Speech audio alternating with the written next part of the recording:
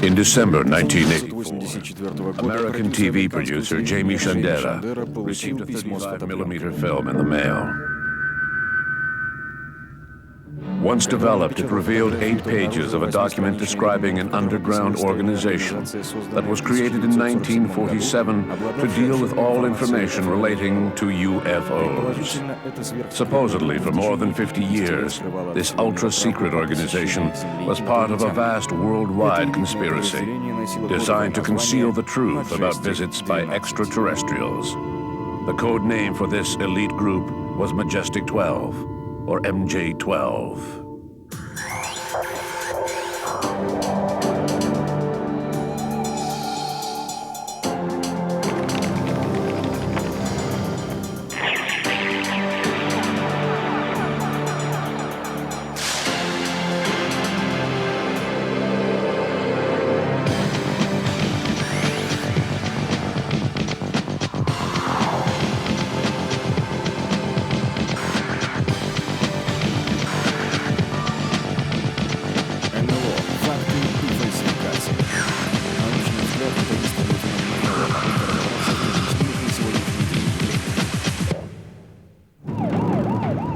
Just how long do you think a worldwide conspiracy can be kept secret from the entire population?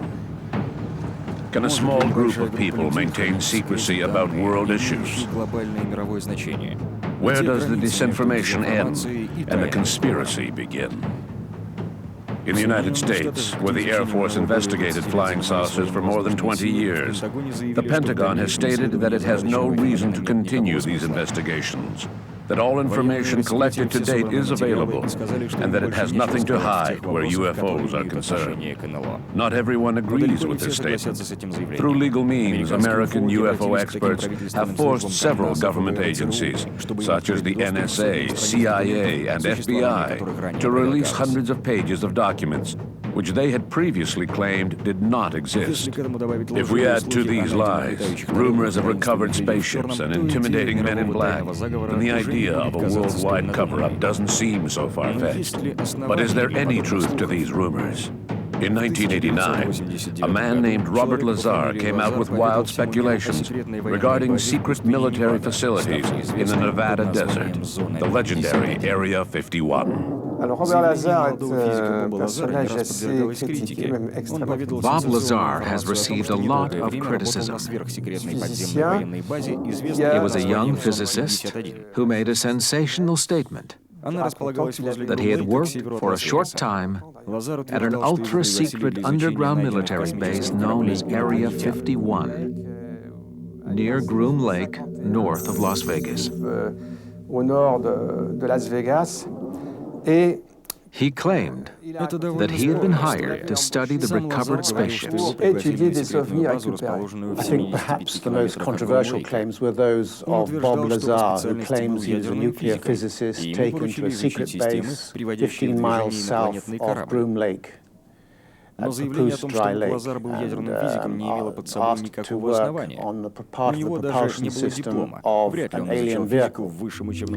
Unfortunately, Bob Lazar claims he is a nuclear physicist. That's absolute nonsense. He doesn't have any degrees of any kind whatsoever. And when Stanton Friedman asked him basic questions about physics, known, in high school textbooks, he was unable to answer them. But Lazar's problems were more than academic. In 1990, he was arrested and charged with pandering. In the field of investigation, it is said that information is only as reliable as its source. Robert Lazar's credibility is rather doubtful. But thanks to him, it became public knowledge that odd things were happening at Area 51. Several films were produced by amateurs near Groom Lake, showing bright objects performing aviation maneuvers that were out of the ordinary. Were these objects the byproduct of alien technology? Since the Groom Lake facilities were built in 1954 as a result of an agreement between the CIA and the Lockheed Aviation Corporation, they have been used to develop secret aircraft such as the U-2, the SR-71 Blackbird, and stealth aircraft such as the F-117A and the B-2 bomber. These days, with an increase in the use of unmanned aerial vehicles, or UAVs, aircraft capable of performing feats that are impossible for conventional aircraft, it's only natural for us to wonder about the objects seen over Area 51. The rumor still persists that the military secretly recovered an alien spaceship and used it to make technological advances. Shortly before he died in 1998, Colonel Philip Corso, a retired American military officer, published a book called The Day After Roswell. Corso described how the Army tried to make technological advances using a spaceship that was recovered in 1947 near Roswell, New Mexico. According to his story, at one point, his boss at the Pentagon, General Trudeau, gave him UFO remnants that had been stored in an Army locker. I've intentionally mentioned that it was the Army, since it seems that it was mostly the Air Force and perhaps the Marines who led the secret operations. The Army was more behind the scenes. Maybe they had wanted to play a role at that point. So Trudeau gave these remnants to Colonel Corso to play around with and try to find some use for. They decided to pass the remnants on to a few laboratories very secretly, with the instructions to do what you want with this, try to find some way of using it, and patent your ideas. One thing that was supposedly developed using alien technology was the transistor. Unfortunately, upon checking with the patent office, we discovered that these semiconductors were patented well before the Roswell affair. But French scientist Jean-Pierre Petit, one of the main researchers into magnetohydrodynamics, or MHD, believes that alien technology has been used to make human technological advances. In his most recent book, UFOs and Classified American Weapons, he said that while attending a conference on advanced propulsion, a few of his American counterparts confided some surprising information. When I discussed the matter with American scientists, they were quite glib. They admitted to having recovered an alien hypersonic shuttle in Roswell in 1947, not a ship designed for long space travel. So from then on, they had concrete evidence that MHD existed. A decision was made from above that we don't want to repeat what happened with the atomic bomb. We want this to stay strictly American. So I want you to disinform the public. Their plan worked magnificently. What's interesting is that MHD sank like a ship. It just disappeared altogether in the early 1970s. In the U.S., they had developed it in Area 51 in an ultra-secret underground laboratory. I went to Berkeley to give a lecture in 1987 at the invitation of my friend Tony Oppenheim, who worked for the Department of Fluid Mechanics. In the back of the room sat a Professor Kunkel, who was constantly fidgeting. And Oppenheim said to Kunkel, "Why were you so fidgety during the lecture?" And Kunkel replied, "I'm very embarrassed because a lot of what that Frenchman was saying is actually being studied in secret labs here in the United States, like Lawrence Livermore Laboratory. But here it's such a secret that I'm not even authorized to talk about it." Here he was seeing this French scientist casually explaining MHD to second-year students when it was supposed to be top secret in the United States. So it was a bit of a blunder. That's why the Americans were laughing. As people from Brighton told me, our military secrets are in your comic books. As it turns out, the information on MHD was not the only thing that was revealed to Professor Petit. He also learned that Americans supposedly had a torpedo capable of traveling 2,000 miles per hour and a hypersonic aeroplane capable of orbiting Earth.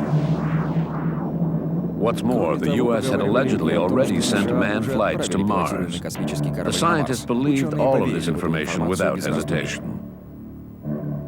What if Jean-Pierre Petit was merely the victim of a disinformation scheme, like those accredited to the mysterious men in black? Among the favorite topics of conspiracy theorists is the strange men in black, who first appeared under rather odd circumstances. Dans les années 50, parmi les, à côté des ufologues, in the 1950s, other than UFO experts who belong to what we might call serious mainstream groups, it's hard to qualify groups like that, but some published books at the beginning of the UFO movement, so we might call them serious. Anyways, other than those serious groups, smaller groups popped up as well, one of which had a memorable character named Gray Barker. Gray Barker was an American who became became interested in flying saucers in the early 1950s. He joined a small group on the East Coast led by UFO expert Albert Bender. This was about the time that the smaller groups were being created, when the article by Kehoe was published and articles on the subject were appearing in major newspapers. A lot of people began thinking, hey, I'm interested in that too. I think I'll start my own group, or I'll publish a fan magazine, or I'll write books on the subject. In actual fact, not too many people wrote books. Most wrote bulletins. So there were quite a few small groups. Gray Barker joined a group that claimed to have contacts around the world. Each time that someone wrote to them, the person would become a contact, so their network spread quickly. And then something odd happened to this group. Its president, Al Bender, suddenly dropped all of his activities. This was a mystery to his friends who wondered what had happened. He told them that he had been visited by 3 mysterious men in black who told him to drop his interest in the subject. Apparently, he was too close to the truth, which made him a dangerous element, and these men had come to intimidate him and tell him to drop the subject. These men were dressed in black, wore felt hats, and drove a Cadillac, just like the stereotype seen in the movie of the same name, Men in Black. This was the first report of the Men in Black. Unlike Bender, Gray Barker decided not to drop the subject, and he decided to investigate the matter. In 1956, he wrote a book called They Knew Too Much About Flying Saucers, which was the first book written on this subject. Since then, the Men in Black have become a known element among UFO circles, although the subject remained on the fringes for a long time. Most ufologists did not take the matter seriously. These Men in Black were not attention grabbers like UFOs, which were a more serious issue, a more scientific matter. But the idea persisted over the years, and now the public in general has heard of Men in Black thanks to Hollywood. In his book, Gray Barker gave the impression that these men in black might be federal agents, specifically FBI agents. That inference did not go unnoticed. In January 1959, the Federal Bureau of Investigation told its Chicago agents that it wanted a copy of Barker's book. They knew too much about flying saucers. Upon investigation, Edgar Hoover's men concluded that the FBI had not been involved in what happened to Albert Bender. Could someone else be interfering? Gray Barker published his book, They Knew Too Much About Flying Saucers, in 1956. Over the next few years, several UFO experts visited Al Bender in the hopes of hearing his version of what had happened. But he remained silent. He didn't say anything or do anything. In 1958 or 1959, he wrote an article on so-called revelations, but his article didn't really reveal anything. It just described how he had been harassed for years. In 1962, Gray Barker published a book which was a manuscript prepared by Bender telling his version of the story.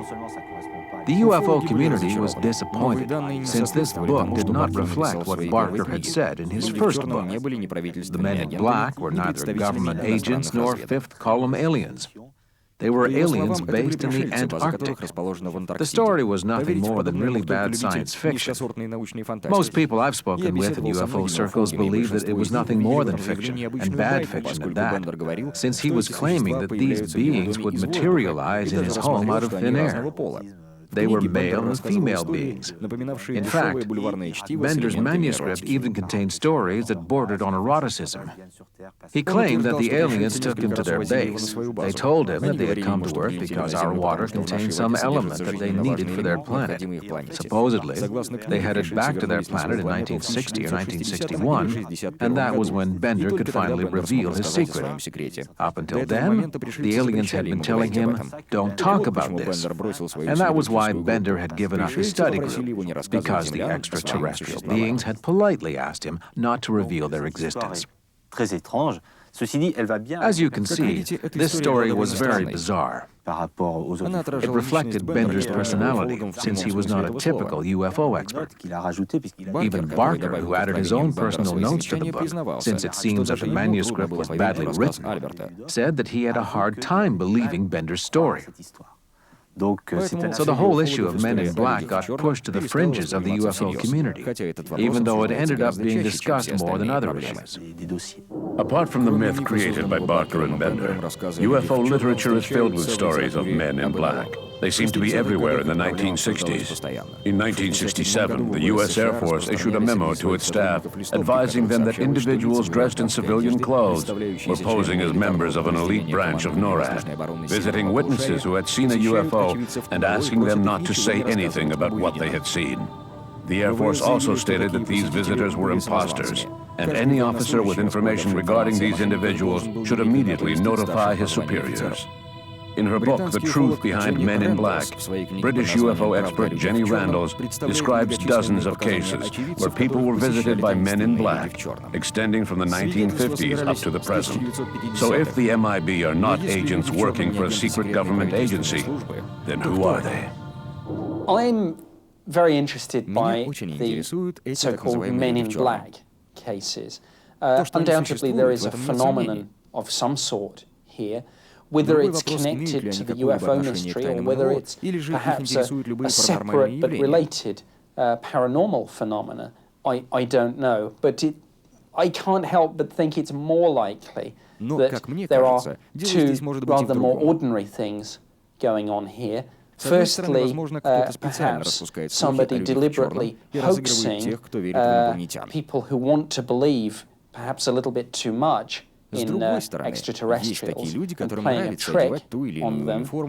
Secondly, the sorts of people who do enjoy dressing as and pretending to be, say, secret agents. And it seems to me that it is a well-known psychological and psychiatric phenomenon that there are people, for example, who dress as police officers or as paramedics and who have their uniforms and they enjoy, it fulfills some sort of psychological need to be seen in this role. It doesn't seem to me too far-fetched to suggest that a lot of people might enjoy posing as an agent of some shadowy government agency. Is there a secret agency? Why not MJ-12?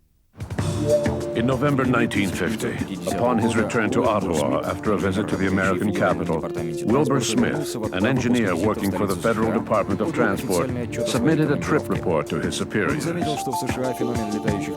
Smith stated that in the U.S., the whole subject of flying saucers was classified more confidential than the H-bomb, and a group had been set up to study them, led by Dr. Vannevar Bush, President Truman's scientific advisor. Rumors of this secret group charged with studying flying saucers have persisted to this day. In the early 1950s, Captain Edward Ruppelt was director of Project Blue Book, an American committee set up to investigate UFOs. In his book, Reports on Unidentified Flying Objects, he explained that during his term as director, he had the feeling that a secret organization was also working on the same subject.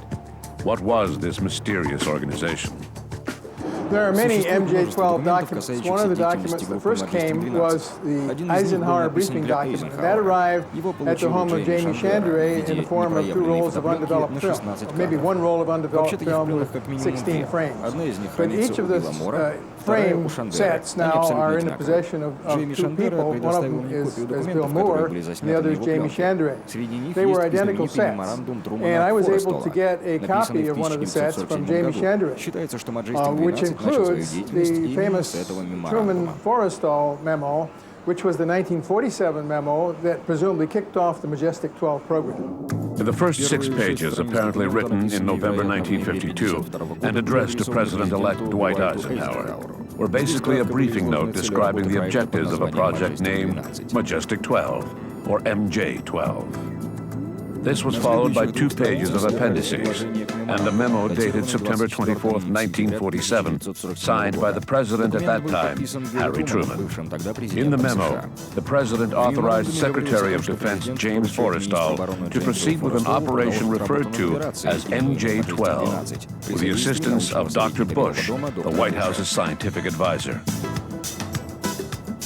The documents were stamped top secret, magic, and eyes only. The MJ-12 program was the program that was begun and initiated by Truman, according to the documents, in 1947. And it has remained, apparently, from the documents that I have, continuous under various names, but including Majestic 12 or MJ-12, up to at least 1976. These documents focused on the Roswell affair and spoke of the creation of an ultra-secret group, Majestic 12, which was supposed to be aware of everything relating to UFOs in Roswell. Since then, it appears that the scope of the program has broadened to understand how they work, maybe to begin some reverse engineering process, because one of the documents that I have from about 1952 seems to summarize what we've learned about the technologies. These sheets were not the only ones of their kind. Over the next few years, other similar documents were sent to UFO experts, always anonymously. One of the most important documents was a sort of operating manual for MJ-12 agents. After I retired in 1993, a friend of mine, Stan Friedman, who's well known in the UFO community, said that he thought that he knew that Don Berliner, who was actually the head of the Fund for UFO Research now, had received some documents in the mail that I might be interested in looking at. So I I asked Don Berliner if he could share these documents with me. He ran a copy of them, but they weren't very good. So I went and visited Don in Washington, and together we found a black and white photographic shop and made extremely good copies, which I purchased. And then from those copies, I recreated the manual, which turns out to be a manual, a special operations manual, Psalm 101, that allegedly explains to the troops in the field how to recover a crashed UFO, how to deceive the public that there's anything there, and where to ship the bodies and where to send the parts. When the first MJ-12 documents were received in the mid-1980s, several UFO experts studied them in the hopes of finding clues as to whether they were genuine or fake. Their results led to a general state of skepticism. It seems clear to me that studies into these documents by investigators such as Barry Greenwood, Robert Todd, and others showed that these documents were fakes. First of all, in one of the memos allegedly signed by Truman, the president's signature had been photocopied from another document, which was genuine and which can be found at the National Archives Office. The rest was a mixture of items commonly found in UFO literature, but there was nothing that pointed to a real American operation. The authenticity of these documents was doubtful, and they were the beginning of a history of fakes, which show up in all areas, including UFO circles, unfortunately.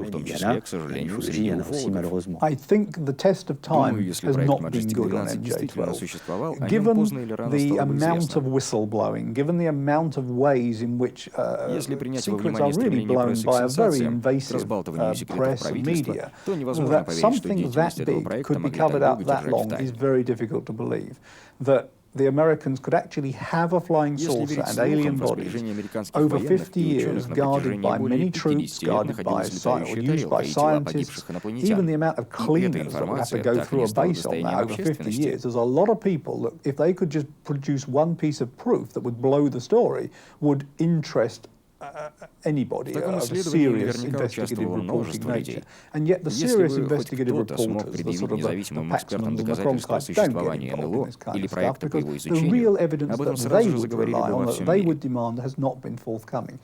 MJ-12 looks good superficially until you ask, well, why was it given to those people? If you were a government person and you wanted people to know this, you could take that evidence with its kind of guarantees to people like Cronkite, and if you could convince them, then you've got your story out. To give it to UFO proponents is a guarantee, by almost, of in fact getting it ridiculed.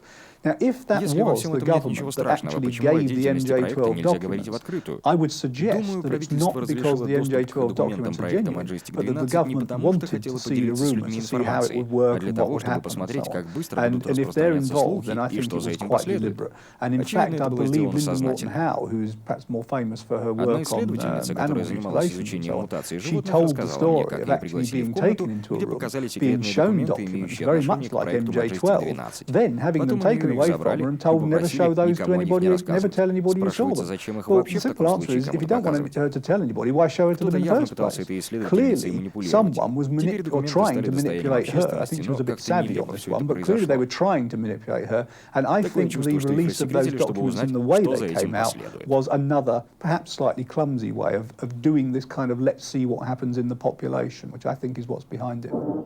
Not many UFO experts believe in the MJ-12 affair.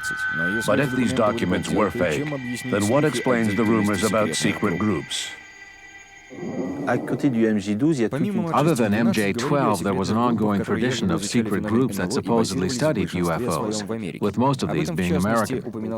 This was mentioned in Ruppelt's book, Report on UFOs in 1956. He spoke of a group linked to the President of the United States that came to investigate his Blue Book files. Then there was Wilbur Smith in the 1950s, who wrote a memo mentioning how he had met with individuals from the American government. So there were a lot of stories circulating about these secret groups. As for Ruppelt's story, it seems obvious to me that the president would have had advisors keeping him informed of what was happening, and naturally they would have taken an interest in the UFO matter. We know that Americans studied UFOs. However, there are enough records available in public archives now for us to cross-check information. And I don't get the impression that there was a group spending all of its time on the matter. At least, it doesn't seem very likely. It's possible that there were times when the subject was particularly sensitive, like during the wave of sightings in 1952 when UFOs were flying over Washington. And the president would have said to his advisors, I want to report on this. I want to know what's going on. Also, during periods of tension with the Russians, the U.S. government might have been interested in certain matters. That's highly likely. But there's been no ongoing effort since then. And what's important to remember is that these individuals did not have the answers. That's important.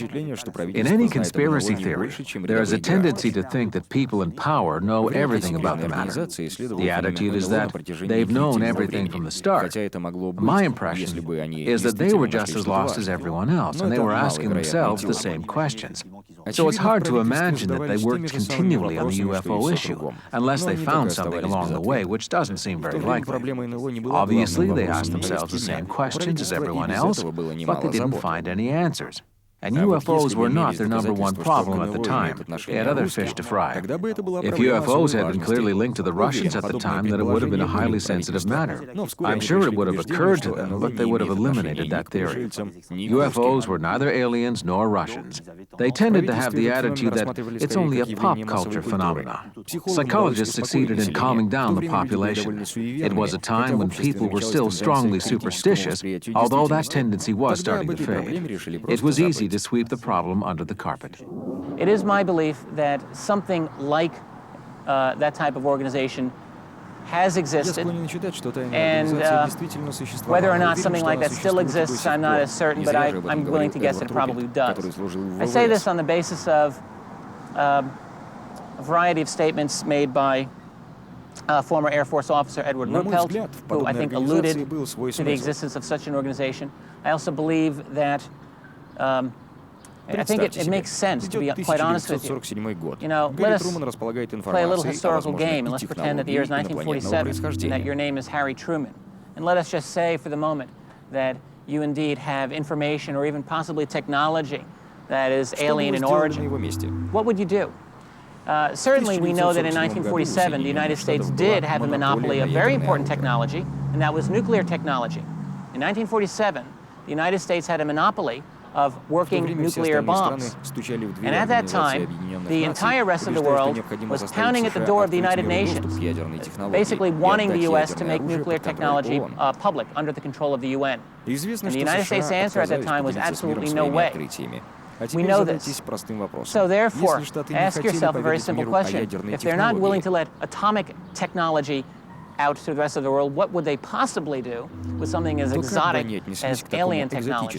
Well, I think the answer would be to make it as secret from yourself even as possible, knowing that Soviet agents did indeed penetrate your own scientific and intelligence community was certainly the case. It would be something that you would want to have as much a high degree of security protocol as possible around. That's a hypothesis. However, I think it's one that fits the known facts very well. So the jury is still out on the existence of an actual MJ-12, but I think that, again, I think that it is a reasonable supposition to say that something like it did occur and does exist. While rumors were spreading of alien technology, men in black and shadowy underground organizations, even more radical statements were being made, especially in the early 1980s.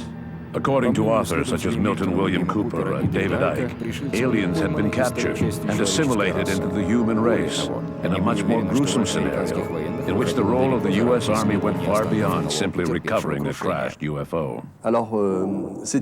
This story of an alien conspiracy linked to the American government and multinational corporations is just another piece to the puzzle. Conspiracy theorists believe that throughout the world, especially in the United States, underground alien bases exist with 5 or 6 levels, literally teeming with aliens.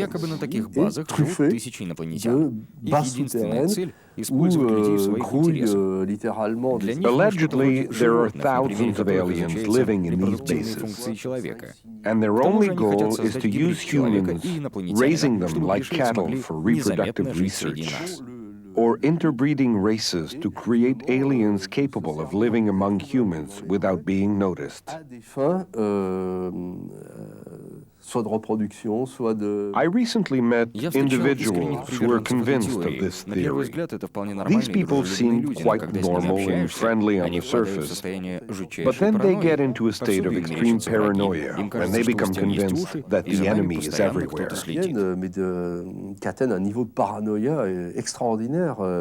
In their minds, walls have ears, and we are being watched at all times. And worst of all, there has been an infiltration from outer space, with the consent of governments and major financial institutions throughout the world.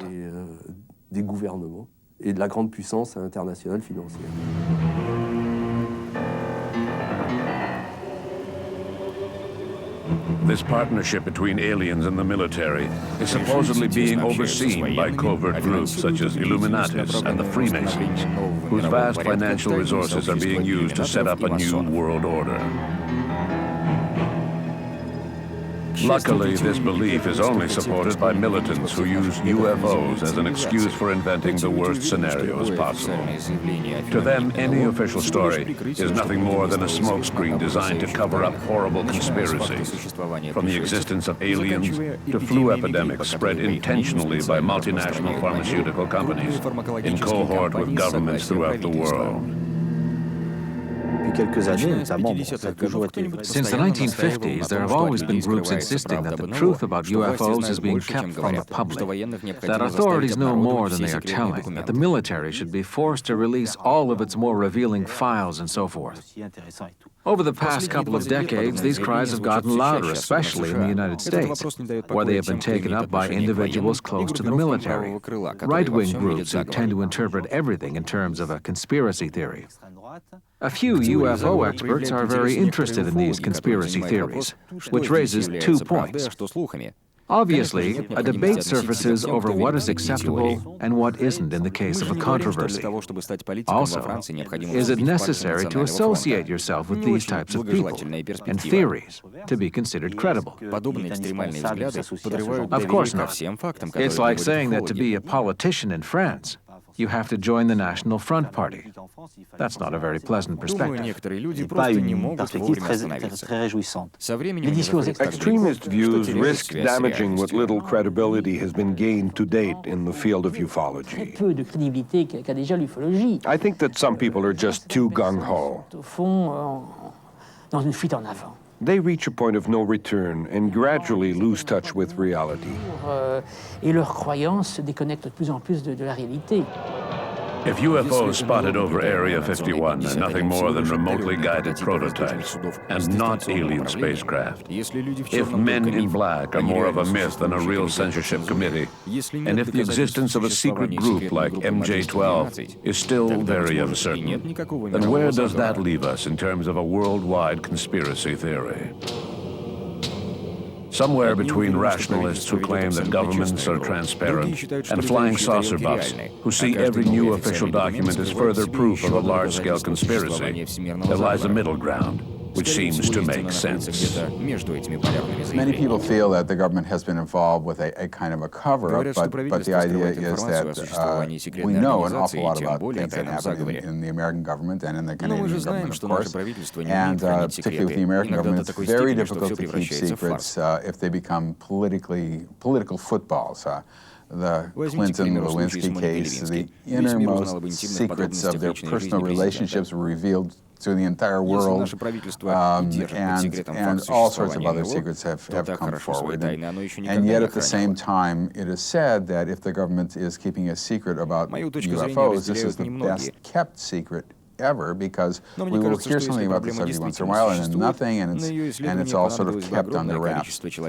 Well, in my opinion, and I'm in a minority of researchers about this, I believe that if the government was studying this subject and had mounted an enormously huge study, which they would have to, if they knew that there was something to the subject, they would expend a tremendous amount of resources studying it. And it would be for half a century that we would know this. We would, in fact, know this. There would be generations of scientists who work on the subject, and generations and generations and generations of politicians through 11 different presidential administrations who have worked on it. And it would be expanding almost in a cone-like effect, more and more people becoming involved with it, and we know it. Now, the problem with conspiracy theories is that there is no such thing as deniability. Every time the government says, no, it's not true, that becomes evidence of the cover-up. So it's not falsifiable, as they say. You can't ever prove it's not happening. Everything is in service of the conspiracy. So I caution my colleagues to be extremely careful with this. Through my contacts and research, I have met quite a few UFO researchers throughout the world. For professional reasons, I have had to travel to several countries in the world. I had a chance to mix business with pleasure. And I'm still not convinced that there's a worldwide conspiracy by government leaders. I'm positive that over the past 50 or so years, a certain number of investigations, reports, and conclusions were kept under wraps. Of that, I'm sure. But I think that the governments were just doing their job. They were faced with unusual phenomena, and they investigated. That's normal. That's what they're supposed to do. It follows that if they were unable to come to any definite conclusions at the time, if they couldn't explain what was happening, then they wouldn't want to admit it. That's just normal as well. The same thing applies in other areas as well. When the French government wasted billions of taxpayer dollars, it didn't go around bragging. It tried to conceal the fact from the public. As far as UFOs are concerned, I think it's simply a case where the governments could not come to any definite conclusions about what they had on their hands, so they preferred not to talk about it. I positively do not believe in the conspiracy theory that little gray men, reptilian beings, are trying to establish a new world order, using Illuminatis to hide the truth as they prepare to colonize the world. I think there's evidence that at some level there's evasion. I'm not one to buy into a great organized conspiracy, but there's often uneven release policies between the various agencies. It's a touchy subject, and you know, you have to wonder, I'll tell you. I sometimes think, you know, when the excuse of national security is used, that it's not so much national security, but national insecurity. Some of these people have huge budgets, and they're responsible for the penetration of our skies and defense systems and oceans, and they don't like to say we don't know. The evidence is that we're not ready yet. to face the fact that we may not be alone or that we're not at the top of the pecking order. Look, 50% of the North American public fear we're not alone. 10% of the same North American public claim sightings and encounters. In fact, in Canada, the percentages are higher than in the U.S. It's a scary thought to think that we can't be sure of that, and these things move at will and whatever. And I can tell you that if you're an air traffic controller or an astronomer, UFOs are a reality. They may not be quick to say that they're a vehicle of extraterrestrial origin, but they're a problem, in fact, a life that have to be dealt with. UFOs are real. I don't know what they are, but they're there. And I'll tell you, sometimes the fear of the unknown encroaches on these people who are not really trained to deal with it. But if you receive a complaint, these people must respond and must deal with it. And, you know, they do the best they can sometimes. In Canada, I haven't seen the government try to hide anything from me. I would go so far as to say that the government doesn't know anything. The military doesn't know anything. The police doesn't know anything either. Their silence proves that they don't know anything. Obviously, it could be interpreted as them hiding a big secret from us, but it's better for them to keep quiet because it's less disturbing to the population. It's somehow reassuring to believe that they're hiding something from us. We don't need to panic because the military are protecting the sky and the police are protecting the ground. So perhaps it's best that they keep quiet. I am convinced of one thing, however.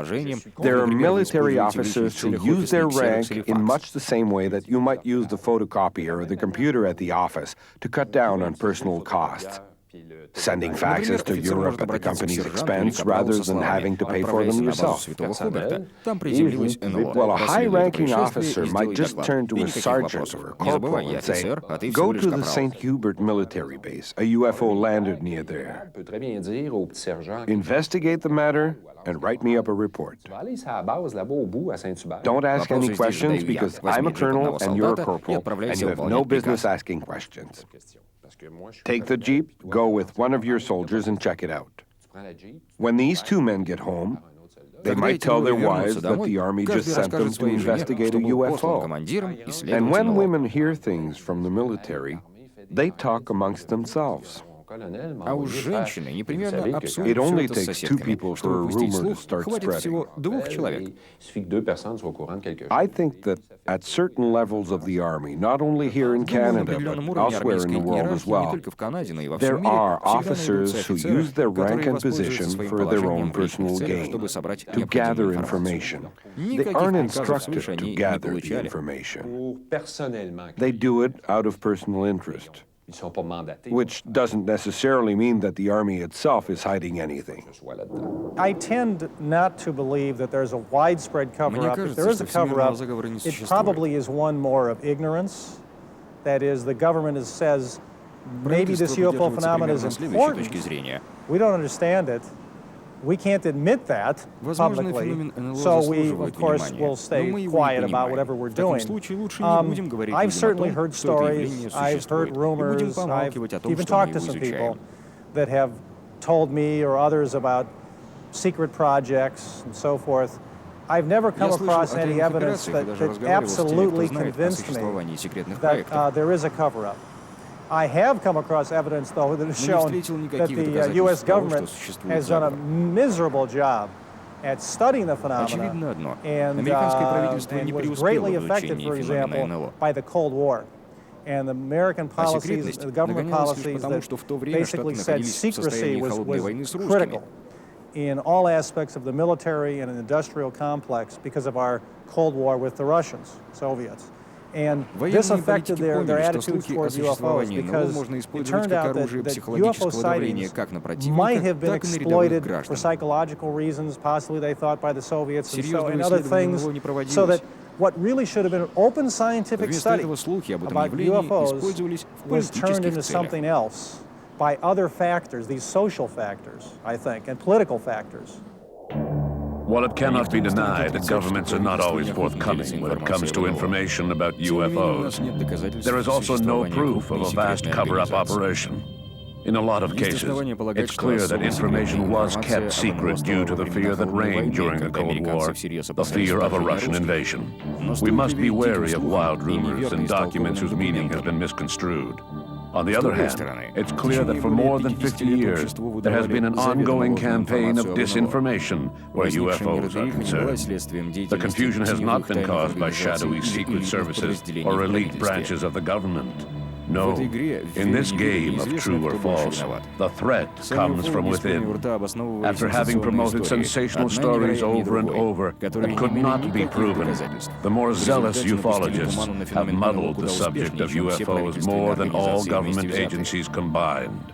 With total disregard for the facts, and often with a blazing desire to make their point. These militants have not hesitated to alter facts or completely ignore certain details to justify their cause, which just goes to show that when it comes to mixing up the truth, we do a good job of it ourselves. And with the invention of the internet, there's no doubt that the nightmare has already begun. To quote David Vincent, star of the fictional series, The Invaders. Since the early 1980s, throughout the world, hundreds of mysterious shapes have appeared in crop fields. Some people think that these are merely elaborate hoaxes, while others claim that they reveal a secret message, a desire by other life forms to communicate with us. Supposedly, plants gathered from some of these crop circles had significant changes in their DNA structure. Some people have even succeeded in filming the creation of one of these extraordinary shapes.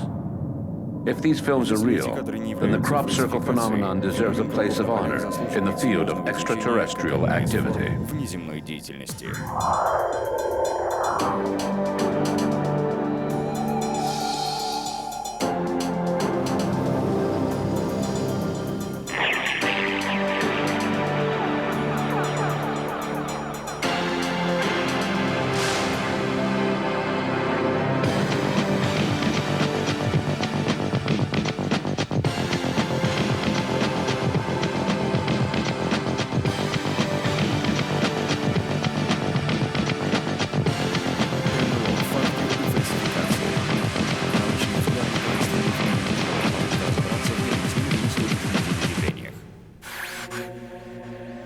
Over the years, the UFO phenomenon has become such a large forum that we find hundreds of cases where the link with unidentified flying objects is more intellectual than factual.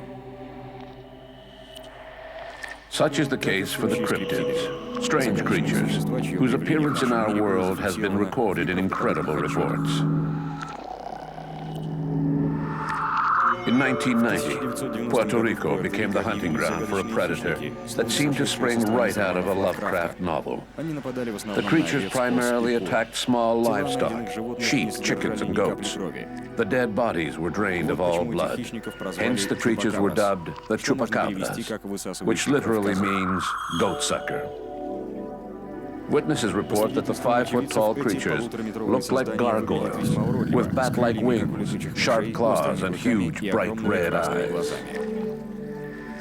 Well, the chupacabras really is, if, you know, whatever reality it has, which is very questionable, is, but it's certainly more in the area of Forteana, really, or cryptozoology, than UFO. There is no direct connection to UFOs. Basically, it's supposed to be some creature of some kind.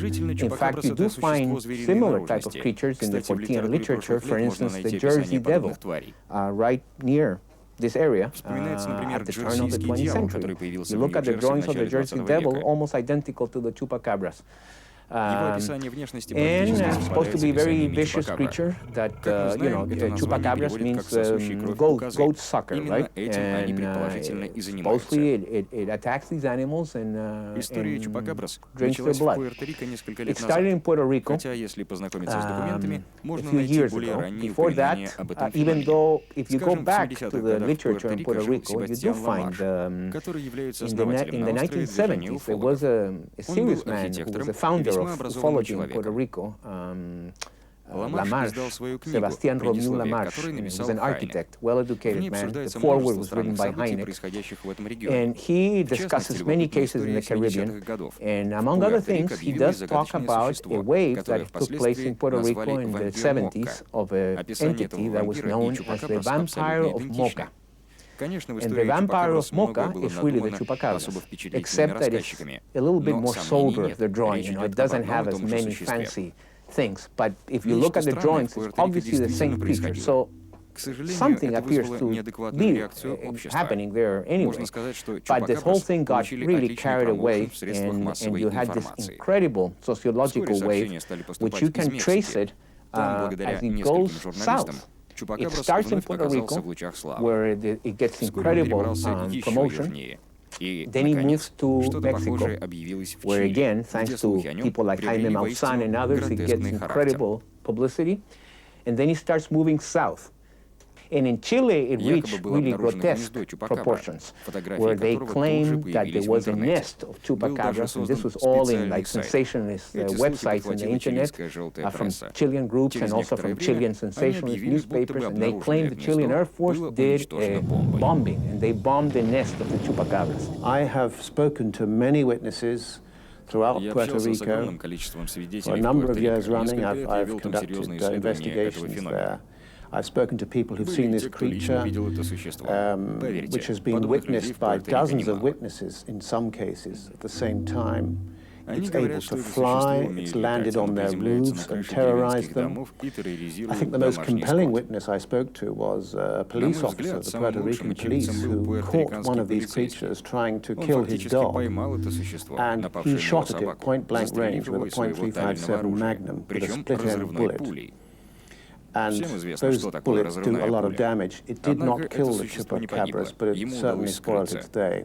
And it left a lot of blood, and the blood samples were taken away by forensic experts with the Puerto Rican police. And I had a lot of help in Puerto Rico by civil defense officials who led me to that policeman. So, as far as I'm concerned, this creature is real. I don't know where it comes from or what its purpose is, but it seems to be a blood gatherer. It seems its essential purpose is to gather blood and other internal substances from our terrestrial animals. So that's basically, in brief words, I can tell you about the chupacabras. I think there is something, if you look at Vampiro de Mocha, and also in Puerto Rico initially, there was some veterinarian reports.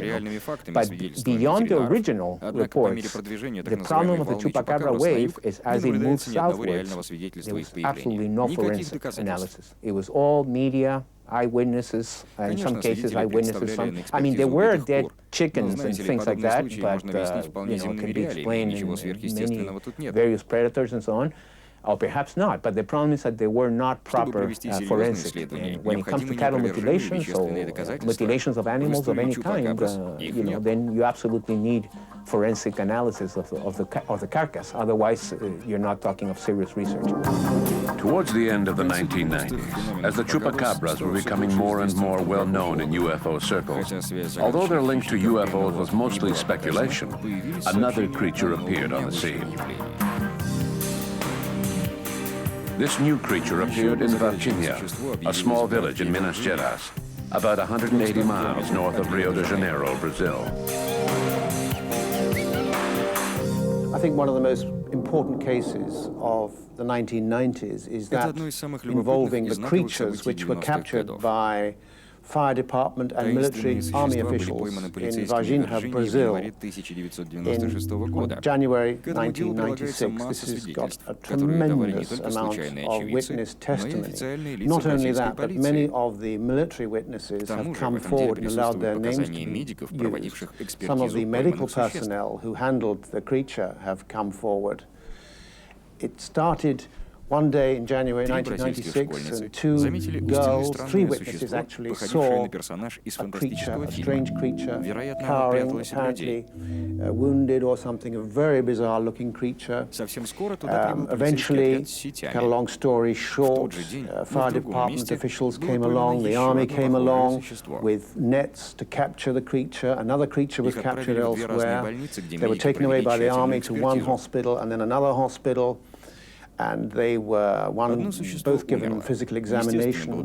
One died, one creature died and was autopsied. And the autopsy was conducted by Dr. Badan Palhares, Apparently, he has not allowed his name to be used, but I'm convinced that he was the actual person who conducted that autopsy, and details have been provided. There are books published in Brazil on the subject, and I published details in Unearthly Disclosure. An extraordinary case, really. You might refer to it as the Brazilian Roswell, if you like, but the difference is that it happened not long ago, and there are people prepared to come forward and talk about it. The official explanation is that it was caused by dwarfs, a pregnant dwarf couple, and another dwarf who was shielding himself from the rain. So, you know, to me, this official explanation by the Brazilian army is absolutely ludicrous. Now, with regards to Virginia case, this happened, if my memory serves me, around 1996. And again, it's a case which, if you look at the raw report, the original report, it could be categorized as a close encounter of the third kind.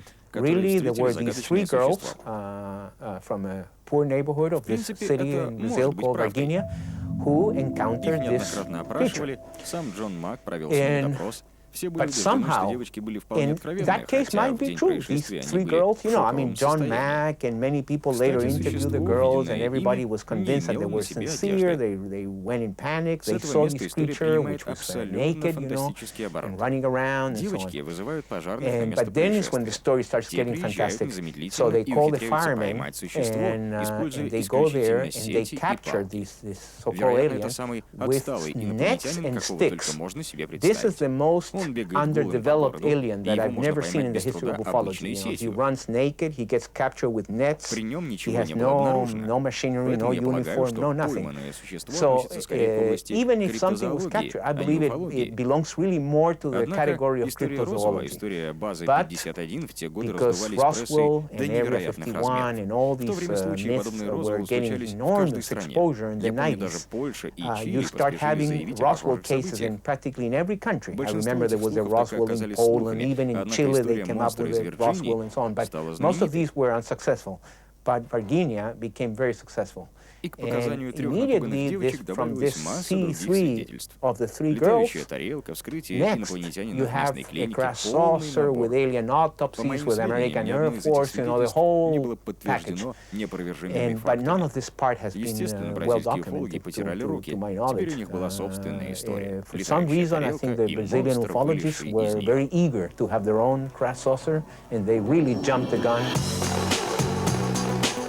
It seemed there was a whole zoo of nightmarish creatures wandering the earth, like the chupacabras and the Varginha monster. But what about the other oddities like Mothman, the Flatwood monster, and the Dover demon? The problem with all the stories about unknown creatures is that they are supported by little or no physical proof. They form a series of more or less credible tales and reports.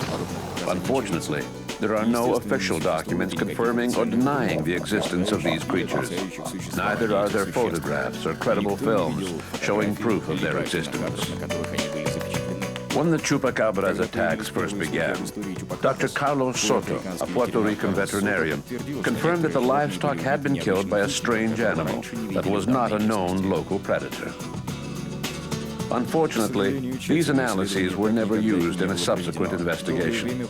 For the time being, these creatures belong to the Zoo of Oddities.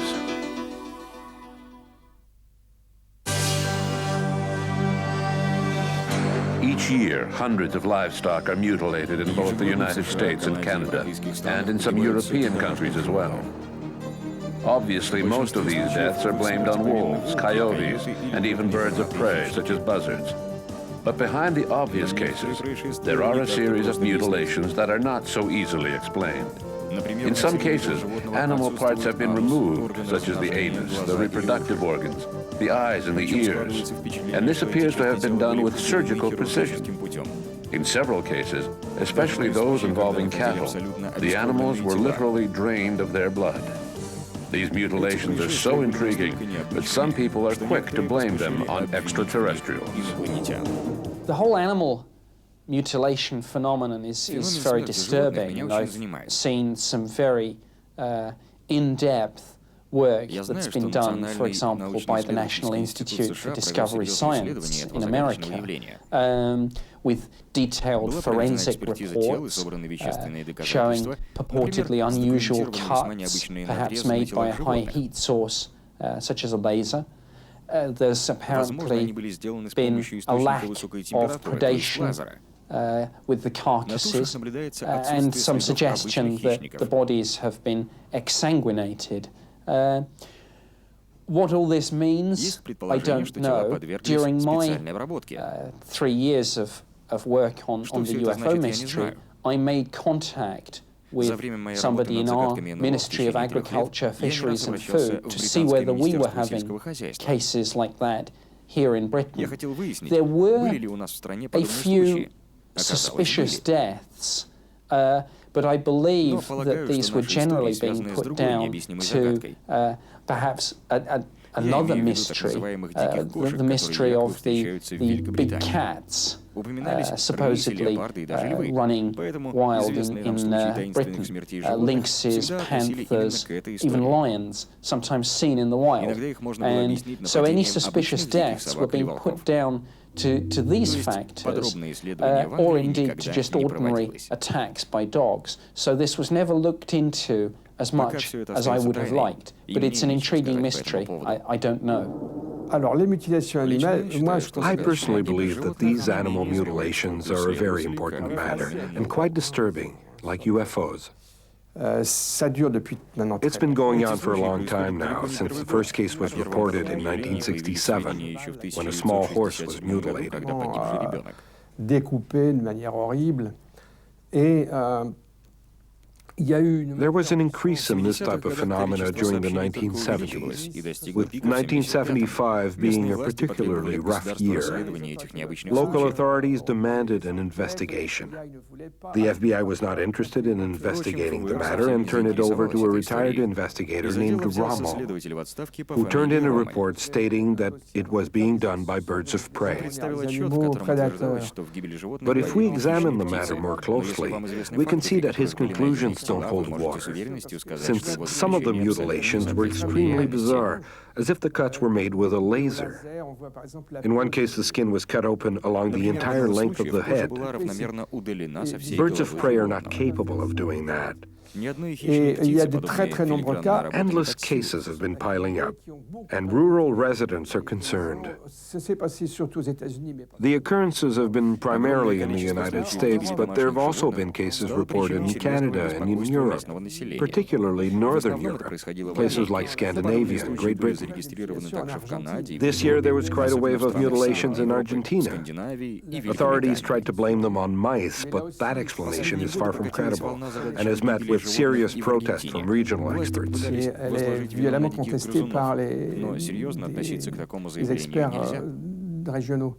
One theory is that they're actually secret military experiments.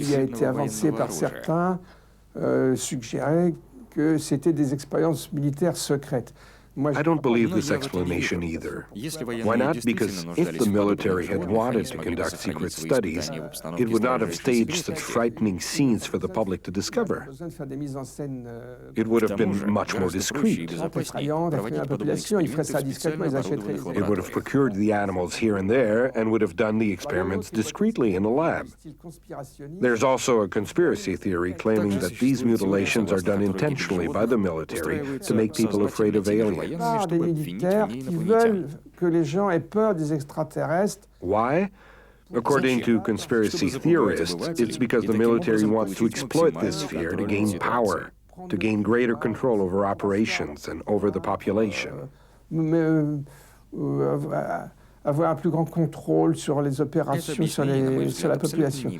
I'm not totally convinced by this line of reasoning. The occurrences seem to be closely tied in with UFO sightings in the region. So unfortunately, I think that the matter is linked with UFOs, which would make it a more disturbing side of the whole UFO phenomenon. Unfortunately, despite its popularity, there is not much to support the alien theory. Some authors attempted to establish a correlation between the discovery of a mutilated cow and a UFO sighting reported in that area. But that's where the correlation ends between UFOs and mutilated animals.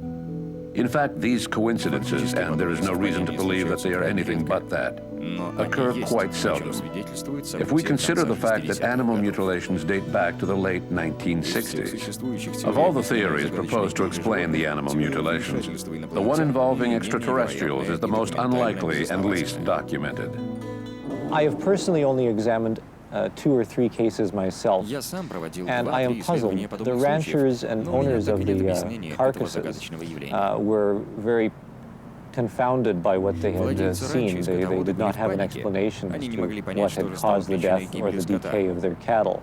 I'm not a veterinary pathologist, so I'd have to defer to one, and when I talked with veterinary pathologists in Canada about what was being reported, it was their opinion that what was being seen and found were simply carcasses caused by natural decay, natural deaths, and perhaps some deaths by predators. They did not see a body of evidence. Yet, today, there's an excellent researcher by the name of Fern Belzile in Alberta, who is a rancher of some repute and a very good investigator, a rancher who knows what happens to cattle, and he has seen many, many unusual carcasses and is convinced that there is something more to the cattle mutilation phenomenon than simply predators or natural deaths. As for myself, I still do not see a connection with UFOs, but I believe it's an interesting phenomenon that is probably worthy of study, but I would like to see more veterinary pathologists get involved, because at this point most of the people investigating cattle mutilations are UFO researchers without a background in veterinary pathology, and it is those people whose expertise I believe would have the ultimate authority. Another theory proposes that it is the work of small groups making animal sacrifices, but this theory must be rejected. In general, satanic cults that make animal sacrifices tend to use small animals like cats, dogs, and goats. If the mutilations are being done by humans, we have to look elsewhere, not in these cults.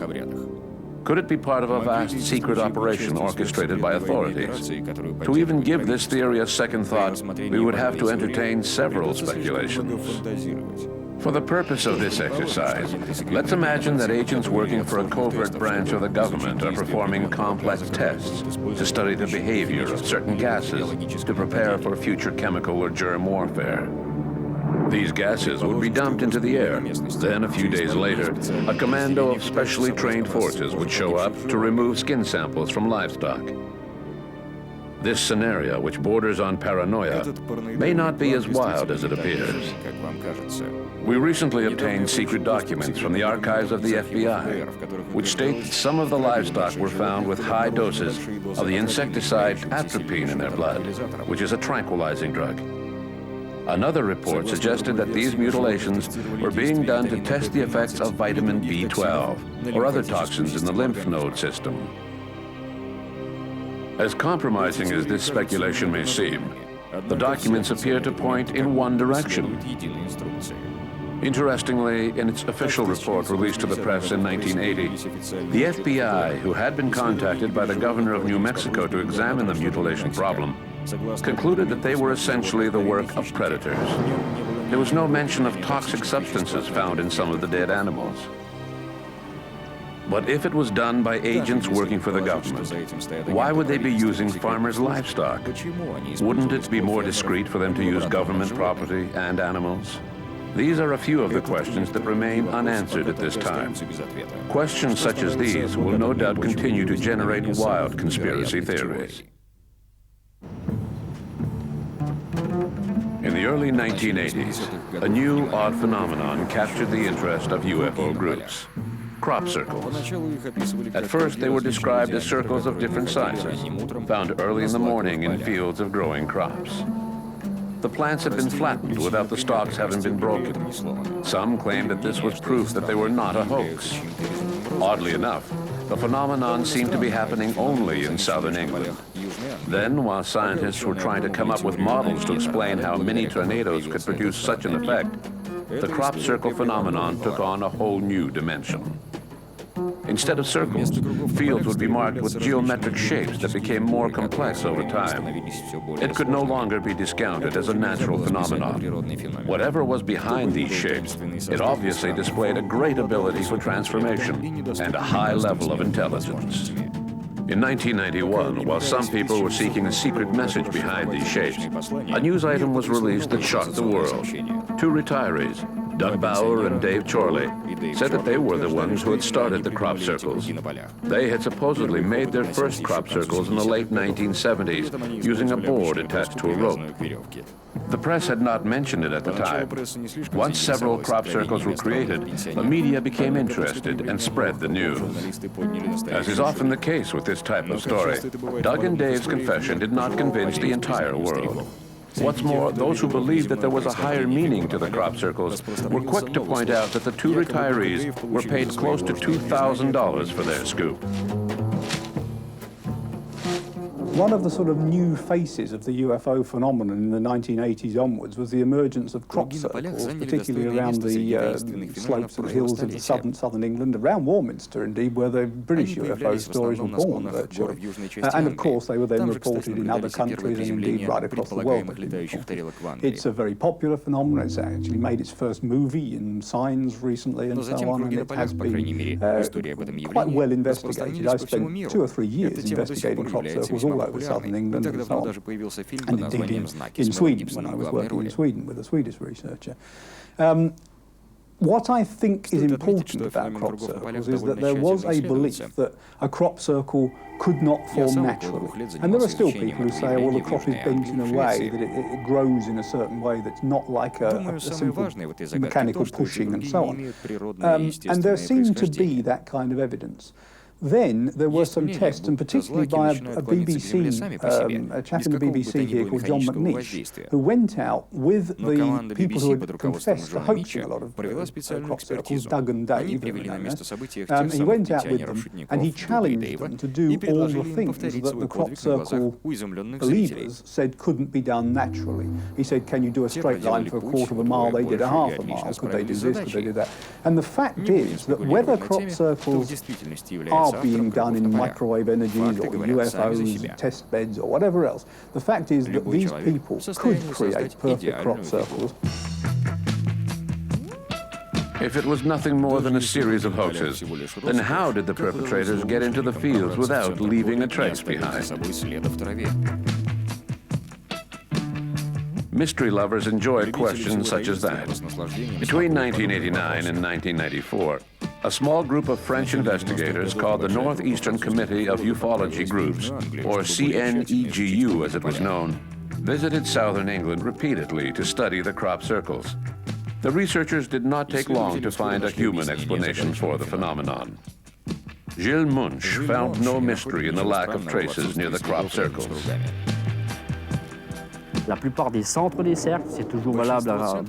Most of the centers of the crop circles can still be seen in 2003. Most of the circle centers were on tractor lines, but a small percentage of them were outside of tractor lines. How could these tractor lines be reached to make the circles? We were convinced that the circles were being made in a pragmatic fashion by perhaps 2 people holding a rope. They couldn't do anything until they reached the center, and they had to walk carefully through the field. It's been proven on film that if a person takes precautions, he can walk across a field without leaving a trace. But after several crop circles were made, we noticed that people were no longer taking precautions. They were walking on the crops. People were rushing to get to the center of the circle, leaving traces behind them. Once at the center, they could design the shapes as complex as they wished. In fact, We found paths left by these people in wheat fields that we thoroughly examined. Well, we call them paths. Someone has walked through the field, 1 foot in front of the other, and has trampled the stalks 2 inches around the center area. But the center area is long, and we need to find the starting point. There is only one radius, and it lies hidden under the flattened crops. If we don't look carefully, we can't find it. Apparently, no one was looking, and as soon as we began, we would find the radius. It got to the point where we were able to judge where to look before even entering the field. I'd say we are accurate about 95% of the time. I've never calculated the statistics.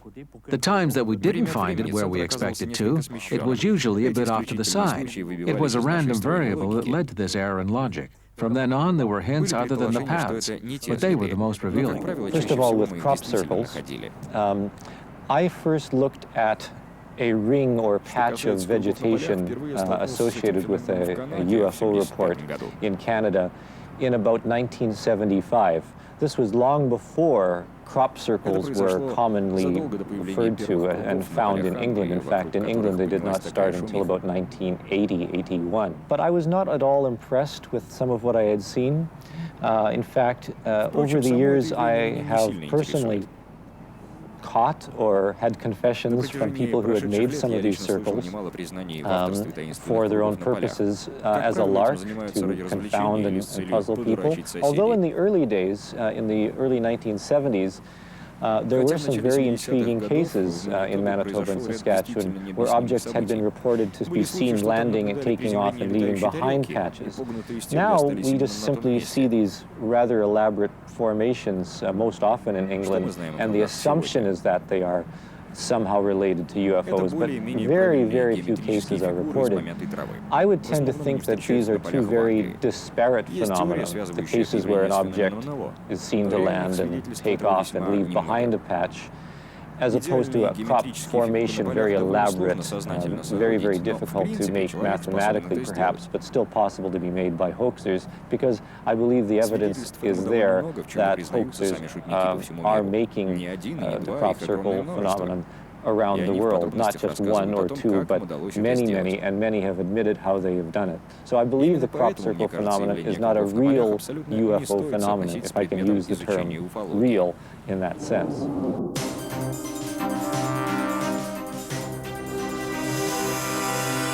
To prove that crop circles are an extraordinary occurrence, several people quote American biophysicist W.C. Levengood, who claims to have found significant differences between plant samples taken from inside of a crop circle versus samples taken from outside of the formation. Since he did not hide his conviction that crop circles are real, his objectivity and scientific methods have been questioned. Some of the proponents of crop circles being something more than just pavement artistry or whatever, being some kind of truly paranormal phenomenon, have pointed to researchers such as those of Dr. Levengood, who have said that there is an actual modification to the DNA or the way that the crop is growing or some kind of effect on the crop itself. And that may be true. It's not for me particularly challenging, but I would challenge the general claim, because I know, looking at some of the evidence, that sometimes there is bad science in there. I'm not pointing the finger at any individual there, but sometimes there is bad science. For example, the people know where the samples are coming from. They say this is from a crop circle, etc. Now, true science on this nature should have double-blind tests. There should be crop that isn't from a crop circle, crop that's from near the crop circle, crop that's from inside the crop circle, which they don't know what they're analysing. And I've always remembered the story, which I'm not a biologist, but I think I get the general gist of it, which was that when they were studying the chromosome count in the human genes, in the human cells, there was a belief that there was 48, and then there was a belief that there were 46. And scientists would actually get the microscope out, look at the chromosomes and count them, and they counted 46, and they were sure there was 46. And then someone said, actually no, if you count them, there's 48. And when they counted them all again, they found there was 48. Even scientists see what they want to see sometimes, and they get blinded to the things that they can miss. And I think crop circles, very few people have started out totally neutral. And those people that you go to analyse your sample usually are sceptics who want to prove that they're nothing, or they are believers who want to bolster the proof. And there hasn't been, in my view, good scientific analysis of the samples from crop circles. And if there were, I don't think that there would probably be a great deal of difference between the samples themselves, because I don't think crop circles do have an exotic story. But with good science, we could either prove that there wasn't, or we could prove that there was, and then I'd have more faith in those claims. In the past, and sometimes now as well, we can detect flaws in the crop circles, now that we've gotten used to looking for them. If it were truly an extraordinary phenomenon, or one that reflected an intelligence above that of human beings, we would expect to see shapes that were geometrically perfect, which is not the case for most crop circles. That's my first point. My second point is that using basic human technology, nodes and flattened stalks are feasible. It would be much more disturbing to see fields where the stalks had been bent at the top only, not at the base. That would be a lot harder for humans to do. Or instead of flattening all of the stalks in the same direction, why not intertwine the stalks as they are flattened? That would also be very difficult for humans to do, especially using basic technology. Or instead of flattening the shape of a crop circle, why not flatten the rest of the field and leave stalks standing to create a design? To be beyond human technology, we would have to imagine things that were very much more difficult to imitate, which would leave no doubt as to their mysterious origin, without making it clear what that origin might be.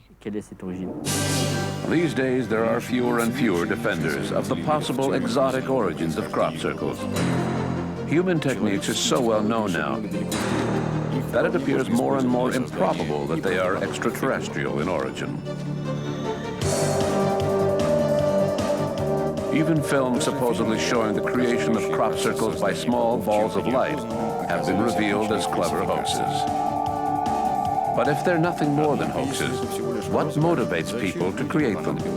Notre conviction était qu'il s'agissait, à ce moment-là, We're convinced that it is land art created by artists who made these shapes in the fields just for fun, as a sort of challenge, a competition perhaps between groups with different lines of thinking. The fact that there are different types of shapes and different designs, which are like a trademark signature, leads us to believe that there may be a challenge between different groups of people, perhaps schools, since we figured that students are the sort of person who might be likely to do something like this. Making a crop circle doesn't require much time, so it could be done during school holidays. A certain knowledge of geometry and math are required, as well as a logical approach to organization. You don't need a very high level of education to be able to make a crop circle. You just need the right education. In England, challenges between schools are quite popular, so it follows naturally that crop circles might be land art competitions between artists. Artistes d'art. Since the confessions of Doug Bauer and Dave Chorley, other artists have come forward. These teams of crop circle builders, such as the Bill Bailey Gang, Merlin and Company, and Spider-Man and Catwoman, are now well known by the British press. In November 2000, one of these artists, Matthew Williams, a computer technician, became the first crop circle creator to be fined for having damaged a field. Proof that fame has its price. Off the U.S. coast, bordered by Bermuda, the Florida Peninsula, and the island of Puerto Rico, is a vast expanse of ocean where hundreds of ships and aircraft have mysteriously disappeared.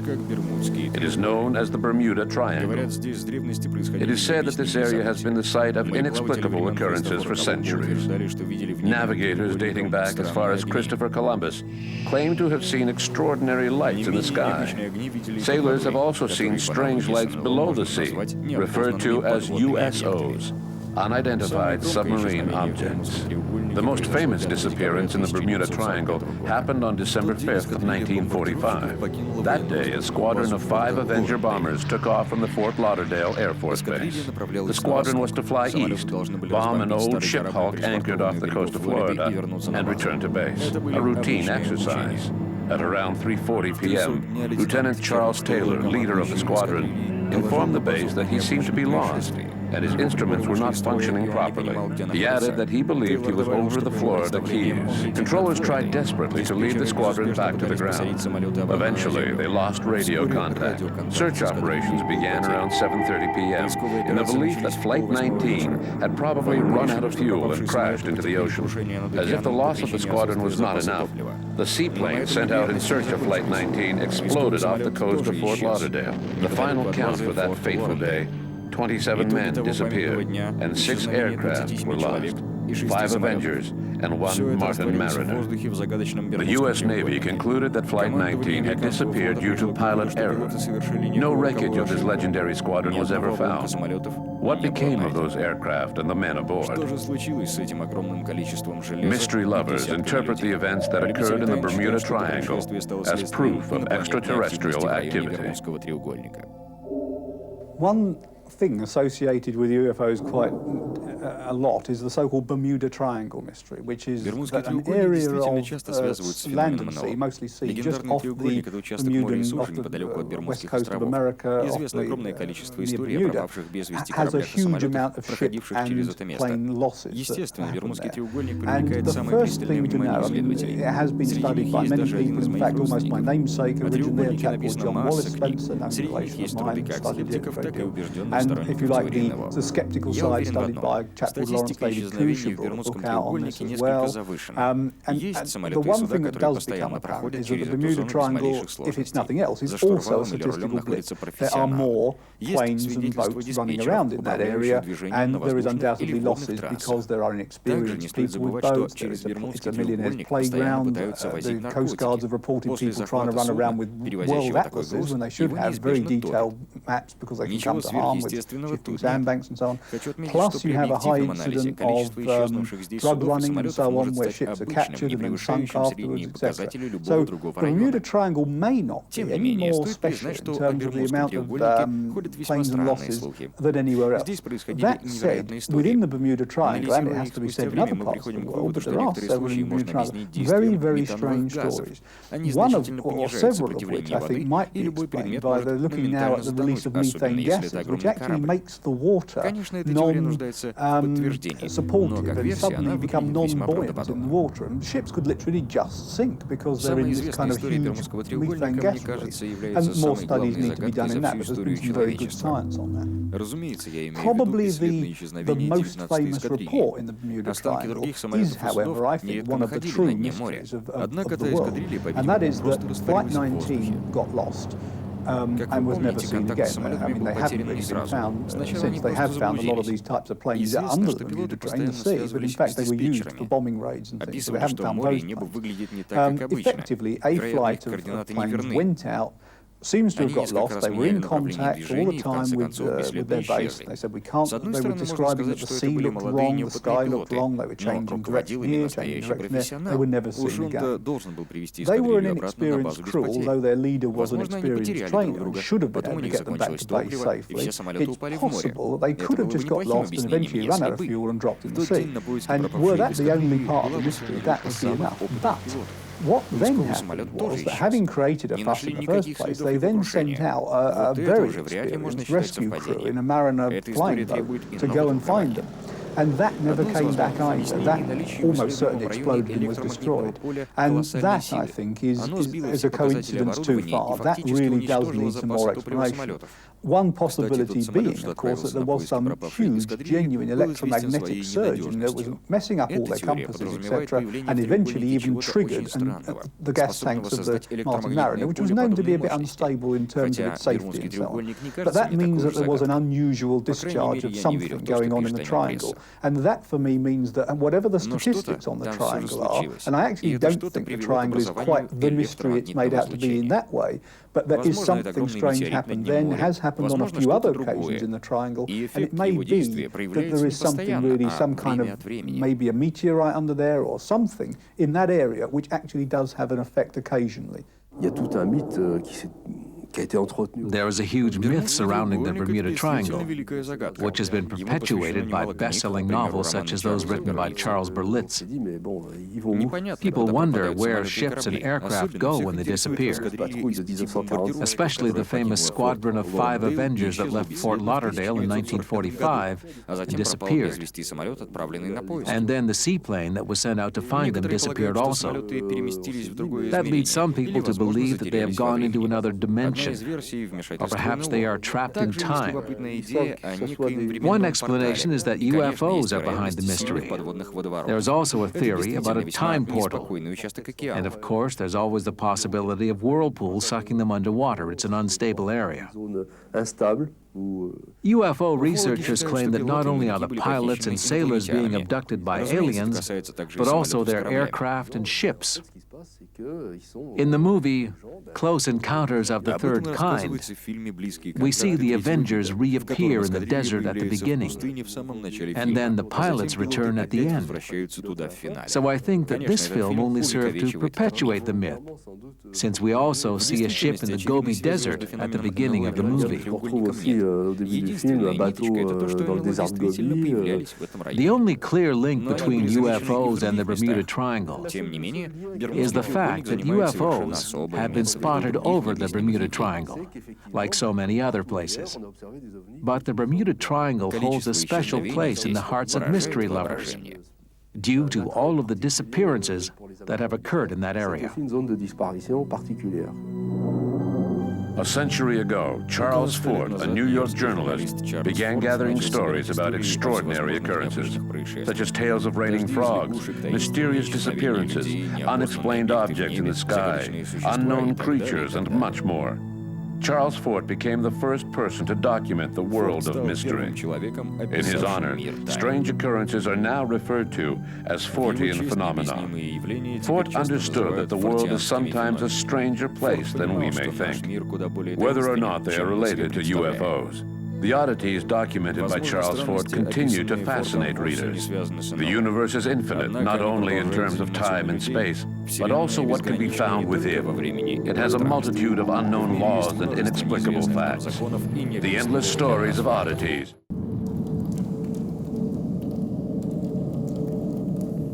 For many UFO buffs, sightings are not a contemporary phenomenon. According to them, there's undeniable proof throughout the world that we were visited long ago by beings from outer space. These visitors supposedly left permanent traces of their passage here on Earth. Were our ancestors' gods actually astronauts from another planet?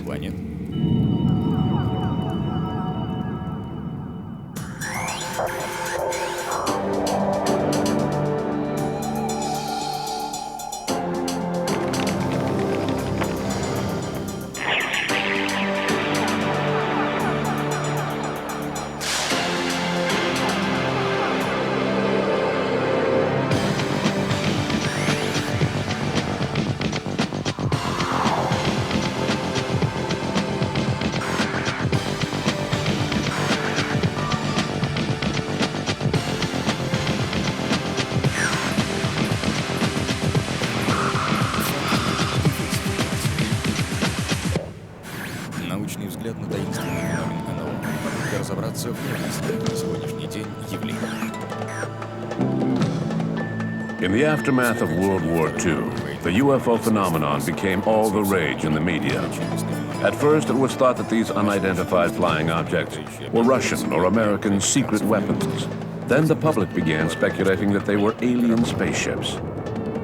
Apparently, these mysterious visitors were concerned over the invention of the atomic bomb. Then, in the 1960s, popular authors threw a spin in the contemporary timeline of these sightings. They explained that aliens had not landed for the first time in 1947, but rather several thousand years earlier. Louis Powers, Jacques Bergier, Robert Charroux, Zechariah Sitchin, and especially Erich von Daniken heralded in this new vision of ancient astronauts. there's another whole area of interest in UFOs, which is usually labelled the ancient astronauts, and most popularised by the author Eric von Daniken, and in fact, actually by a lot of other people even before him. He, as often happens, he was more the person who brought it to the public than actually created much of that in the first place. He certainly extended his researches beyond what a lot of those have done, and I'd have to say I think sometimes some of his researches were, shall we say, a little shaky at times. What he did in real service, more than the evidence he put forward, was that he brought the subject to the fore and he got people interested in it, and some of those people did very good research into it. Ancient astronaut theory basically says that the, if you like, UFO people or some kind of entities visited the Earth many, many years ago and were part of the formation of our history. There are many possibilities. They could have been the entities that we regarded as our first gods, perhaps. They could be the origins of the human race. They could be the people who created the human race, and so on. And ancient astronaut theory certainly looks back on that as that possibility. The theory of ancient astronauts, which has a very long history, was first introduced to the public in the 1960s, when Louis Pauwels and Jacques Bergier wrote a book on the subject called The Morning of the Magicians, which became a huge success.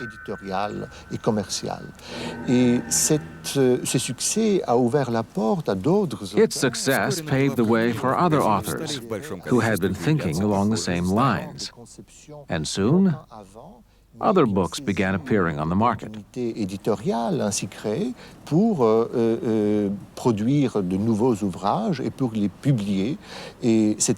1963, French author Robert Charroux wrote a book dedicated solely to the theory of ancient astronauts. And then, in 1968, Swiss author Eric von Daniken wrote Chariots of the Gods, which became a huge international success. Un grand succès commercial avec son livre traduit en français sous le titre La présence des extraterrestres en 1968. À la fin des années 60, in the late 1960s, Swiss author Eric von Daniken wrote a bestseller called Chariots of the Gods, which explained how aliens had visited Earth in ancient times and had crafted dozens of famous archaeological relics. His theory soon spread throughout the world. Well, perhaps a bit less in France, where the same ideas had already been introduced by Robert Charroux.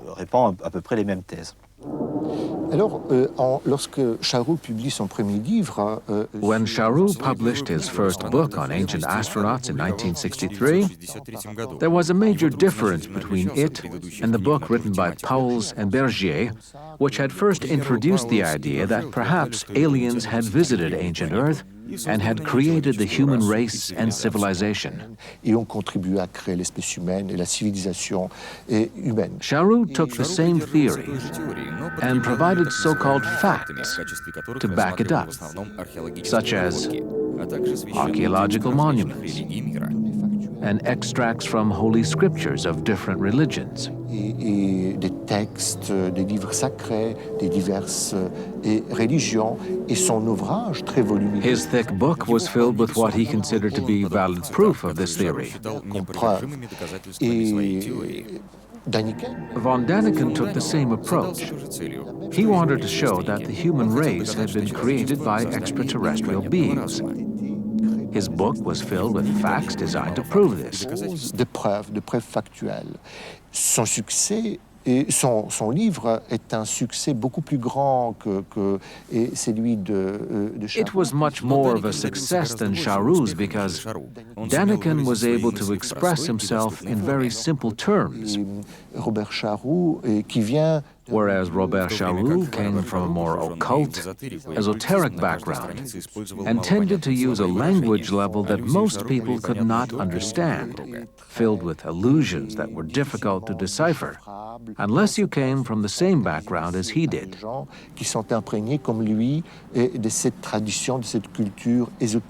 Daniken, on the other hand, used a clear and concise language that the average person could understand. But was there any basis to the questions raised by these authors? According to them, the Great Pyramid of Cheops, found on Egypt's Giza Plateau, a true architectural feat, could not have been built without extraterrestrial intervention. Fact or fantasy? If we want to determine whether the Egyptians really built the pyramids themselves, or whether they had outside help from extraterrestrials, because they were simply too huge and too complex for the time, then I think we need to look at known scientific data. We shouldn't stray from known facts and propose wild theories. If we look at historical data on how the pyramids were built, how the work was organized, and what goals the Egyptians had in mind when they built these monuments, then I think the facts speak for themselves. Obviously, some of the details are missing, and the more archaeologists investigate, the more the answers they find lead to further questioning. But we don't need visitors from outer space to explain the existence of the pyramids. Évidemment, comme d'habitude, mais on n'a véritablement pas besoin d'intervenants extérieurs pour expliquer ce qui s'est passé. It's easy to talk about extraterrestrials these days. The idea that they exist has been around for a long time. But now they're being seen in a different light. I personally don't believe all those stories about aliens building pyramids or Mesopotamian temples.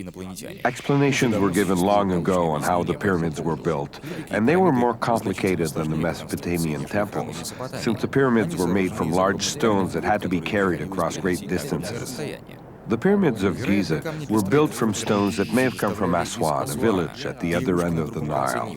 There are still quarries in Aswan where you can see the vestiges of these huge blocks that were cut and shipped by barge to the lower end of the Nile to be used in building pyramids. The Sumerians, on the other hand, used sun-dried and baked bricks to make their temples, which was much easier at the time since there were no stones available in their region. How and with what were the stone blocks cut out of the quarries? How were they transported and joined together to the thousandth of an inch, asks von Daniken in Chariots of the Gods. Von Daniken feels that nothing else can explain how builders overcame the difficulties involved in putting together a structure like the Great Pyramid. Imagining that the builders placed 10 stone blocks per day, each weighing about 15 tons, he figured that it should have taken 664 years to place the 2 million plus stones used in its construction. The problem is that von Daniken multiplied the true weight of the stones by 10 and added an extra 300,000 stones in his calculations. Bon, quand on aborde la construction de la pyramide de Khéops ou Khufu, whenever we discuss the building of the Cheops pyramid, or Khufu, as it was known in ancient Egypt, the first thing that everyone wants to do, be it students or authors, is to quantify everything. How many stone blocks did they use? How were they moved? How long did it take? These questions can be answered. On average, the blocks weighed about 2.5 tons each. They could have been hauled on a wooden sled by a team of 14 to 17 men. This calculation was based on the time that it took to haul the 2 million plus stones that were required during the time period that we know the pyramid was built. Some blocks were bigger, weighing more than 10 tons, but they weren't used as often. They served primarily for what might be considered the roof. Naturally, these blocks took longer to move, and more men were required to haul them. Apparently, some people prefer to believe that the construction of these extraordinary monuments was due to some mysterious intervention rather than human ingenuity, crafting, and patience. There's something basic that these people are forgetting, and that's the fact that these pyramids and temples were built by thousands of workers at a time when laborers came cheap, if not free, and unions were unheard of.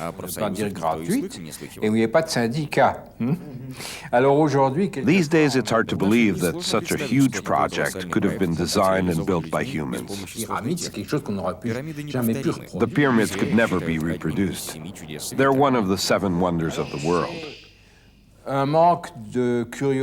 Denying the human aspect of this project merely shows a blatant lack of interest in what archaeology or history might be trying to tell us. Claiming that a miraculous or mysterious force was behind the project is simply taking an easy way out. Von Daniken even went so far as to say that the Egyptians had no architectural knowledge. He wrote, "If we meekly accept the neat package of knowledge that the Egyptologists serve to us, ancient Egypt appears suddenly and without transition with a fantastic, ready-made civilization."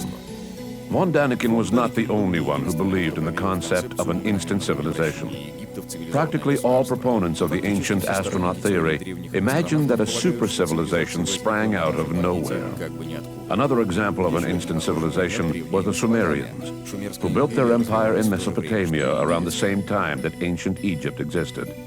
If this concept of an instant civilization seems a bit radical to you, perhaps you'll take comfort in knowing that it has not received much support from the scientific community.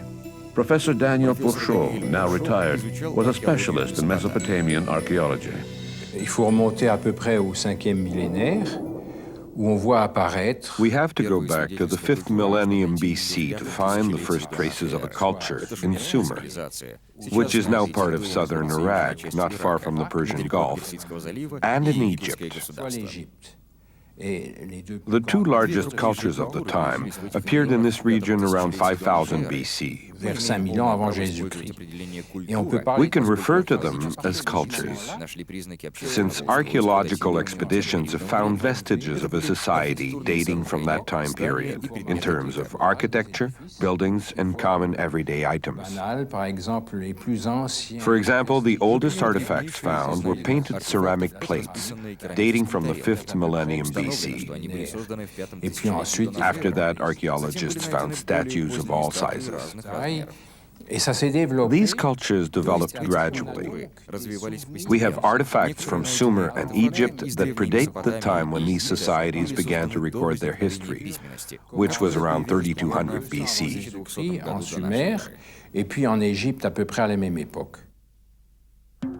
Whereas von Daniken remained vague about the origin of these ancient visitors from outer space, Zechariah Sitchin was quite specific.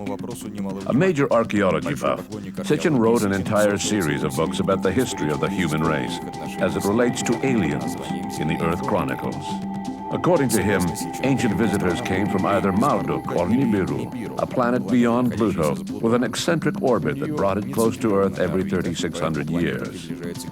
During one of its passages near Earth, the inhabitants of this planet, the Anunnaki, made contact with the primitive ancestors of the Sumerians. Sitchin also speaks of Sumer as an instant civilization.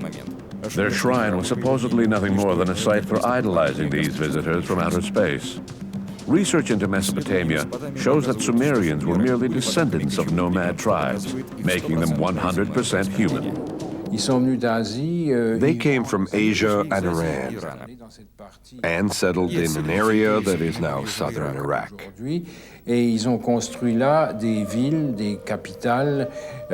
They built city-states like Ur, Uruk, and Lagash, each of which had its own leader. At one point, the leader of one city-state decided he wanted to rule the entire region, which he more or less succeeded in doing. Some city-states were strong and independent, while others were more passive and submissive. There were political movements. This first Sumerian civilization was invaded and occupied by the Gutis, who ruled for a while, but ended up assimilating into the population. There was a subversive movement by Sumerians following attacks by King Sargon. The Sumerians took the upper hand culturally, at least, for a very long time. And in terms of religious practices, they ruled until the Christian era.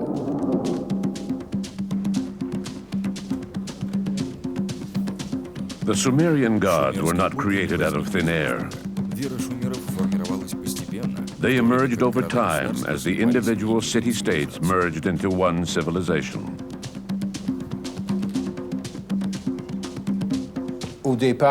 At first, there was a divine trinity, consisting of An, Enlil, and Enku. Each of these gods had been worshipped by an individual city. Eventually, the trinity was replaced by a single god, Marduk. The other gods still existed, but Marduk became the main god who was worshipped. The other three gods were generally associated with specific sites or legends. Sumerians were similar to Egyptians in the sense that they worshipped several gods at once.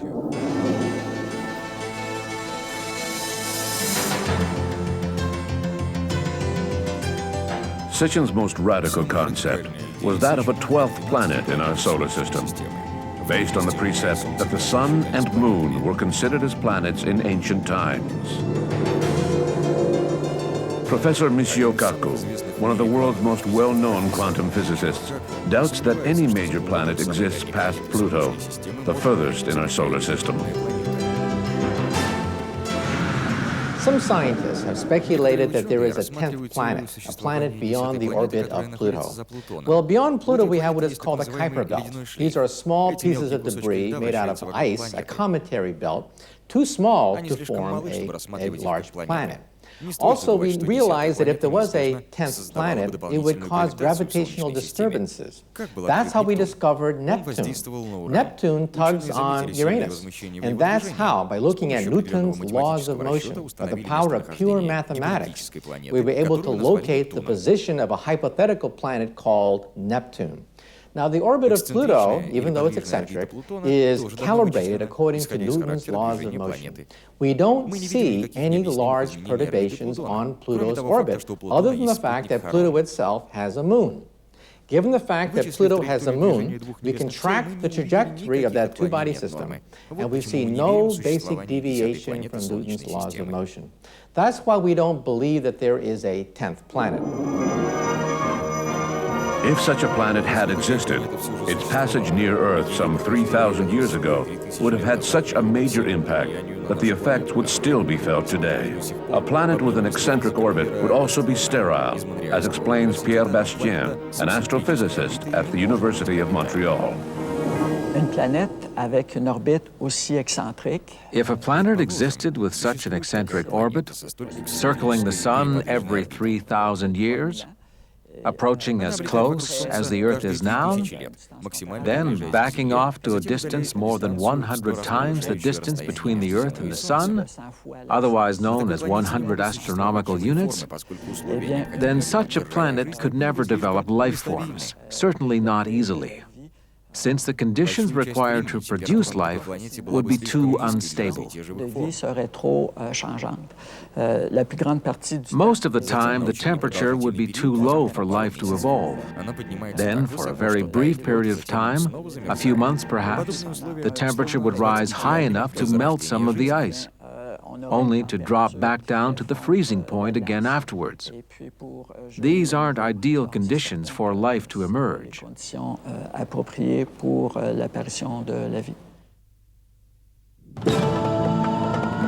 Despite the strong criticism of Sitchin and von Daniken's speculations, the idea that extraterrestrials rank up amongst the gods was not dismissed by everyone as a mere flight of fancy. Jean Cazot has written several books about UFOs. He feels that the ancient astronaut theory is the only explanation for mysteries found in major religious works, such as the Bible or the Mahabharata. The theory of ancient astronauts is fantastic. According to the theory, visitors were here before we were, and perhaps we are the visitors. Perhaps we were co-creators of the human race. I'm not saying that the theory jibes with the childish view of the Raelians, who simply put a spin on the stories found in the Bible. It's actually quite feasible to imagine that we co-created the human race with extraterrestrial beings who came to Earth to assist in human evolution. One author who supports this theory is Zecharia Sitchin, who points to the Sumerian civilization as an example of this intervention. Another author who supports it is Lawrence Gardner. Personally, I think that it's an incredible theory, one that provides answers to a lot of questions that are raised in reading the Bible. According to proponents of the ancient astronaut theory, the Old Testament abounds with references to these visitors from outer space. The cloud that led the Hebrews out of Egypt was supposedly an alien spaceship, and the Ark of the Covenant, the golden chest used to carry the Ten Commandments, was supposedly a transmitter. If you replace the words archangel, angel, and Yahweh with more modern words, you will see that the stories in the Bible are quite similar to stories we hear these days. Take, for instance, the time when Yahweh presents himself to Joshua and provides him with strategic plans. Yahweh provides Joshua with military advice designed to win a battle, telling him to advance on the left flank and wait for a noise over the trees, which will be Yahweh arriving, kind of acting like a human and not a god.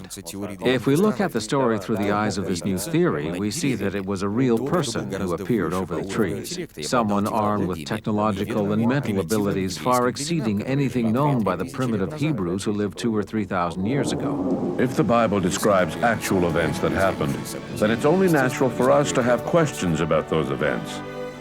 But should the Bible be considered as a history book? Nothing is less certain. Who wrote the Bible? What was their motivation? These are basic questions that we need to ask in order to understand the history of the Bible. Robert David of the University of Montreal is an expert on the books of the Old Testament. The scriptures were written over a period of approximately 1,000 years. People in positions of authority had to find a way to carry on their traditions. Scribes were charged with recording some of these traditions, but who wrote them and when? That is what remains at the crux of the controversy. For instance, look at the Torah, the first 5 books of the Bible, which were supposedly written by Moses. It seems quite clear nowadays that Moses didn't really write those. They had to have been written much later. There has been some debate over when exactly these books were written, but it has been concluded that the Torah, as it appears today, was written somewhere around 500 BC. It's estimated that Moses lived somewhere around 1200 to 1250 BC, which means that the traditions were carried down verbally for close to 700 years. Very little was written down at the time. When I say that, we need to keep in mind that these books were not presented as news stories back then. There was no such thing as journalism at the time. Certain people were charged with writing down the specific objectives of a community, which was generally to spread the word that Yahweh was God, the God. The books of the Old Testament were written from a certain perspective relating to the Torah, and this perspective was continually changing with each author. They were not objective. In fact, they were quite subjective, since their writings pertained to a specific community.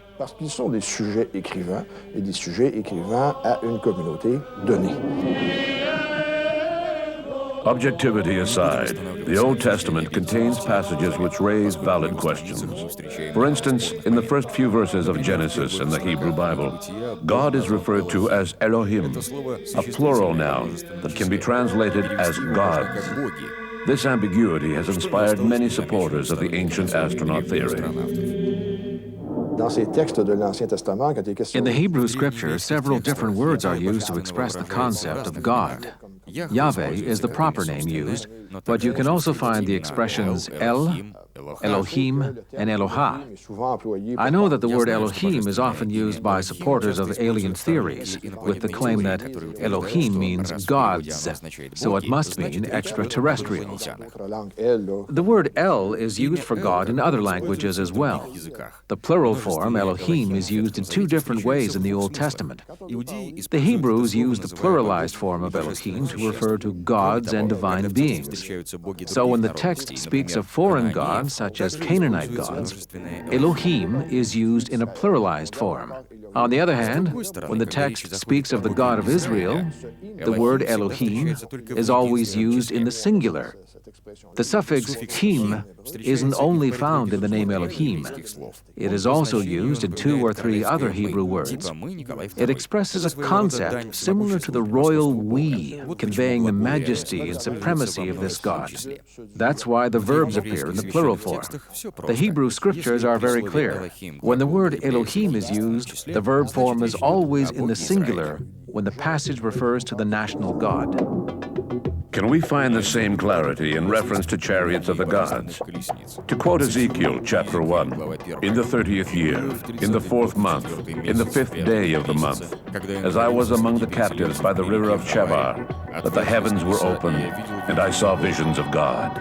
I looked, and behold, a whirlwind came out of the north, a great cloud, and a fire enfolding itself, and a brightness was about it.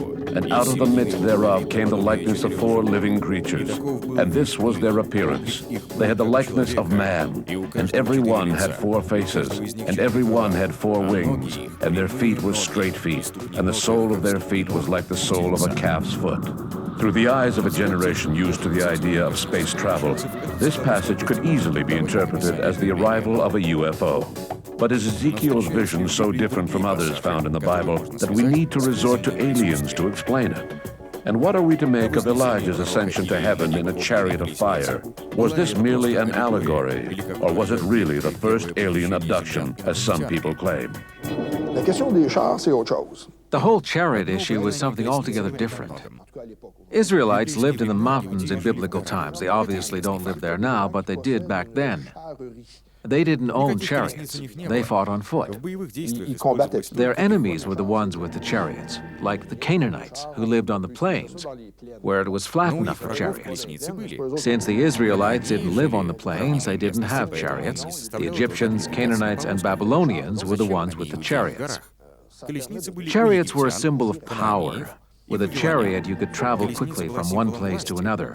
Generally, chariots were used symbolically in the scriptures. And here I'm thinking of Elijah and Elisha, since they were closely linked at the time. Elijah fought in the name of Yahweh against Baal, the god of Canaan, and against other pagan gods. One way to portray Elijah as a fighter is to put him in a chariot. That's how you win against great armies. This concept of a chariot of fire came from Deuteronomy. Whenever the author of the book of Deuteronomy wants to indicate the presence of God, he uses the fire symbol, as in, the Lord thy God is a consuming fire. It's a universal symbol. If we look at religions throughout the world, we see that fire is a symbol of God. There's a reason why we light candles and burn incense. They are associated with fire. So the reason why Elijah is portrayed on a chariot of fire is because he has been fighting in the name of God.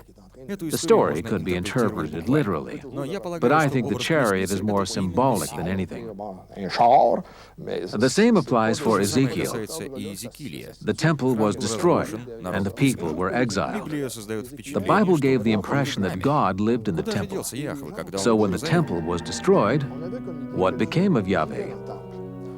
Ezekiel somehow transferred the Shekinah, the presence of God, to Babylon. How did he manage that? The concept of Yahweh was just as imaginary as Baal was to the Canaanites. These gods didn't walk on earth. They moved on clouds. One way to transfer the presence of God from the temple to Babylon was on a chariot. It was used as an element of combat once again because he was going up against the Babylonian gods, and he had to invoke God in their community. It was strictly symbolic. God didn't move around in a rocket. At least I don't think so.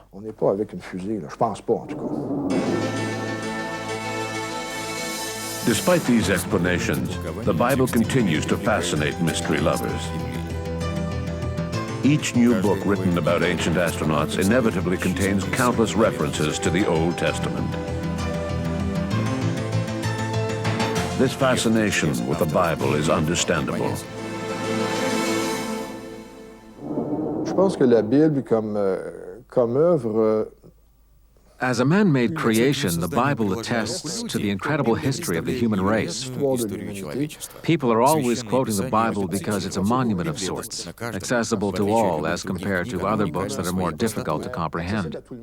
The Bible is easy to obtain, to read, and to understand to a certain degree. There are a few passages that aren't quite clear, but in general, it's not hard to understand. Facile à comprendre d'une certaine manière. Quoting the Bible means going back to the foundations of human history, looking up the fundamentals in a founding document. I think that there's something to be said for the use of biblical references. This is true for those seeking aliens in the Bible, but it's also true for devout believers who are seeking elements to reflect on. If we were to examine the Quran or any other major religious works, we would find plenty of material open to interpretation. When you start from a certain point of view, you can find pretty much whatever you want to support your view if you look in literature throughout the world. I feel that it's important that the Bible is a monumental work that everyone is familiar with and that can be easily consulted. The problem lies in what people do with the information that they find. That will always be the case. People will always run into problems if they try to take every story literally, because some things just could not have actually happened. I'm curious as to why people in search of aliens don't go hunting at the bottom of the sea as well, since sea monsters allegedly exist too. Does the Loch Ness Monster exist? It's something to think about. There is an imaginary side to the scriptures which prevents us from taking them literally under certain circumstances. Just because a serpent spoke to Eve in the Garden of Eden doesn't mean that people go around looking for a talking snake. By the same token, why do some people go looking for rockets and Loch Ness monsters in the Bible? Because they are taking it literally. There are traps in taking that approach, since the Bible is filled with codes that represent that time period, and it's up to us to study the Bible and find the symbolic meaning behind the scriptures. We imprint certain codes in our modern material as well. I only hope that 3,000 years from now, when they read our material, they won't make the same mistakes that we are making with these 3,000-year-old scriptures. Otherwise, who knows what strange things might be taking place 3,000 years from now.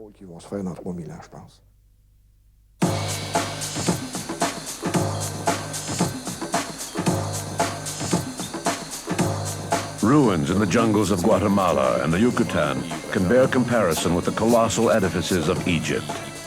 With this statement, von Daniken takes us into the world of the Mayans, who disappeared at the peak of their civilization sometime between the 7th and 10th centuries. Their cities are now buried deep in the jungles of Central America. Once again, von Daniken implies that the architects of this culture were bestowed with knowledge from extraterrestrial beings. In reality, the Mayans did not have very advanced knowledge.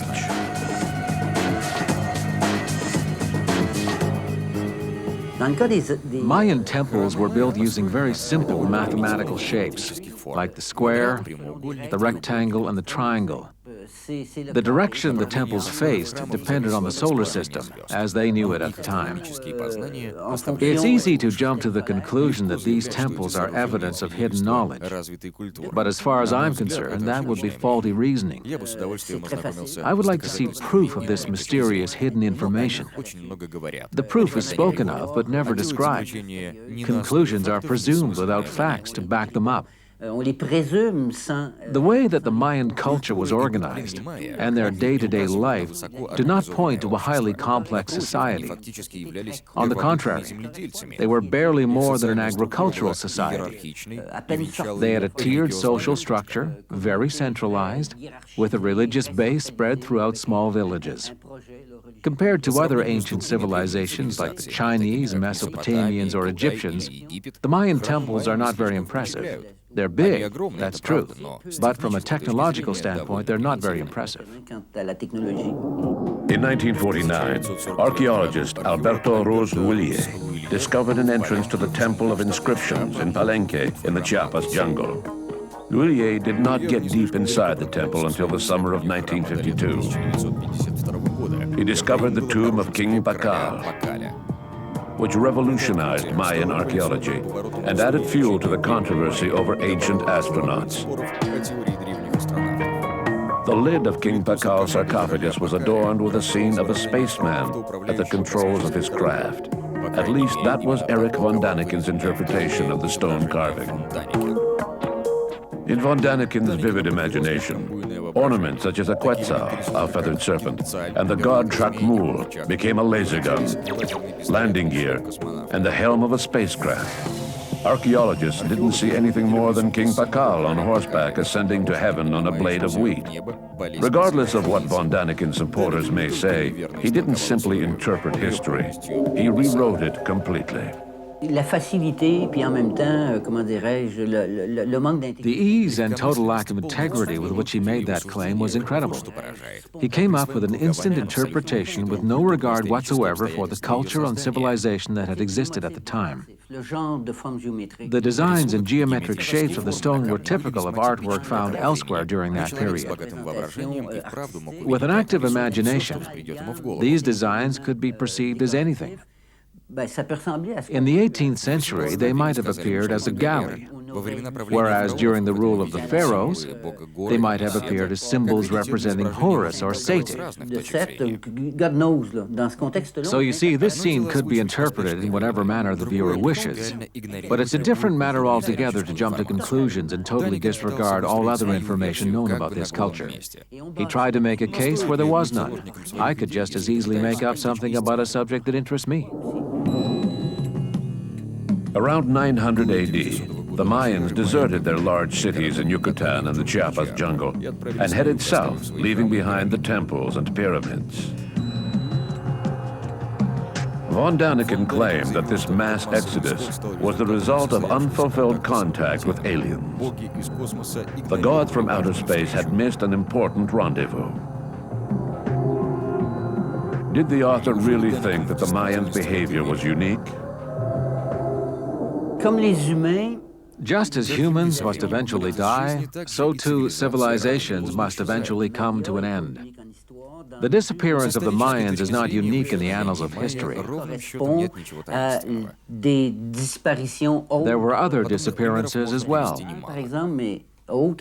For instance, some species of animals disappeared, and also other civilizations, like the Sumerians, whose civilization crumbled at the end of the 3rd millennium. As for the Mayans, given their geographical location and the information we can deduce about their civilization, it seems most likely that their culture crumbled after a series of poor crops, drought, and unstable weather conditions. We tend to think that civilizations go on forever, and if they end, it's because of an external force. As a civilization crumbles, we may see economic problems, social upheaval, and desertion of villages. Sometime around the year 1300 BC, the cities of Canaan were also abandoned, following a major economic crisis. Canaanites went back to a nomadic and semi-nomadic way of life. So, the abandoned Mayan villages were not unique. To supporters of the ancient astronaut theory, nothing proves their case more than the Nazca lines in Peru. It is estimated that these huge figures were drawn by Nazca Indians between 500 and 1000 AD. The drawings are so large that they were not discovered until the 20th century, when pilots flew over the Nazca Plain. The fact that they can only be seen completely from above has led some authors to speculate as to why they were drawn. What if they were markers or landing strips for gods? peut affirmer que mathématiquement et géométriquement, ça pose... We know that mathematically and geometrically, it's relatively easy to build a straight line over a very long distance. Dans la région du Sud... We've seen it done here in this area, and also in the southwest United States, where highways were built in a straight line between cities, passing over hills and valleys, using markers such as sticks and fires. The Romans measured land as they built their famous roads, without the assistance of aliens.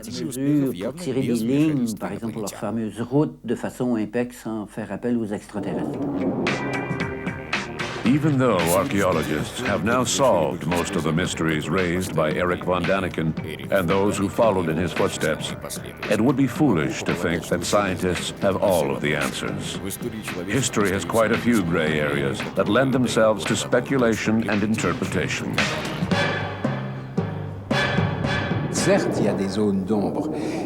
Obviously, there have been gray areas where questions have been raised and we've been unable to find the answer through archaeology or ancient writings. There are still some gaps in our history. But over time, these are being filled in as we make new discoveries and come across ancient documents that have not been previously studied. As they are studied, they address questions that had previously gone unanswered. But we don't need to call in visitors from another world to fill in the blanks. There's no problem here on Earth that requires the intervention of outside forces. At least I haven't seen any up until now. And I'm very open-minded. I would be very happy to learn that we have made initial contact with an alien civilization. I think that would be fantastic. But if the arguments proposed by von Daniken and Sitchin don't hold water, then why is the ancient astronaut theory still so popular? Spending hours and hours with your nose buried in old documents, doing serious research to find out what happened in the past and what objects were used for is not very exciting work. On the other hand, writing a novel filled with fanciful and mysterious ideas, that's a lot more exciting. It has an element of suspense. There's not much suspense in history books, but there's plenty of suspense in those novels. Oddly enough, and in spite of weak arguments to support the ancient astronaut theory, the prospect of a past contact with aliens has led generations of readers to become interested in ancient civilizations. Without this suspense found in books by von Daniken and others following in his footsteps, these mystery lovers would never have discovered the Sumerians, the Mayans, or the Nazca Indians. Eric von Daniken is without a doubt a lousy archaeologist. But interestingly enough, his theories have forced historians to join the debate and explain their material in layman's terms. If it weren't for aliens, these men of science probably wouldn't have stepped down from their ivory tower. It's August 15, 1977. Astrophysicist Jerry Ullman is scanning the cosmos with his radio telescope at the University of Ohio. It is connected to a 100-meter-long antenna used by the SETI project, whose goal is to listen to the cosmos in the hopes of discovering a message of alien origin. Glancing briefly at the data printout, the astrophysicist is shocked by what he sees. A few minutes earlier, at exactly 11:16 p.m., a strong radio signal was captured. Ullman is so surprised that he even writes the word "wow" in the margin. Did this signal really come from somewhere else? And if it did, from where?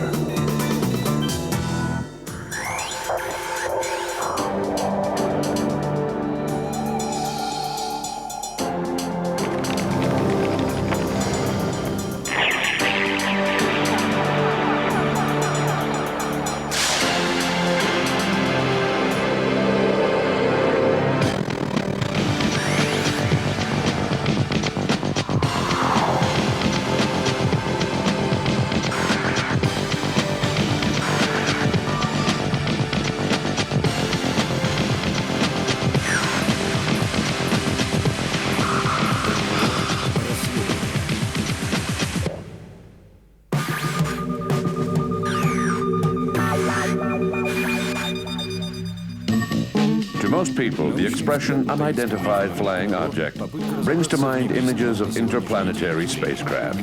However, the theory that aliens exist has met with many objections. Some scientists will even say that it's nothing more than nonsense. According to them, if we consider the vast distances that separate the stars, it is ridiculous to think that aliens could be visiting us. For instance, if we look at the star that is closest to our sun, Alpha Centauri, we see that it is slightly more than 4 light years away from Earth. In other words, it is as far as light would travel in 4 years. Since light travels at a speed of 300,000 kilometers per second, we're talking about a distance of approximately 38 billion kilometers. That would be the number 38, followed by 12 zeros.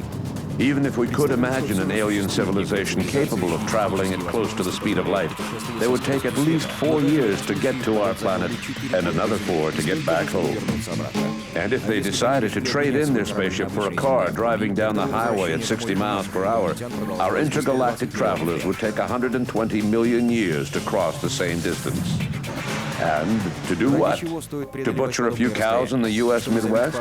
To kidnap a Boston postal worker? To gather a few samples of lavender in France? Let's get serious. We now know, based on certain criteria, that Alpha Centauri cannot have any habitable planets orbiting it. This means that if aliens do exist and are visiting our planet, they must have come from somewhere else, somewhere much farther away. But where could that be?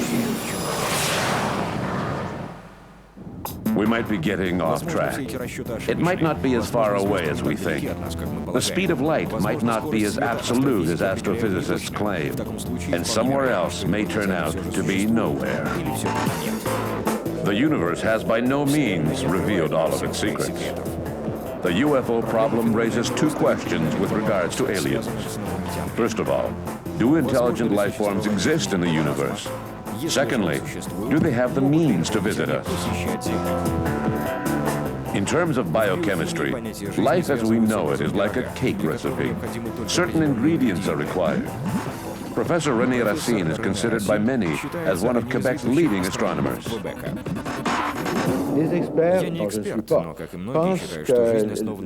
I'm no expert, but they think that life is carbon-based, and only a mixture of elements such as carbon, nitrogen, oxygen, and hydrogen could produce life, or the level of molecular complexity necessary to generate life forms. Other combinations also exist. For instance, silicon mixed with oxygen gives sand, but it's far from being as malleable and fertile as, say, blood, for example, which is composed of carbon, nitrogen, and oxygen.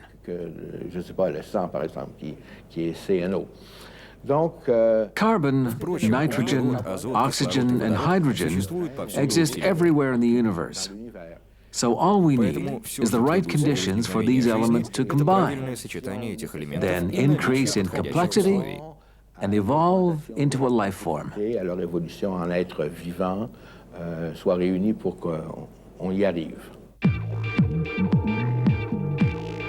Obviously, simply mixing elements such as hydrogen, oxygen, and carbon together is not enough to spark the complex process that produces life. Going back to our cake recipe, tossing a couple of eggs, some flour, and sugar into a bowl and mixing them together doesn't give us a cake. The mixture needs to spend a certain amount of time cooking in the oven at a specific temperature. In cosmic terms, the equivalent of the cooking process for this hydrogen, oxygen, and carbon mixture is referred to as planetary conditions.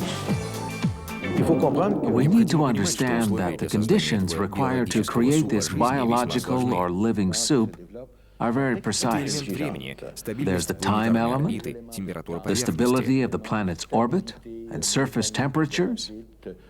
And it's hard to find ideal conditions where all of these elements coexist. We've known that for a long time. It makes us realize how incredibly unlikely it was for life, especially intelligent life, to emerge here on Earth. And yet, It happened. To be more precise, it's believed that a planet's surface temperatures must allow for biochemical reactions to take place. Therefore, they must remain within a certain range. They have to stay between water's freezing point and evaporation point, for example, since water is an essential element. And the orbit of the planet, or the object on which a life form might develop, must be very constant. Planets orbit around stars, just like Earth orbits around the Sun. And if the distance between the planet and its star varies over time, surface temperatures will change. Now you can see why we are so concerned with the effects of an increase in temperature on Earth's ecosystem. Even a change of 1 or 2 degrees can have a catastrophic result.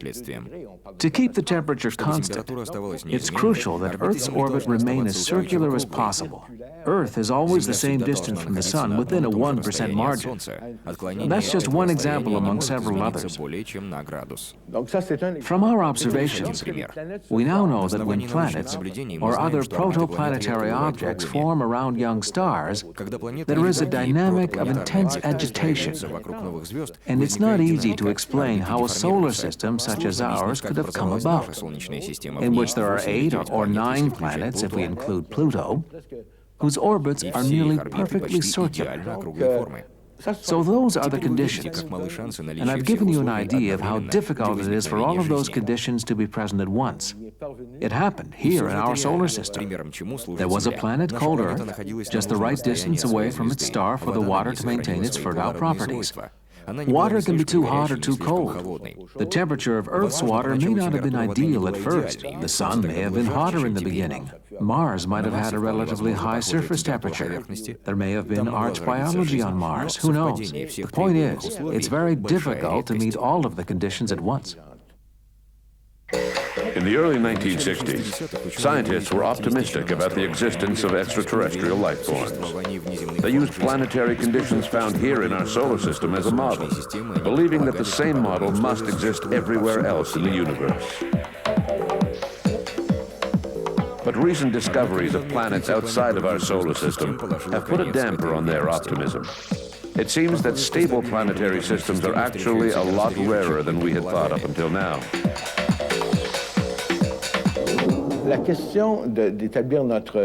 Establishing our level of knowledge or confidence is a question of statistics.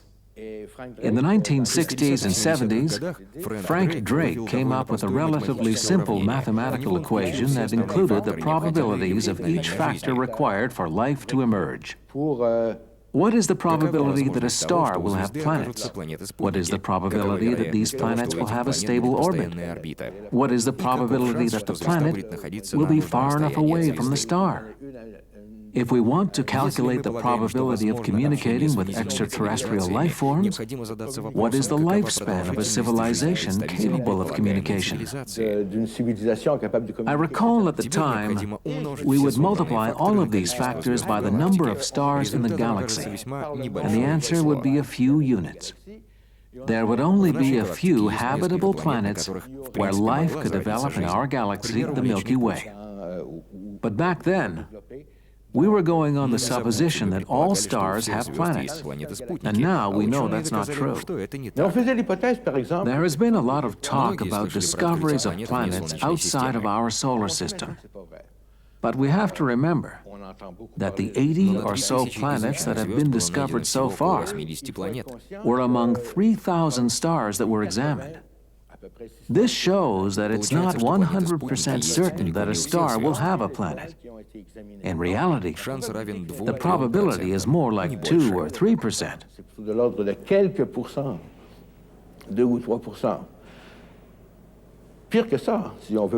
What's even worse, if we include in our probabilities the total number of planets discovered around stars, there are planets whose orbit is irregular, or elliptical, or whose surface temperature varies between 100 and 300 degrees Celsius, not over a period of millions of years, but over a period of weeks or days.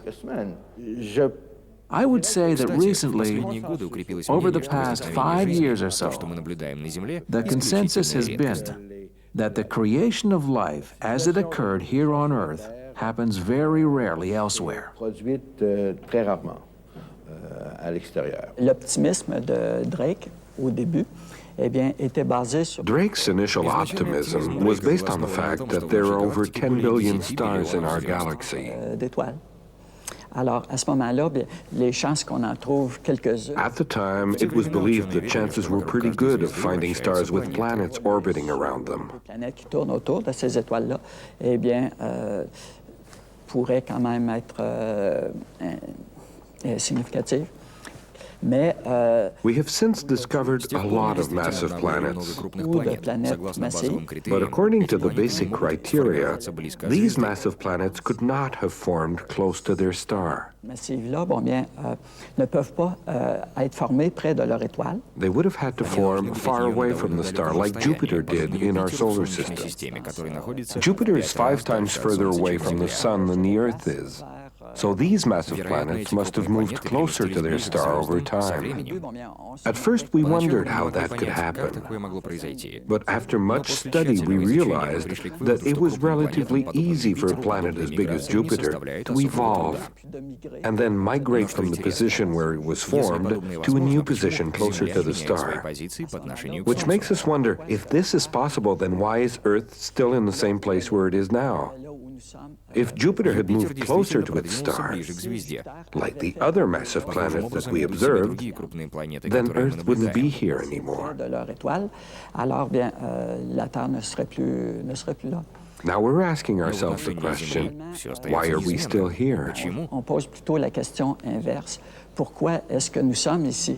Et puis il semble que Jupiter serait un cas. It seems that Jupiter is different from a lot of the planets that we discovered outside of our solar system. Des autres planètes extrasolaires. The good news is that once all of the conditions have been met, it's easy for life to spring forth. In 1953, Stanley Miller, a young biochemistry student, took a sphere and filled it with the gases that were present on Earth a billion years ago. He then bombarded the sphere with strong electrical charges, recreating Earth's original climatic conditions. At the end of the experiment, Miller observed that his mixture had become enriched with an additional substance, amino acids, the building blocks of life. Miller's experiment proved that it was possible to create life from inorganic matter. As for the transition from organic life to intelligent life, it was just a question of time and ability. To help you understand this long process, let's imagine the Earth's entire evolution reduced to the length of a 24-hour day. If we start with the formation of the planet Earth at 12 a.m., then life does not appear until 5 a.m. The planet takes all day to develop, and the first mollusks do not appear until 8 p.m. Dinosaurs don't show up until 11 p.m. Then our human ancestors appear on the scene at 11:55 p.m. On this scale, the Industrial Revolution was a mere hundredth of a second, and space exploration has only been taking place for 3/1000ths of a second. If we try to imagine this long process taking place on another planet, it is almost certain that the original life form will eventually evolve into an intelligent species. However, it is highly unlikely that it would lead to humanoid beings. Unlikely, but not impossible. Michio Kaku is a professor of theoretical physics at the University of New York. Exobiologists, that is, biologists that look for perhaps intelligent life forms on other planets, say that there are really 3 ingredients for intelligence, just 3. First is the ability to have some kind of language, culture, to be able to hand down communication from generation to generation. Second is a hand of some sort, a way to grab, a tentacle, perhaps a claw, fingers, to manipulate the environment. And the third, eyeballs of some sort, some way to sense the environment. But that's it. Eyesight of some sort of grappling instrument, and some sort of culture, communication, language. Beyond that, anything goes. Look at the animal kingdom on the planet Earth. There are many animals that could, given a few million years, probably become intelligent. Octopus, for example, they have tentacles. Lobsters have claws. Mammals, if they had opposable thumbs, they would be able to manipulate the environment. Just on the planet Earth, we have a fantastic variety of animals without 2 eyes, nose, mouth, ears, chin, forehead in the exact proportion of a human. Therefore, when I see a picture of an alien that looks just like us, I tend to think that these are simply memories of 1950s science fiction movies when we saw bug-eyed monsters. Even on the planet Earth, the diversity of life forms is fantastic compared to what we see in science fiction movies. I would be more convinced if I saw an intelligent octopus or intelligent lobster. I would really be quite impressed if somebody says they were abducted by an intelligent octopus. If anatomical shapes are infinite, then what about intelligence levels? Can you imagine what an extraterrestrial civilization 1,000 or 10,000 years ahead of us might be like? We physicists believe that when you look in outer space, we have type 1, type 2, and type 3 civilizations. A type 1 civilization is perhaps 100, 200 years more advanced than ours. They control planetary energy, anything involved with the planet, the weather, perhaps earthquake and volcanoes, they can control. However, eventually, they expand by a factor of 10 billion to have the power of a star. They control solar flares, a type 2 civilization. A type 2 civilization can roam across parts of the galaxy. They have the power of thermonuclear fusion, the power of stars themselves. Eventually, they exhaust the power of a star, and they become galactic. They become type 3. They have tremendous accesses to huge, vast regions of our galaxy. A type 2 civilization is 10 billion times more powerful than type 1. A type 3 is 10 billion times more powerful than type 2. But on this scale, what are we? We are type 0. We get our energy from dead plants. We can only speculate what it would be to be like a planetary civilization, to be able to energize volcanoes and earthquakes and change the weather at will. If such civilizations exist in the universe, what do these beings look like? And how can we detect their presence? In the early 1960s, anxious to obtain an answer to this question, scientists set up an ambitious project designed to listen to space. It was called Project SETI, Search for Extraterrestrial Intelligence. The idea was to use radio telescopes to listen in on the interstellar void, in the hopes of picking up a radio signal of alien origin. Here on Earth, we use radio waves in practically all forms of communication. If extraterrestrials were living on a planet orbiting the star Zeta Reticuli, some 30 light years away from Earth, and doing the same experiment, they would just now be picking up old episodes of Hawaii Five-0 or The Invaders. SETI researchers had to choose a specific wavelength to listen in on. For convenience sake, astrophysicists decided to choose a wavelength that was equivalent or close to that of hydrogen, the most common element in the universe. So they chose 1420 megahertz. Since then, space has been hopelessly silent. Apart from a few abnormalities, like the signal picked up on August 15, 1977, which was dubbed the WOW signal, Project SETI has not recorded any signals that could be indisputably interpreted as a message from alien intelligence. The apparent failure of Project SETI has led several scientists to conclude that there are no advanced civilizations anywhere in the cosmos, a conclusion that some feel is a bit premature. Many scientists look at the SETI program and they say, see, we've scanned the heavens and we see no evidence of any intelligent life in outer space. Well, I don't think so. I don't think that perhaps in the next century we'll find any usable signals from outer space. First of all, we've only scanned perhaps 100 light years from the planet Earth in some detail. Our galaxy is 100,000 light years across. And galaxies are tens of millions of light years distant. So we've only scanned a small neighborhood of our galaxy. Second of all, we've only looked at frequencies near the frequency of hydrogen. That's silly. This goes back to the person who lost his key. A person who drops his key will often look next to a lamppost. But if you say to the man, why are you looking next to a lamppost? You dropped your key over there.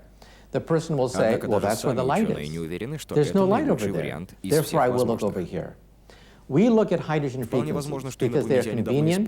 However, we don't think, scientists don't think that these aliens will communicate at hydrogen frequencies. Perhaps they use laser technology. We've only barely begun to scan other frequencies. Therefore, we have to look at the broadband. Also, when you communicate across vast distances, we sometimes take a signal and chop it up. And then we send each piece, and it reforms at the other end. That's how the internet works. Email is chopped up, sent through various cities, and is reformed at the other end. But if you were to intercept one fragment of email, you'd get nonsense, gibberish until it's reformed. Therefore, in outer space, they probably send signals not on one frequency, but perhaps on the entire spectrum, so that a passing star will not interrupt the entire signal. Then at the other end, they reassemble the signal. If you were to listen in on their signal, you would hear gibberish, nonsense. In other words, we could be in the middle of an intergalactic conversation, and we wouldn't even know. Our technology is so primitive, we look on simply one frequency. Any advanced civilization will send messages across all frequencies in order to compensate for passing stars, passing stellar explosion, and static and interference. That's real science. However, scientists sometimes judge alien technology on the basis of what we can do, not on the basis of what a Type 3 civilization, millions of years more advanced than ours, can do. A lot of UFO followers find scientists' attitudes to be somewhat of a paradox. On one hand, efforts are being made to listen to space in the hopes of picking up an alien signal. And on the other hand, scientists do not seem to be particularly interested in the UFO phenomenon. From an objective point of view, we must admit that there has been no solid proof linking this phenomenon to visits by extraterrestrials. But the theory is still valid.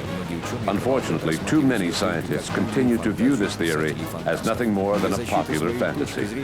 To defend their view, scientists cite the Fermi paradox. 50 years ago, Nobel Prize winner Enrico Fermi, an Italian physicist, a friend of Einstein, once said, "If there are extraterrestrials, where are they?" In asking this question, Fermi wanted to point out to his colleagues that if life was as widespread in the cosmos as they believed it was, then it was reasonable to think that civilizations far more evolved than us existed. According to Fermi, several of those civilizations should be technologically advanced enough to visit us. By Fermi's logic, given the fact that extraterrestrials have not yet landed on our planet, it must mean that they don't exist. This rather radical statement became known in scientific circles as Fermi's paradox. From there, it was only a quick leap to say that people who believed they had met extraterrestrials were delusional. As for the credibility of a witness, or the assessment of a witness's credibility, Enrico Fermi's name was often mentioned, saying, "Listen, if extraterrestrial beings had visited us and were among us, we wouldn't be sitting here discussing it. It would be obvious. We need only look at the example of Europeans arriving in North America in the 15th and 16th centuries. It didn't take years for news to spread to the West Coast that ships had arrived in the Gulf of St. Lawrence. It would be the same thing in modern times. If extraterrestrial beings were visiting Earth, which is highly unlikely, then they would be on television. They're not that shy." The problem with Fermi's paradox is that it considers alien visits in terms of our expectations and not reality. Extraterrestrials may already be among us, unbeknownst to us. There is the famous Fermi paradox. That is, if there are extraterrestrial beings out there, then where are they? Well, take a look at this. Let's say we have an anthill in the middle of a forest. And right next to the anthill, they're building a 10-lane superhighway. And the question is, would the ants be able to communicate or understand what a 10-lane superhighway is? Would the ants be able to understand the technology, the intentions of beings building a 10-lane superhighway right next to the ants? Let's say, however, you go down to the ants and you say to the ants, I bring you trinkets, I bring you beads, I bring you knowledge, I bring you nuclear energy, I bring you DNA technology, I bring you utopia, take me to your leader. Is that what you say when you bump into ants? No. Most people simply step on a few of them. Now, if we are really a type 0 civilization, and beings of a type 3 civilization can soar across hyperspace, they are perhaps millions of years more advanced than us. The distance between us and ants would be the same comparable distance between type 3 and a type 0 civilization. In other words, we are so arrogant, we're so conceited that we say they must visit us. We're so important that they're going to interrupt all their business just to come to us and give us a little bit of super technology. I don't think so. Again, ants looking at a 10-lane superhighway, they would first of all not even know what a highway is. They would not be able to detect the presence of a highway, understand their communications. And even if they did, would the ants say, why don't they visit us? Why don't they come and bring us this fantastic technology of ours? I don't think so. Other than the question of perception, scientists point to physics-related problems to disprove the theory that we are being visited by extraterrestrials. Their main argument, of course, is the expansive distances that separate the stars, which seem at first glance uncrossable, even traveling close to the speed of light. In physics, we have something called the giggle factor. That is, anyone talking about UFOs will find themselves drummed out of the scientific community. UFO research is a third rail of science. Any scientist who dares touch UFO research finds their scientific career electrocuted. However, I think we have to look at the long-term perspective. Many scientists say the stars are so far away, hundreds, thousands of light years away, that any intelligent being would take thousands of years to reach the Earth, making it impractical. I think that's a mistake, because we assume that these extraterrestrial beings are only 100, 200 years more advanced than us. Then that's a problem. Einstein said the speed of light is the ultimate speed limit.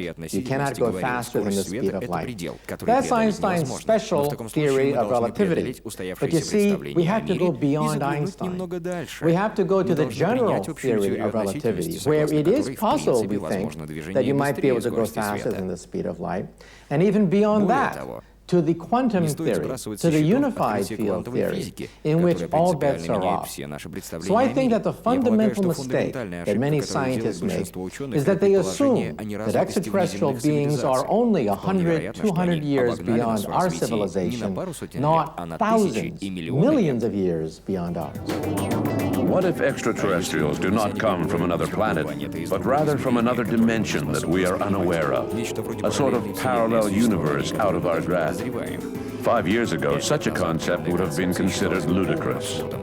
However, with the discovery of quantum physics, our vision of the universe is changing. When I was a child, I used to go to the Japanese tea garden in San Francisco, and I used to look at the fish, the carp, swimming in a shallow pond. I used to go down and look at the fish and wonder, what would it be like to live in 2 dimensions? These fish could only move forward, backward, left, and right. And I imagined what a strange universe it must be. The concept of up into the 3rd dimension was alien to them. I could put my nose right next to the fish, and they would never know that there was something called hyperspace. Today, many physicists believe that we are the fish. We move forward, backward, left, right, up, down. And we say that's all there is. What you see is what there is.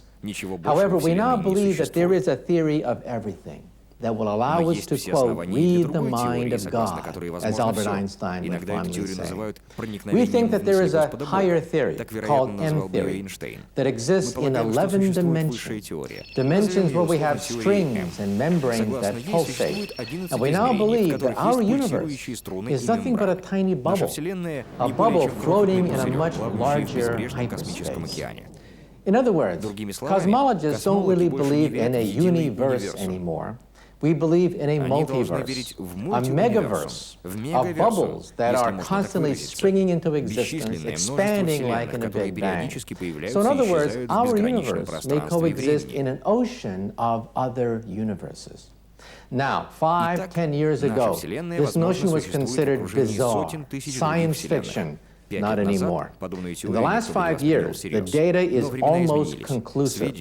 We have something called inflation. The fact that the universe expanded in many stages, one an extremely rapid stage of expansion.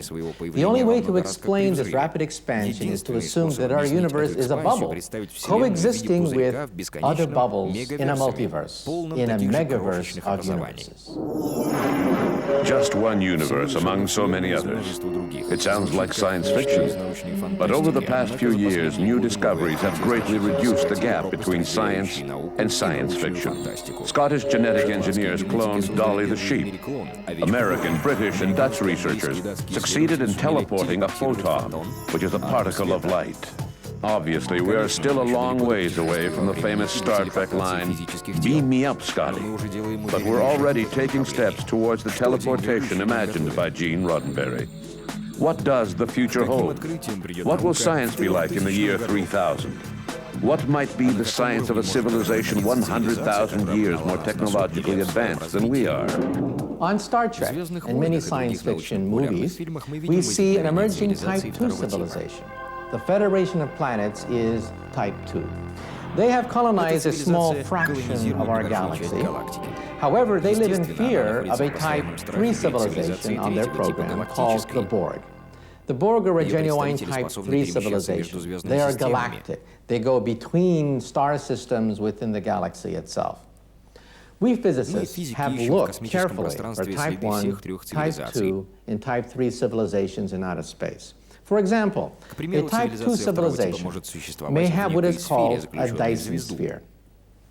A Dyson sphere encapsulates an entire star.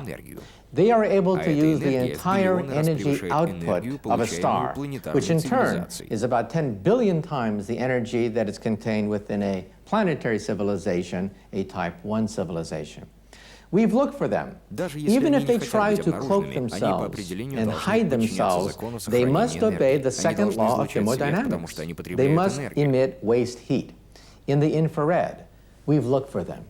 We've looked for the infrared signature of Dyson spheres in outer space.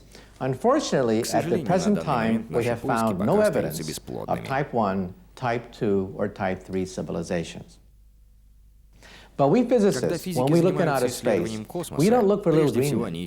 We look for civilizations on the basis of energy. Energy hundreds, thousands, millions of years ahead of ours. A Type 1 civilization is about 100 to 200 years ahead of ours. You can already see the beginning of it. The Internet is the birth of a Type 1 telephone system. The European Union is the birth of a Type 1 economy. English and a few European languages are the foundation of a Type 1 language. A Type 2 civilization is perhaps 5,000, 10,000 years more advanced than ours because growing at a simple 3% rate of their gross domestic product, they would attain stellar energy on a scale of perhaps 10,000 years. A Type 3 civilization would be perhaps 100,000 to 1,000,000 years more advanced than ours. My point is very simple. When we look at outer space, you cannot judge aliens by Type 0 technology. We assume that aliens are nothing but an advanced Type 0 civilization. However, once you attain Type 3 status, you have access to what is called the Planck energy. The Planck energy is 10 to the 19 billion electron volts. That's one with 19 zeros after it. That's a quadrillion times more powerful than our most advanced atom smasher. At the Planck energy, it may be possible to bend time into a pretzel, punch a hole in space, and leap into the 11th dimension. Recently, a few astrophysicists proposed the idea of wormholes to explain the problem of crossing huge interstellar distances. In theory, these wormholes are like tunnels that allow passage from point A in the universe to point B using a shortcut. They are a pathway for interstellar travelers. In Einstein's general theory of relativity, space-time is like a fabric, like a sheet of paper. And Einstein himself realized that perhaps the sheet of paper can fold on itself and give us a shortcut through space and time. In other words, take a sheet of paper. We all know that if I take 2 points, the shortest distance between 2 points is a straight line. However, we now know that's not true. The shortest distance between 2 points is a wormhole. That is, if you can rip the fabric of space and time, you could take a shortcut, like a subway ride through space and time. Now, Einstein realized this. We call them Einstein-Rosen bridges, bridges between 2 points in space and time. Most people know this as Alice's looking glass. Through the looking glass, Alice was faced with a mirror. She put her hand through the mirror, and her hand went to the other side of Wonderland. In Einstein's equations, we have many solutions, in fact, hundreds of solutions, in which we have Einstein-Rosen bridges. For example, take a look at a black hole. If I have a spinning black hole, the black hole does not collapse to a dot.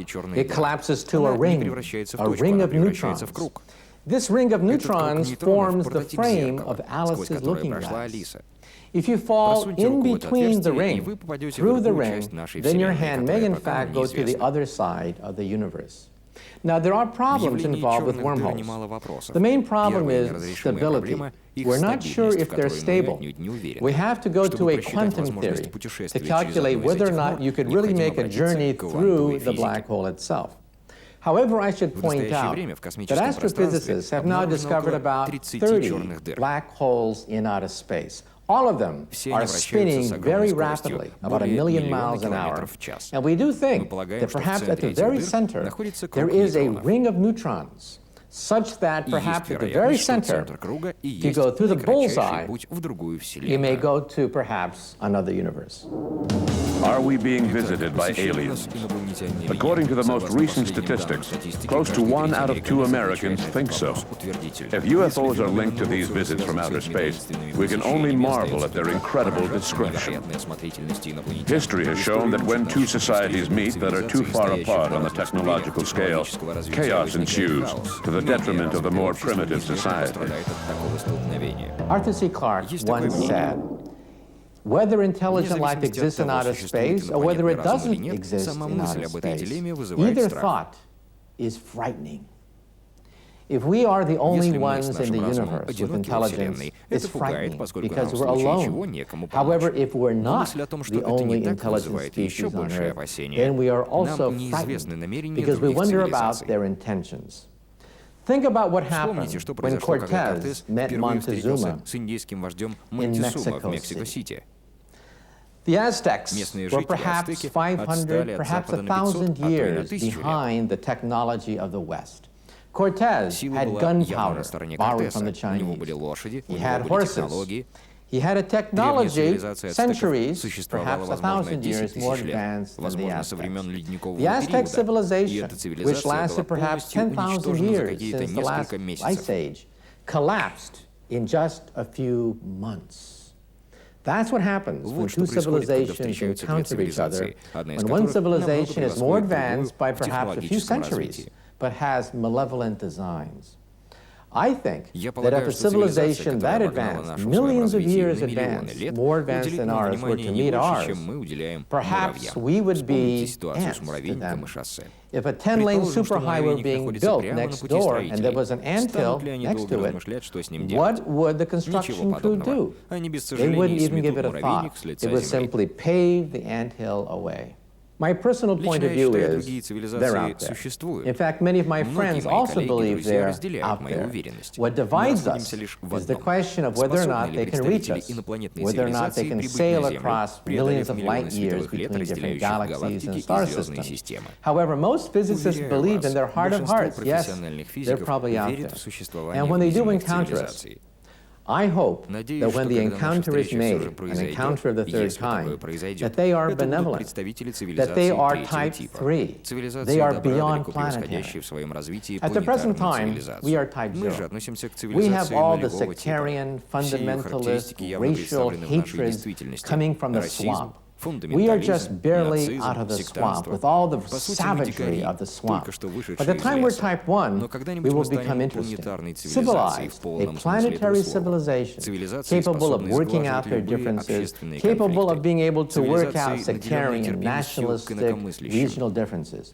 By the time they are type 3, they will have had perhaps a million years in which to sort out all their aggressive tendencies.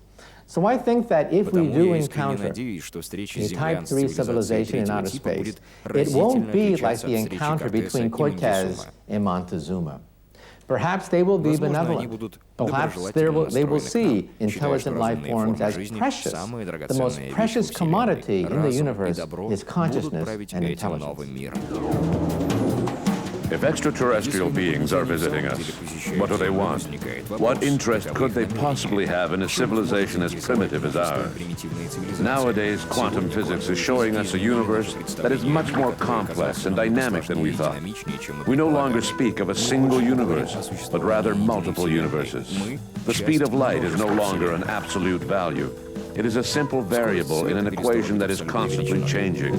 Scientists who have been discrediting UFO reports under the pretext that alien visits are nothing more than a dream must now re-examine their arguments. While the data gathered to date on UFOs does not conclusively support the theory of extraterrestrial visits more than any other theory, science has not managed to exclude this possibility either. We're aware that interstellar visits would require tools and means far beyond any technology that we have here on Earth. We would have to examine quantum physics, reformulate the theory of general relativity, and consider the possibility of traveling faster than the speed of light. All of that is reasonable. I'm certainly not going to sit here and tell you that science has gone as far as it can go, that in 100 years or 1,000 years we won't know much more than we do now. So it's just a question of means. I think that if a civilization continues to survive and to develop over a long period of time, it will eventually discover the means of interstellar travel. The question is, do many civilizations exist? And do they have enough wisdom to continue to survive long enough to reach this point? Earth has already launched 2 Voyager probes, which are now outside of our solar system. And over the next tens of thousands of years, they'll be reaching stars other than our sun. We're capable of sending out a small plaque with a drawing of a man and woman on it saying, "Hi, we're here." Will it end up in the right place? It's doubtful. There's a very small probability of it happening. We're still not ready to build crafts capable of carrying an entire ecosystem on board for interstellar travel. Trips such as those would require extreme speeds, which we're thousands of years away from achieving. The ship would need to have an entire ecosystem, including agriculture. It would be a bit like putting Montreal Island into orbit, with its entire population, which would continue to reproduce. We're not there yet, but we might be someday. If we're still a viable civilization in 10,000 years, in human and technological terms, then why not?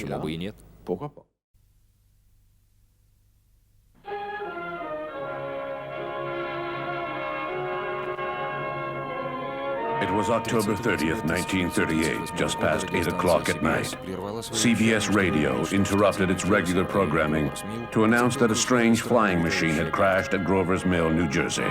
Ladies and gentlemen, we interrupt our program of dance music to bring you a special bulletin from the Intercontinental Radio News. It is reported that at 8:50 p.m. a huge flaming object, believed to be a meteorite, fell on a farm in the neighborhood of Grover's Mill, New Jersey, 22 miles from Trenton.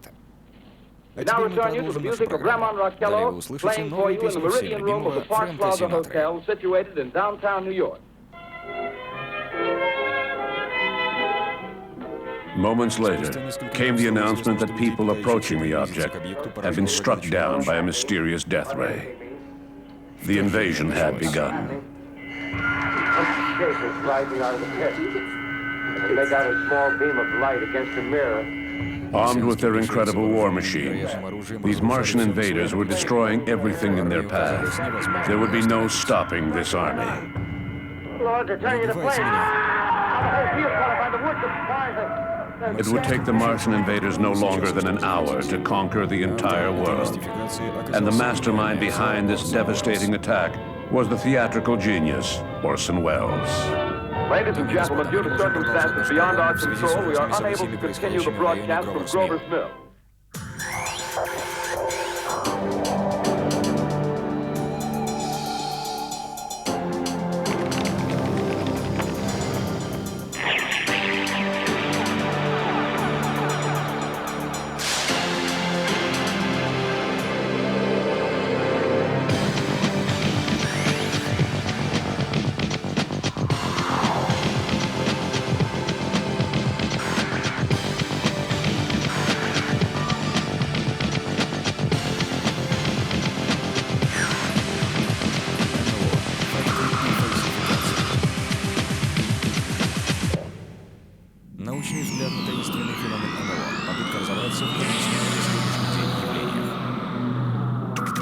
Since the early days of unidentified flying objects, or UFOs, many people have wondered about the true origin of these sightings. Could UFOs be a sign of external forces, or does their mystique have a more sociological origin? How is it that UFOs have changed over the past 50 years, from classic flying saucers to ominous black triangles? The changes in stories of alien encounters are even stronger proof of this evolution. Just a half-century ago, aliens looked more like goblins in spacesuits than small people with big bug eyes. How can we explain this change in the way they look? In the last 50 years, there has been a noticeable evolution in UFO phenomena. In the early 1950s, you had your basic flying saucer that had a tendency to break down from time to time, like your trusty old Ford. Braver aliens would stop and ask to borrow a screwdriver to repair their ship. The next big trends were alien abductions and encounters with humanoids. Then, in the early 1990s, there were waves of triangle sightings. It seems that there has been an evolution in UFOs and aliens. In actual fact, this evolution has a familiar ring to it, since aliens have evolved in science fiction as well. In 1978, Bertrand Meilloust, a philosopher by trade, published a book that essentially revolutionized the way we think about UFOs, called Science-Fiction et Secours Volants, literally Science Fiction and Flying Saucers. In it, he made a connection between UFOs and science fiction that apparently no one else had thought of. He compared flying saucer stories from after 1947 with popular science fiction stories prior to 1947. He found many interesting similarities, such as saucer-shaped objects, beams of light, small aliens with big heads, and abductions. It was all there in science fiction. How do we explain such a coincidence? The most obvious answer is that people who report UFO sightings must be avid readers of science fiction, case closed. But Meilloust contended from the start that the answer is not as simple as that. He presented a number of different hypotheses to explain the phenomenon, but the similarities between the two just kept on growing over time. More recently, Michel Merger, an authority on the history of science fiction, suggested that people who see UFOs are a bit like science fiction writers. Their stories, which are at least partly fictional, are based on ideas that they have already been exposed to. They are a product of their culture. Qui était quand même plus ou moins artificiel. Donc tout ça a été une création culturelle. Proponents of this psychological theory were quick to adopt Michel Murger's book, Alien Abduction, published in 1995, over Bertrand Meust's earlier works. What I was trying to accomplish with that book was to put my observations down on paper. The history of UFOs began in 1947. Books on UFOs had existed for 20 years before that, which meant that American readers were already familiar with the concepts of disc-shaped crafts, flying saucers, and small pilots with big heads, small pilots who abduct people.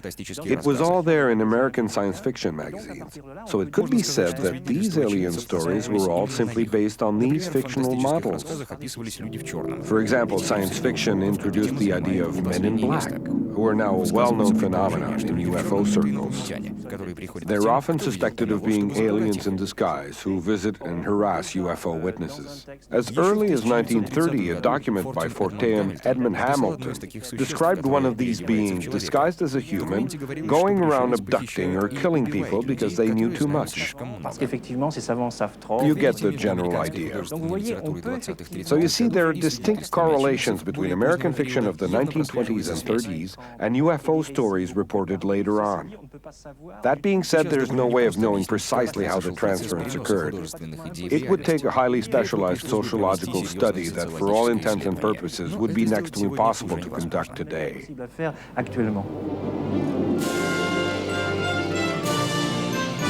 So to what extent could aliens in science fiction have actually influenced the accounts of UFO sightings? Do people subconsciously draw on science fiction folklore to embellish their stories? Or do they really experience what they claim? Some extraordinary technological advances were made at the end of the 19th century, including the telephone, gramophone, diesel engine, X-rays, and the radio. In 1886, Jules Verne wrote Robert the Conqueror, a novel in which the hero travels the world in an amazing flying machine, a cross between a boat and a blimp. At about the same time, strange objects began to appear in the sky over the United States. It was the dawn of airships, flying machines that looked more like dirigibles than spaceships. While some people saw this coincidence as an uncanny parallel to science fiction, others saw it differently.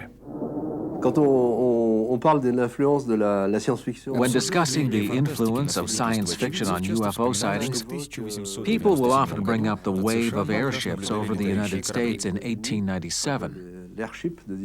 During the Great Airship, as it was known, one or more objects were seen flying over the country. Some people even claim to have met the occupants. Rationalists pointed to Robert the Conqueror and other futuristic novels, as sci-fi novels were known back then, saying that they had influenced journalists to create these tall tales, which was probably true in some cases. But literature wasn't the main cause of the wave. There was just something in the air at the time. Patents were being issued for inventions that bore a striking resemblance to the strange flying machines of the day. Machines made with Victorian technology, not just nuts and bolts, but heavy-duty hardware. These were machines that should not have been able to fly at all. Still, people claim to have seen giant steel cylinders with paddle wheels flying in the skies. Very strange indeed. We need to consider the possibility that people really did see these older UFOs. This is a subject that has always been of great interest to me, because these sightings occurred before 1947. Before man had begun to fly, before the invention of any aviation technology. And I guess it's entirely possible that people found old pictures from that era and touched them up, claiming that they showed what was seen in the sky at the time. Maybe that's how we ended up with those pictures of flying cigars or hovering discs taken from unusual angles. So were these stories made up or just a sign of the times? The debate continues. There are countless examples, starting with the so-called abduction of Betty and Barney Hill in 1961. In her account, given mostly under hypnosis, Betty Hill reported that she had undergone a pregnancy test that involved inserting a long needle into her navel. There is a scene that is practically identical in Invaders from Mars, a science fiction movie that came out in 1953, 8 years before the Hill ordeal. In addition to the pregnancy test, Invaders from Mars also depicted extraterrestrials using radio transmitter implants to control the minds of their victims. There was no mention of implants in UFO stories from the 1940s and 50s, but they became incredibly popular during the 1980s. Can we just chalk up these abduction stories to the influence of science fiction in the media? Could it be that some abductions are genuine, while others are imaginary? I guess you could say that the issue here is whether some abductions are authentic and some are just hoaxes and delusions. We live in a world of mass culture. If we're European or Canadian, we are very influenced by American mass culture. Let's not forget that thousands of stories have been influencing people since the 1920s and 30s. Plus, there were all those sci-fi movies from the 1950s depicting alien invasions. Even American cartoons featured aliens. That's a lot of exposure to the idea of aliens. And I think that people's minds just got saturated. To put it in visual terms, it's like we're living in a big fish tank, so it seems to me that it must be difficult to distinguish between a fake abduction and a genuine one. I think that as soon as potential scenarios are presented, that's good enough for me personally. It may not be as simple as that. While some people attach a deep significance to these connections, others see them as mere coincidences.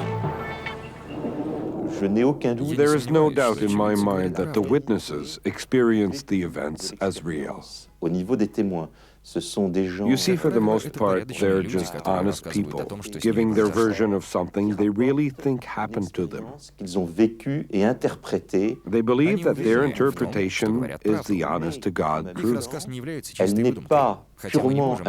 Their stories are not pure fiction, although there are definite similarities between the accounts they give and some elements of science fiction.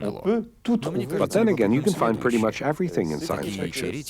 What I find interesting, and what, in my opinion, theorists like Michel Murger have not been able to fully explain, is why science fiction only influences certain aspects of witness accounts. Why are descriptions of aliens always the same in every story? Why is it that the bug-eyed monsters of 1930s science fiction have caught on, but not any other space monsters? Why doesn't anyone ever see little green men? Why do aliens perform the exact same tests every time? These types of questions are fundamental, but neither school of thought has been able to answer them yet.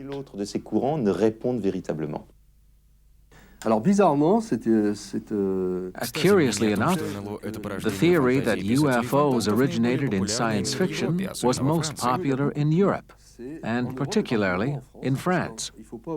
The science fiction community is a lot like the ufology community. Science fiction isn't considered total trash, but then again, it certainly isn't considered in the same league as classic literature or film. The science fiction community has the same problem gaining recognition as the ufology community. Somewhere along the way, science fiction writers came to be known as myth makers, a role they were all too pleased to assume. But this seemed to occur only in Europe. For some reason, it never made its way across the ocean to the United States, where sci-fi writers never talk about that theory.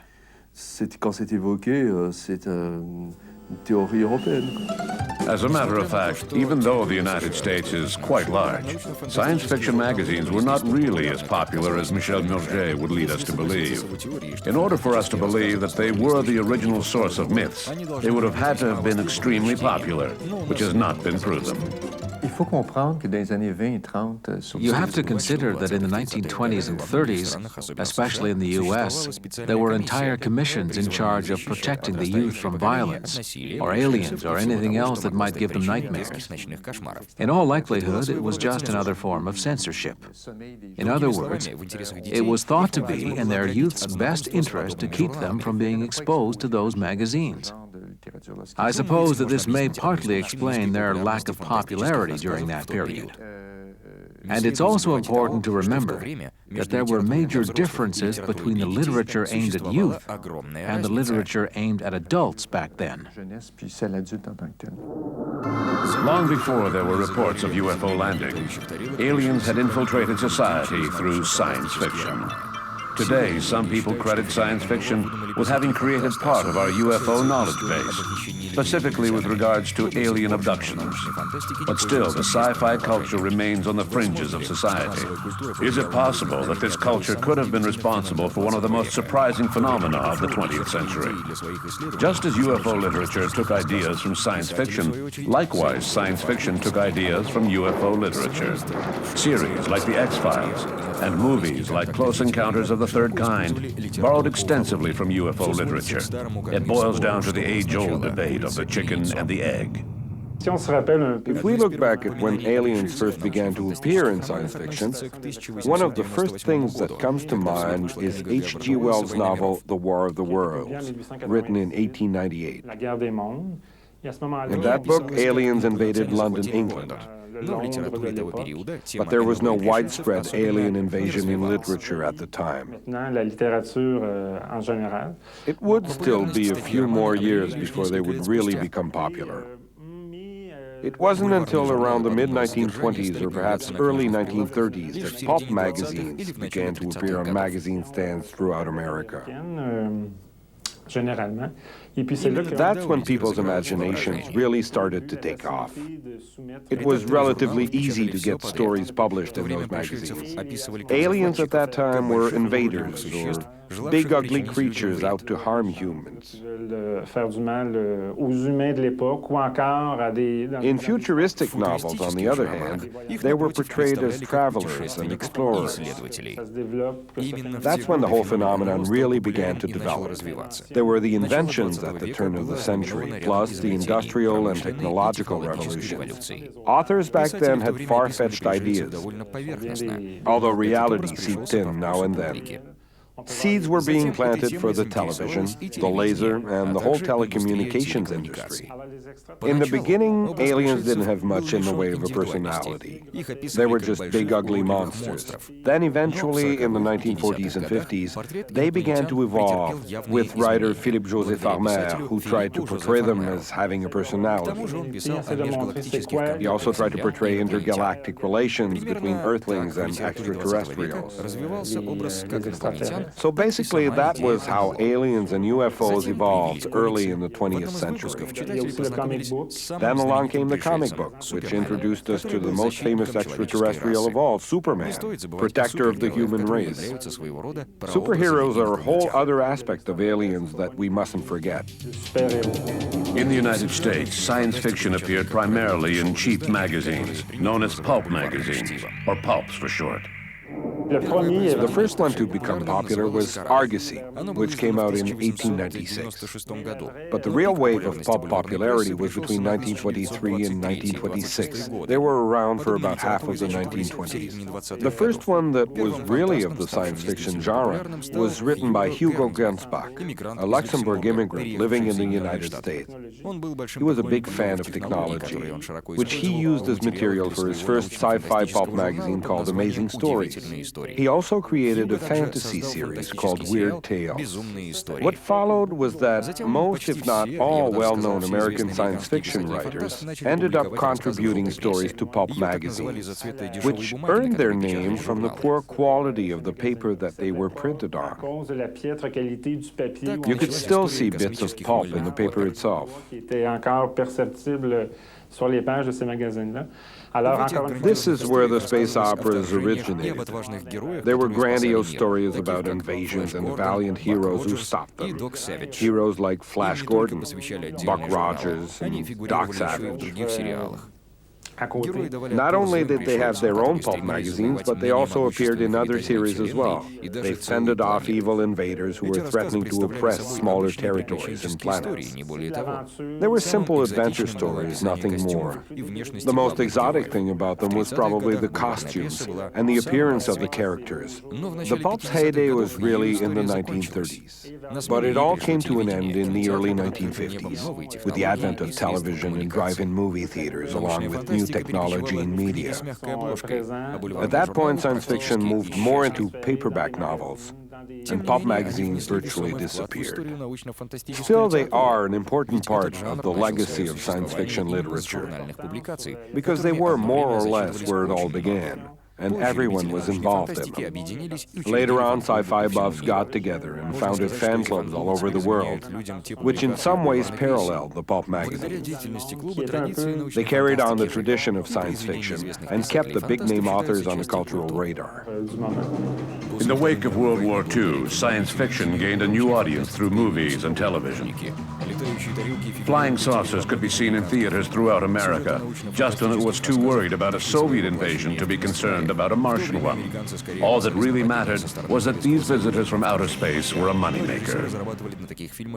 Pulps basically fell off the face of the earth in the 1950s, when they were replaced with television and movies. There were a few juvenile TV shows like Space Rangers, but basically movies played a bigger role in teaching the public about aliens. In previous decades, things had been more subtle. There had been more mad scientists and vampires. Then in the 1950s, we had these big Hollywood productions like Forbidden Planet and The Thing that really tried to depict first contact between humans and aliens. These movies were a disaster. Aliens were either totally misunderstood or they were portrayed as some kind of a threat. Directors came up with all kinds of characters, scenarios, and planets. Television also picked up on the trend. Countless series came out, especially Saturday morning cartoons like Space Ghost. The movie industry found that it could make a profit from movies about aliens. So directors began cranking out a whole series of low-budget films. A lot of studios figured that they could make a quick buck out of the alien fad, so they started working with plastic models of aliens. It soon became a global trend, popping up in Italy, Japan, everywhere. There weren't too many movies trying to make a statement, with the possible exception of a few American films in the early 1950s. The influence of science fiction can also be seen in the messages received by contactees in the 1950s. In The Day the Earth Stood Still, Klaatu, an alien played by Michael Rennie, claimed that he had come to warn man against his aggressive ways. Less than a year later, a man named George Adamski revealed that an alien from the planet Venus had come to him to warn him about humanity's hostile tendencies. Just like Adamski's claims, science fiction movies began to reflect the concerns of society at the time. There is a kind of symbolism in science fiction if you look at the way films have evolved over the years. For instance, in the 1950s, there were a lot of movies about invasions that paralleled the social climate of that decade. Think back to the McCarthy era and all the witch hunts. Communism was rampant. It was all about rooting out the Reds. That's why the planet Mars, the Red Planet, was often used to represent the enemy. Red Planet, Red Army, they were all the same during the Cold War. Political tensions were starting to subside by the time Star Trek came on the scene. And Star Trek's mission and message were much more peaceful. The show reflected the political climate. People were watching what was happening in Vietnam and what was going on in Iran with Ayatollah Khomeini. So there have always been trends that follow the world political situation. Then along came E.T. in 1982, and all of a sudden aliens could be funny. There were TV shows with aliens on them, like that furry little guy Alf, who was taken in by an Earth family. There were other shows like it as well. Media have always shifted in cycles. Today we have both good aliens and bad aliens. The same thing goes for vampires. It's just a big cycle, and it all depends on the social conditions of the time.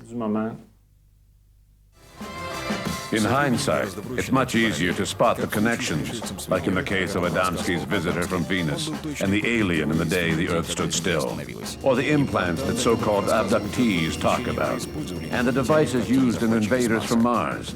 But is this enough to claim that a phenomenon as complicated as UFOs is the direct result of aliens appearing in the media?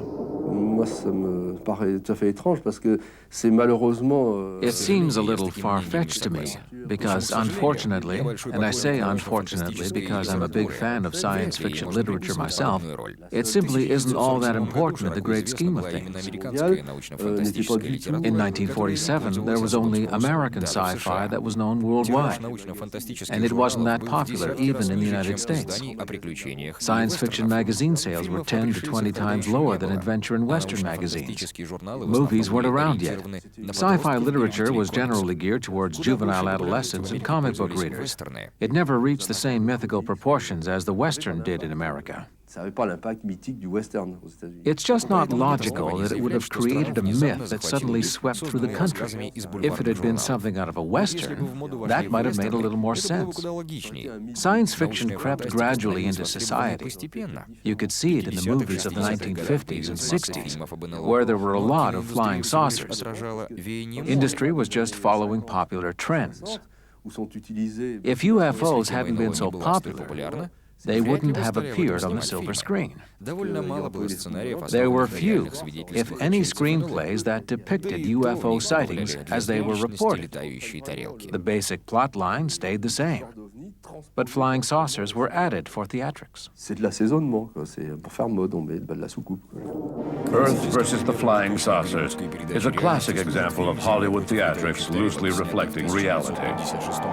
Filmed in 1956, this movie depicted aliens attacking Washington, D.C., and destroying the Washington Monument and the dome of the Capitol building. The film came out 4 years after the famous Washington Carousel incident. In July 1952, UFOs were seen flying over the nation's capital. This event received more media coverage than any other in UFO history. The closing scene of the movie was obviously inspired by the events of 1952. Yet another example of art imitating life. The truth is that the psychological theory is nothing more than a caricature of real UFO incidents. Some say that Betty Hill was merely influenced by the movie Invaders from Mars. If that's so, then what about the radar echoes? On the night the couple claims to have been abducted, 2 unidentified radar echoes were reported for the same time and sector as those described by the Hills. It's plausible that the Hills were influenced by science fiction, but it's a lot harder to believe that military radar could have been. Proponents of the psychosocial theory ignore any physical evidence, choosing to speak of UFOs only in terms of apparitions. They also believe that witnesses are so impressionable that it's next to impossible to find any objective evidence in their story. In their minds, simply showing a science fiction movie might be enough to set off a rash of UFO sightings. For investigators in the field, however, this is just not true. Mais il semblerait effectivement que les témoignages dans le passé. It seems that there were a lot more UFO sightings reported in the past than there are these days. The 1970s are a perfect example, because there were a great deal more sightings per year throughout that decade. To give you a better idea of what that means, today we get about 50 sightings reported every year. Back in the 70s, we were getting well over 100 sightings every year. Specifically, there were a lot of reports classified under Category D, events that remained unexplained given the data provided in the account. Basically, there are no conclusive findings in all of this. Some people have tried to claim that when movies appear like E.T., Close Encounters of the Third Kind, or more recently Independence Day and Mars Attack, the number of UFO sightings increases. That's just not true. Statistics show that there is no correlation whatsoever between movies or television shows about aliens and the number of UFO sightings reported. In actual fact, what happens most of the time is that a person comes face to face with something that they do not understand, and they contact the police in the hopes of getting an answer to the mystery. Of all the sightings that are reported, practically none of them turn out to be a hoax. I would say maybe one hoax per 1,000 cases reported. Précisément, ce que représente le canular dans tous ces témoignages, ça ne représente pratiquement zéro. On a peut-être 1 pour 1000 de canulars par rapport à l'ensemble des témoignages qui ont été recueillis. And the influence of sci-fi on witness accounts appears to be much less significant than supporters of the psychosocial theory would have us believe. Là aussi, quand on étudie scrupuleusement les témoignages, on s'aperçoit. When you thoroughly examine UFO accounts, you can see that science fiction literature has no direct influence on them. Dans le témoignage, you can tell that these people truly want to know more about something that they experienced or saw, but which somehow eludes them. It's pretty easy to notice when a person is intentionally trying to inject their own beliefs into their account. In my opinion, these accounts are something spontaneous that results from self-questioning. Je dirais, est quelque chose de spontané qui reflète un état d'interrogation. Of course, there's always the possibility that the media is promoting a much less noble cause.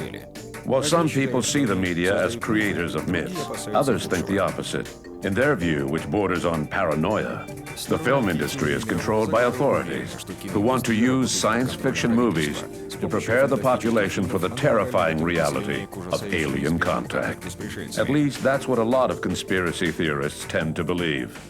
According to them, this is what the powers that be need to do in order to prevent a war of the worlds.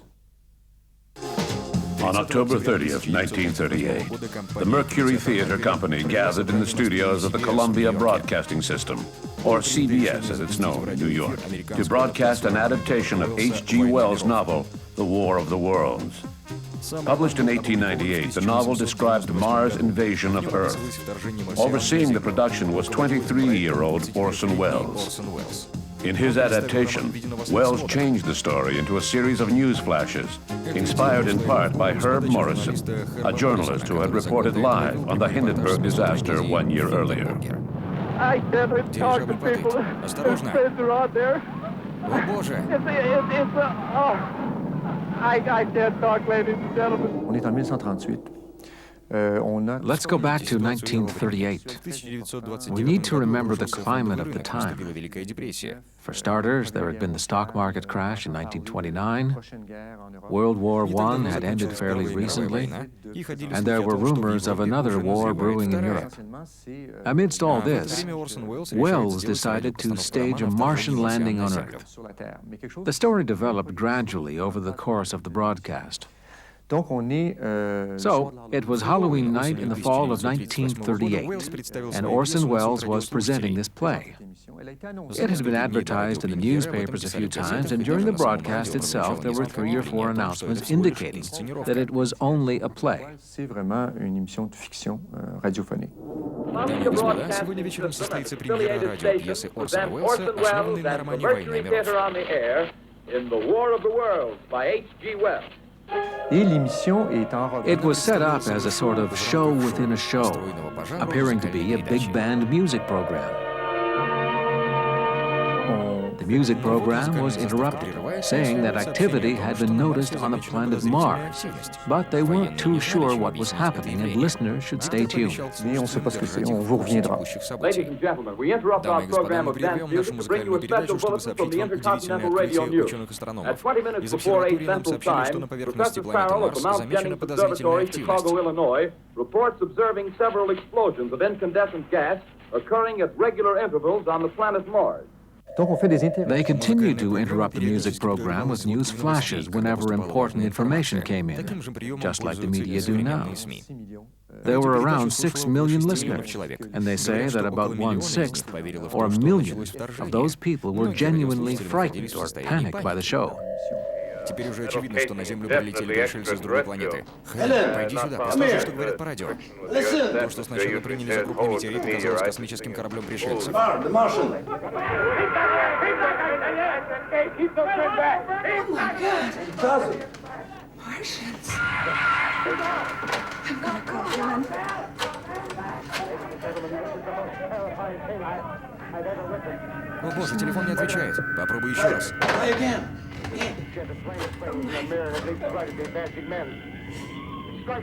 There's no line. I mean, it's real. He is qualified. The woods of fires, the gas tanks for the automobiles spreading everywhere. Что теперь с нами будет? It's the end. What's important about this broadcast is that it received huge media coverage afterwards. And there were reports that people had actually gone to New Jersey to see if Martians had indeed landed in that farmer's field.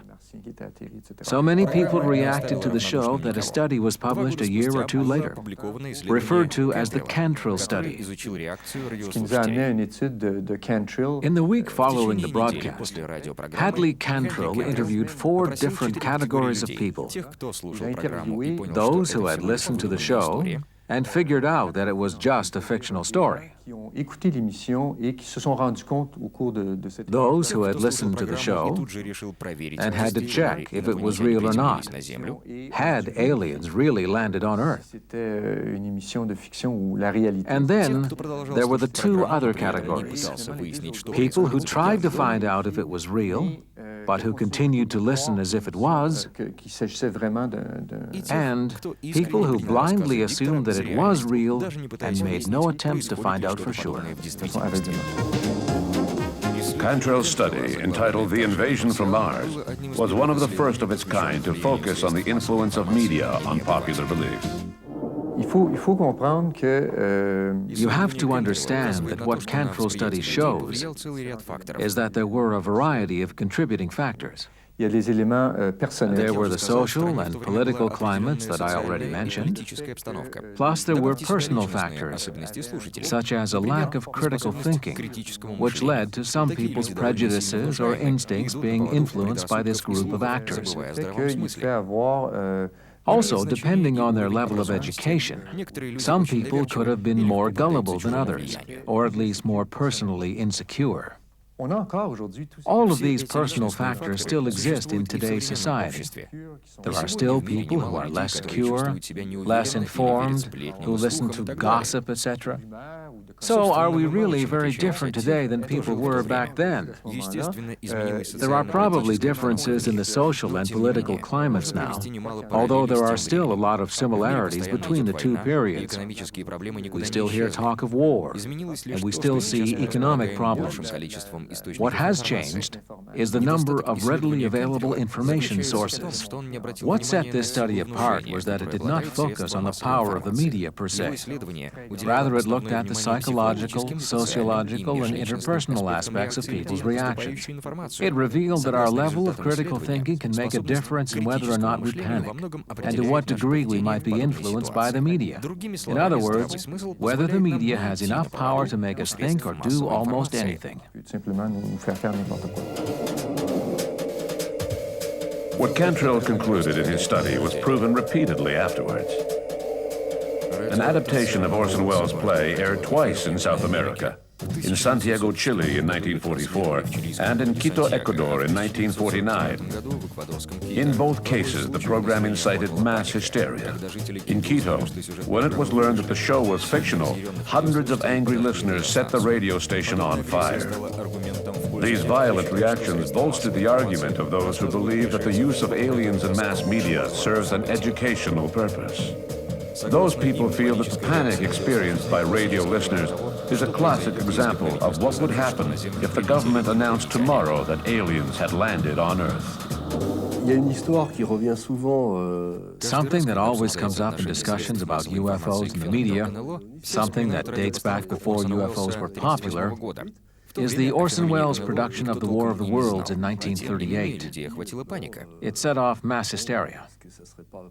The question is, what would happen if the government said, it's true, they're here? Some say that people would react the same way today as they did back in 1938. I think that in 1938, the effects of the Welles broadcast spiraled out of control. It produced this heightened sense of panic, and there were people who honestly thought it was real because they hadn't heard the announcement that it was just a play. The fact that there were traffic jams and mass hysteria throughout the entire state of New York, well, it's as if the newspapers were in on it with CBS, the network that aired the program. Okay, so people fell for this prank in 1938, although perhaps less than we may think. It happened again in France in 1946 with Jean Nochet's Plateforme 70, except in that case, the crisis was a nuclear war instead of an alien invasion. In 1949, War of the Worlds was presented in Ecuador. When people there found out that it wasn't real, they burned down the radio station. But nowadays, with the internet, it just wouldn't be the same. Soon we'll all be at the point where we'll be getting news before it even happens. The play worked back in Wells' day, because people couldn't just pick up a phone and call Grover's Mill to find out if a Martian spaceship had really landed. These days, you just have to click on the internet and you instantly know what's real and what isn't. Not to mention the number of television channels there are now. It would be pretty impossible to pull off something like the War of the Worlds today. Then again, if the president were to appear on television today and announce that aliens had landed, obviously it would be somewhat of a shock. But it wouldn't cause mass hysteria like Orson Welles' play did. I don't see how that could happen. There's just no argument for that theory. From the science fiction magazines of the 30s to present-day movies like Signs, it's clear that a number of ideas have impacted on the collective consciousness. But the media is only one part of the equation. Science fiction literature definitely played a role in the 20s and 30s, and science fiction is still playing a role today. Just look at the movie Signs from 2002. There's a definite interest in things that are strange, out of the ordinary. I'm not talking about everyone, but there are a lot of people that this applies to, and I don't think that will ever change. I think to some degree, there's a demand for this kind of thing. How well that demand is met is a different issue, but there's a definite fascination with it. Earlier, we spoke of the impact of Orson Welles' play on South America when it aired down there 3 years later. But we don't have to go as far as Chile or Ecuador to see how fascinated people are by aliens. In 1980, a small community station outside of Montreal announced that aliens had landed near Mont Saint-Hilaire, and some 800 people went to check it out. That was in 1980, which is not that long ago. Science fiction may not fill a vital need, but I think it fills a need that people have to fantasize. Some things that were mere fantasy back in the 1930s and 40s have become reality in the new millennium, especially in the areas of technology and transportation. There's a fine line between fact and fiction, and sometimes it's hard to tell where the line begins and where it ends.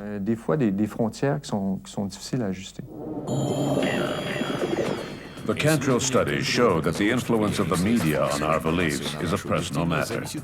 Even if you support the theory that authorities were trying to manipulate the population, it's a bit of a stretch to say that that alone could be enough to convince the entire population that aliens exist. There are a lot of different influences, and for people who allow it, the mass media can become a source of influence. So when they're in line at the grocery store and they read a headline about some Hollywood celebrity being abducted by Martians, if they're already inclined to believe what's in the tabloids, and if they read a lot about aliens and so on, seeing that headline might just be proof enough for them. The media's job is to present the different issues of the day. It's up to us to figure out what's true and what isn't. Hopefully, the majority of people still have some analytical abilities and are capable of critical thinking. But given a situation where both the external and internal factors come into play, a person might experience confirmation bias and see what they want to believe. If UFOs are nothing but a myth born out of pop culture, then whatever happened to the monsters and robots of early sci-fi novels? And if the media was just a puppet used by the government to prepare the world for the big revelation that aliens are real, then its efforts were clearly in vain. The number of people who believe in aliens is about the same today as in 1950. Studying UFOs without taking pop culture into account would be an exercise in futility. You'd have to be blind to miss the remarkable coincidences between science fiction and the field of ufology. But you'd have to be just as blind to chalk up the whole UFO phenomenon to the single explanation that it comes from pop culture. The appearance of science fiction concepts in UFO stories doesn't teach us much about the UFO phenomenon itself, but it does tell us about the witnesses and how the media influences them. The tree shouldn't stop us from seeing the forest.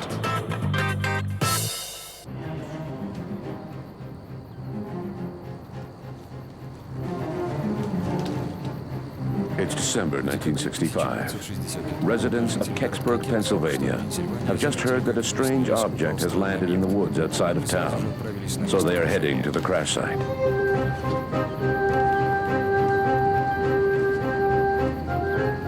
They make their way carefully into the woods and are soon drawn to a glowing light emanating from the object. Up close, it looks like a bronze-colored bell. They see inscriptions on the object that look like hieroglyphics. A few hours later, the Army seals off the woods, claiming that it is a matter of national security. Where did the object come from? Could it be an alien spacecraft?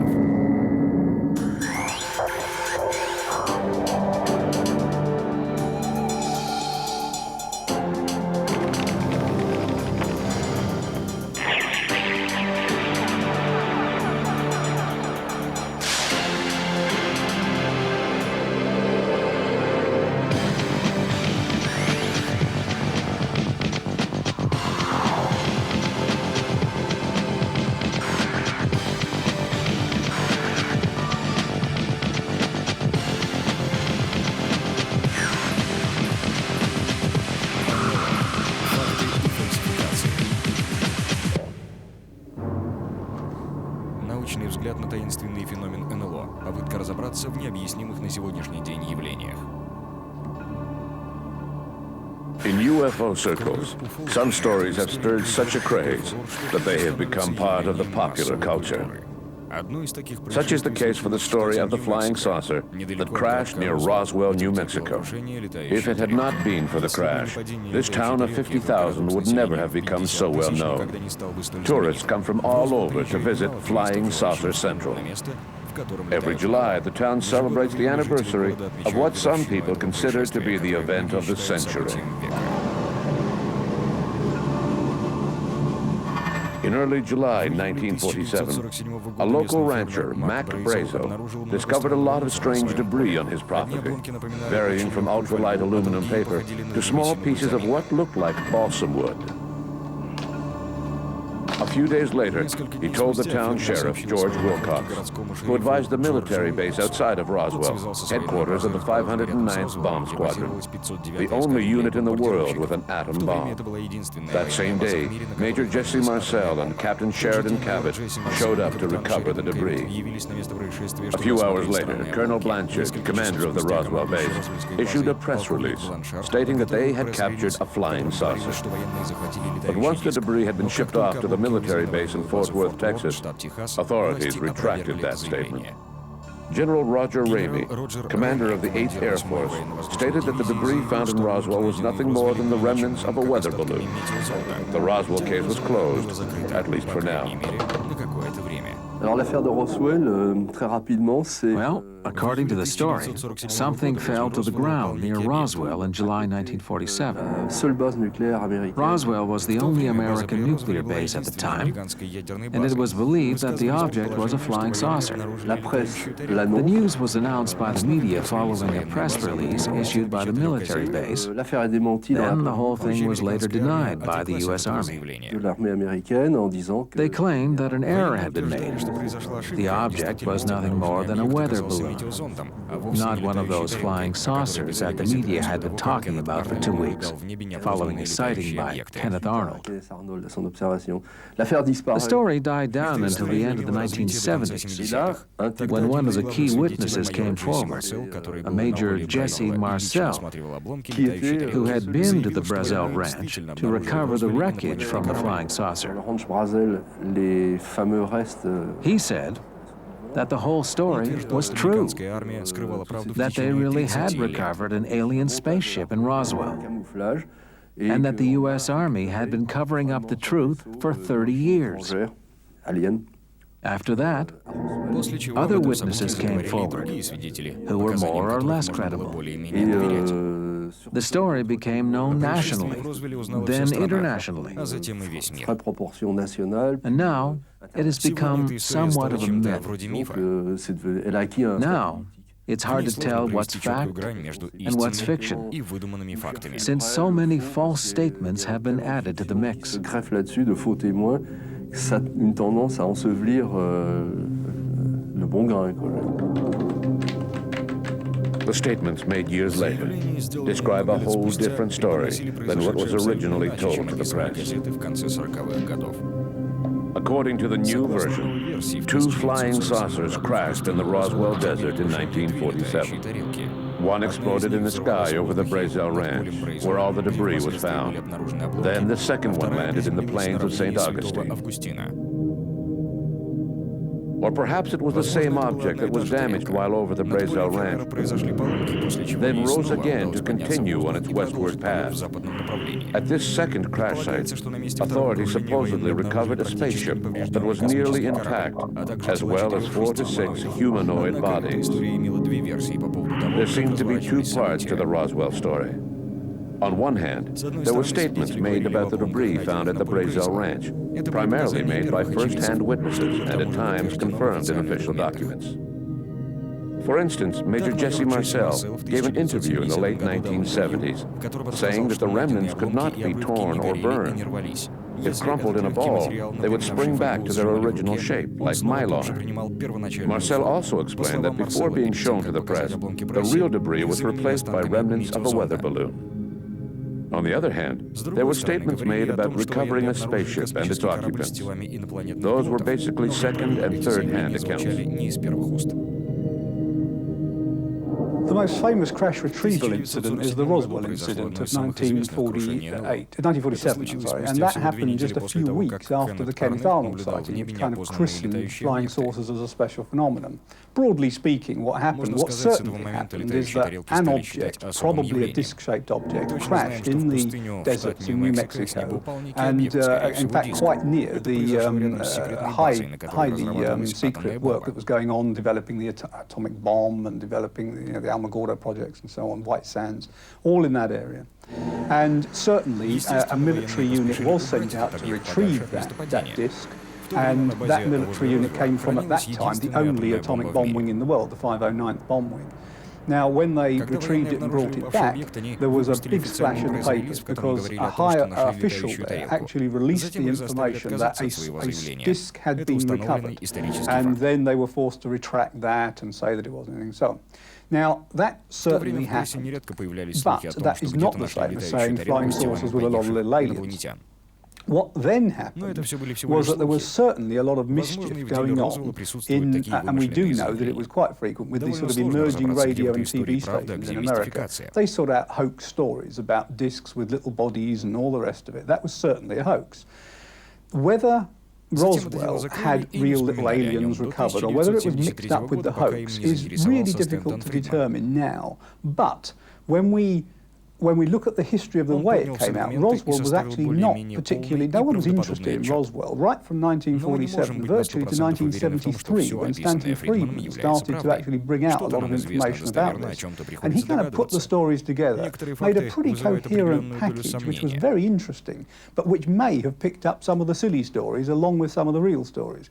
So there's a certain amount we do know, a certain amount that's speculated, a certain amount I feel is pretty doubtful, that's been led on in the past few years. It's become very conspiracy theorist and very exaggerated in our fears and so on. So I think Roswell is probably not all people would like it to be, but it's certainly one of the real crash retrievals of something anyway in history. I would say that there are 2 stories related to Roswell. One is associated with the first alleged crash site visited by Jesse Marcel, where they found strange material with properties that were extraordinary for that time period. such as aluminum paper that could not be torn, which would return to its original state after being crumpled in a ball. There were several witnesses, including Mark Brazel, the rancher who found the debris, Jesse Marcel, who recovered the debris, his wife and son, to whom he showed the wreckage before going to the base, as well as the people at the base and the sheriff of Roswell. Then there's the second story, which might be true, but which is only supported by second-hand accounts or unreliable witnesses.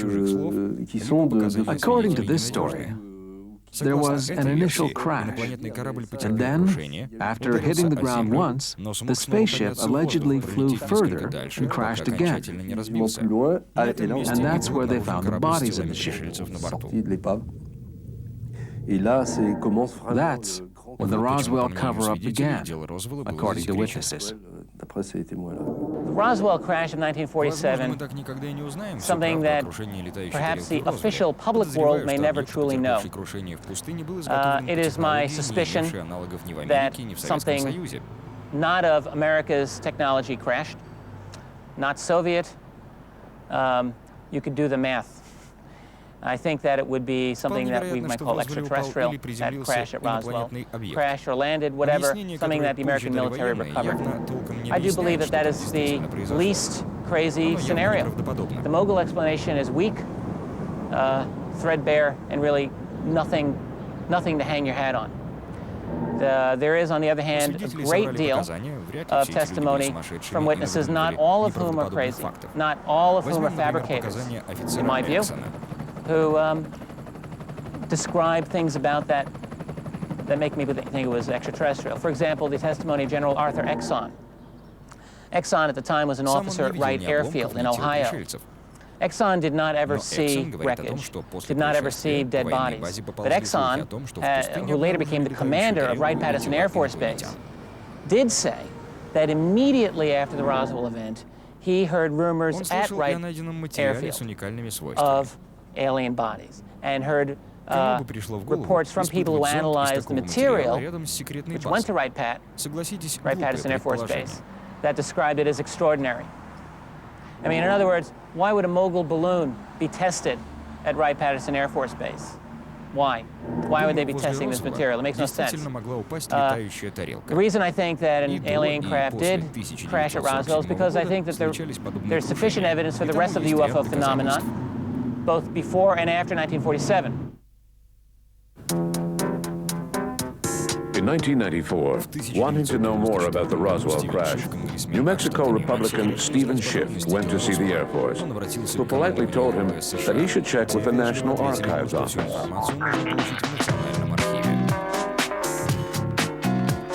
At the National Archives, he was told that he should speak to the Air Force for information about Roswell. Tired of being treated like a ping-pong ball, Schiff went to the General Accounting Office, a sort of ombudsman for U.S. politicians, who instructed the Air Force to allow Schiff access to its archives.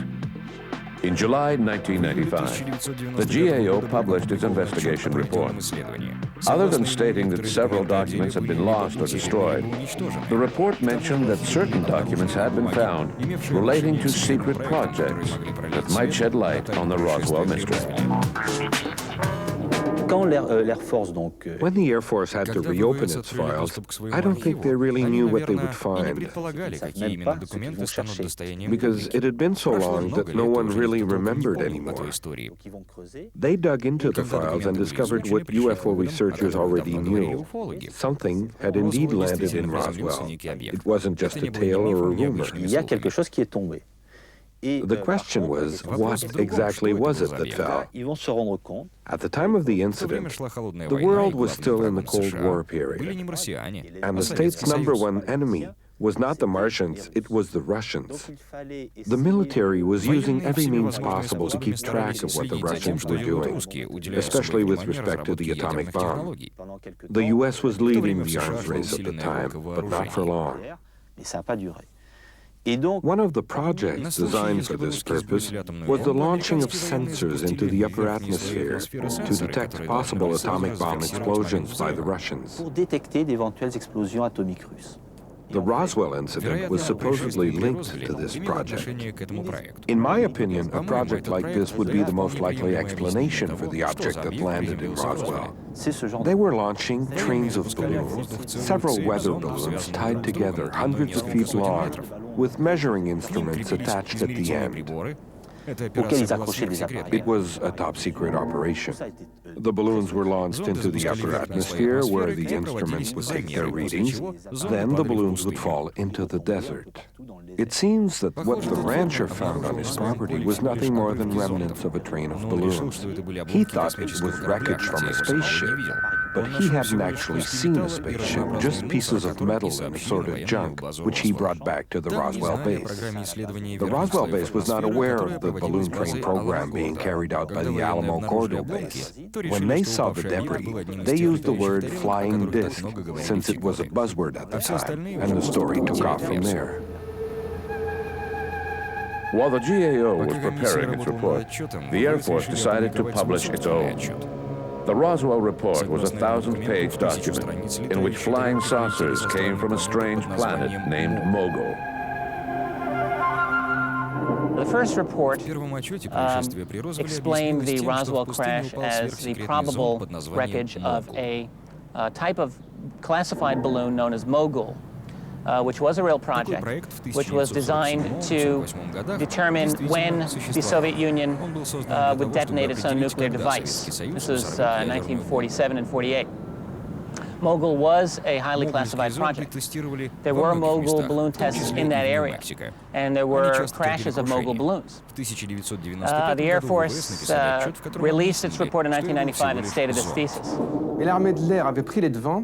The Air Force took the lead, publishing its first report in 1994 or 1995, admitting that they had not told the truth originally. It had not been a weather balloon. It had been a large balloon train, referred to as Mogul balloons, which were top secret at the time, used to detect Russian atomic explosions.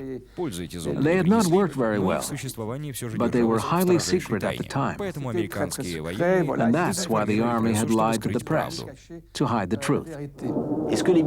When the military investigated in 1995, Captain McAndrew, one of the authors of the report, discovered a program for spying on the Russians. At the time, the program was top secret. But in 1995, there was no longer any reason to keep it secret. When the Roswell incident resurfaced in the 1980s, they had forgotten about it and didn't see any reason to go digging into their archives. I think that people give the government too much credit, whether it be in the US, France, Canada, or some other country, when they think that the government knows everything. They don't remember what they did 30 years ago. They had to go digging, and what they found is what appears in the 1,000-page report. The report itself isn't that long. The rest is just appendices and files from that time period that they republished.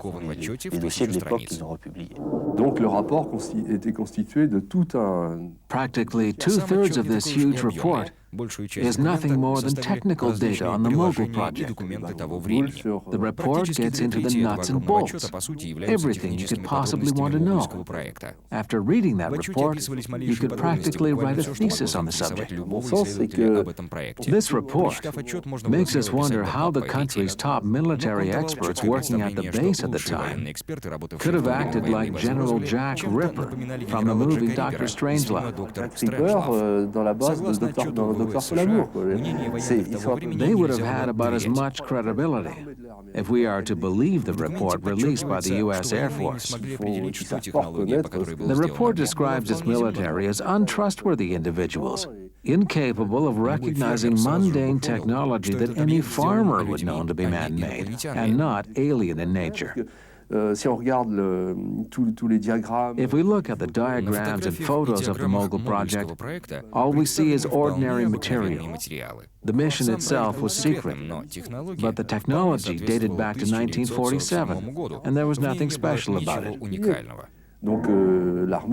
So the report really makes its information officers look incompetent.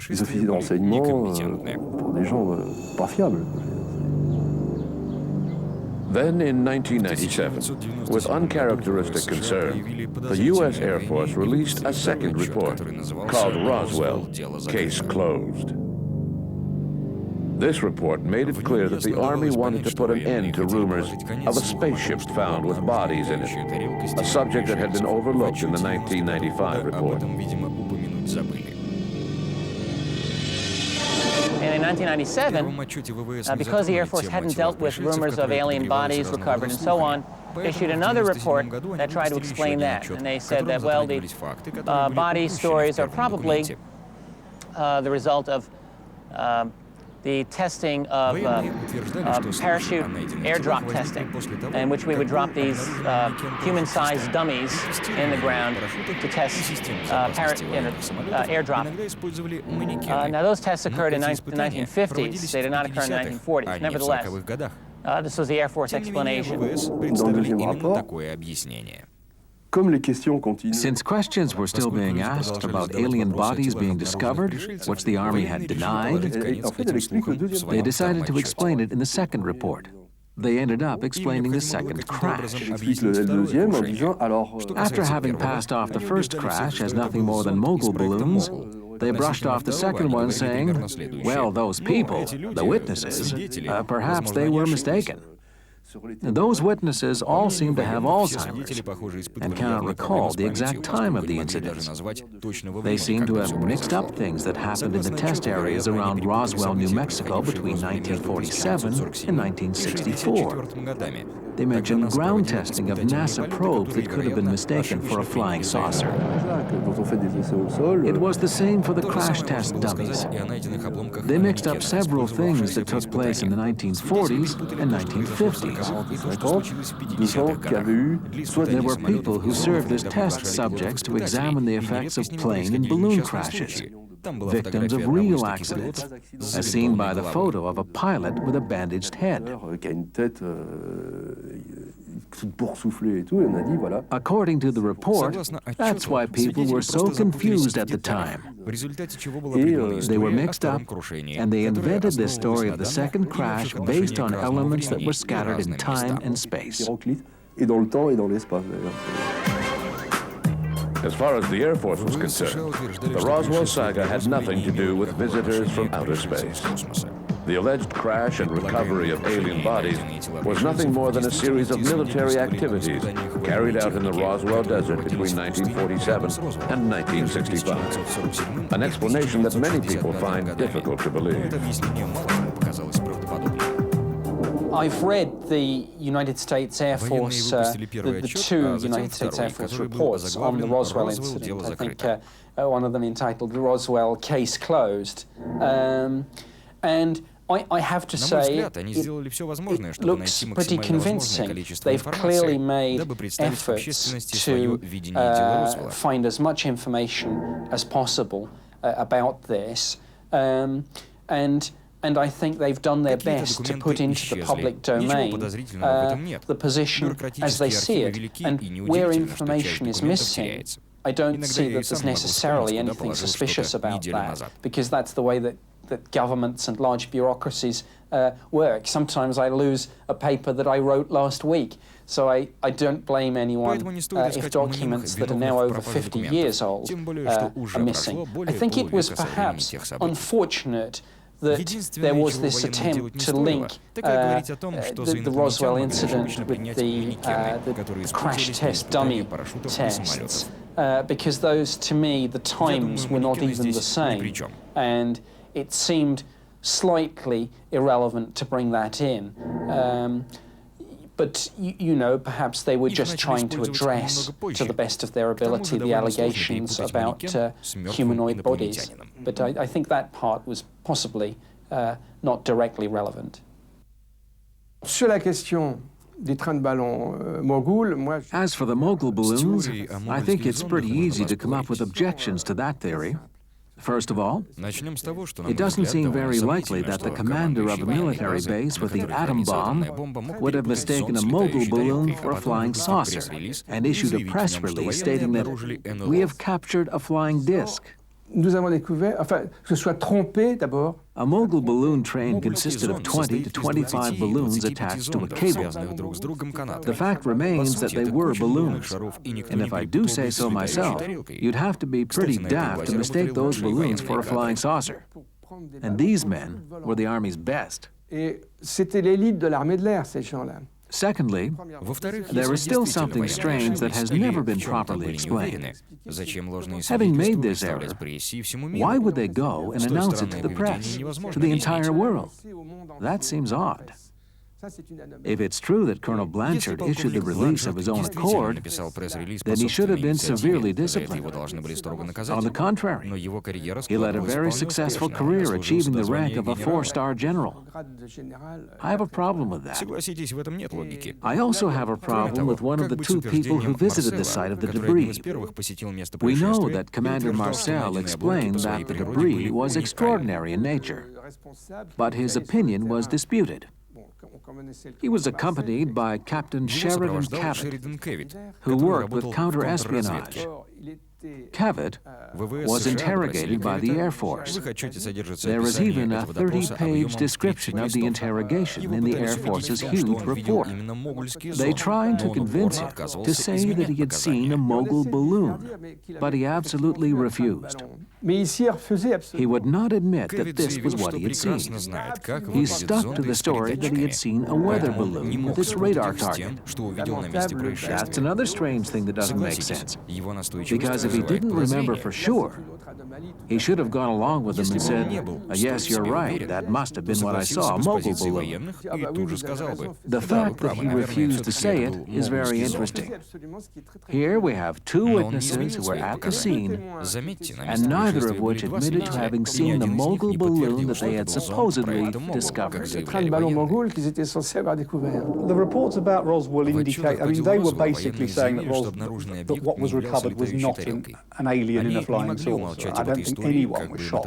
I mean, the government weren't going to say anything else. If they had concluded that, they were either going to say they were either going to lie or keep very quiet. They said what one would expect them to say.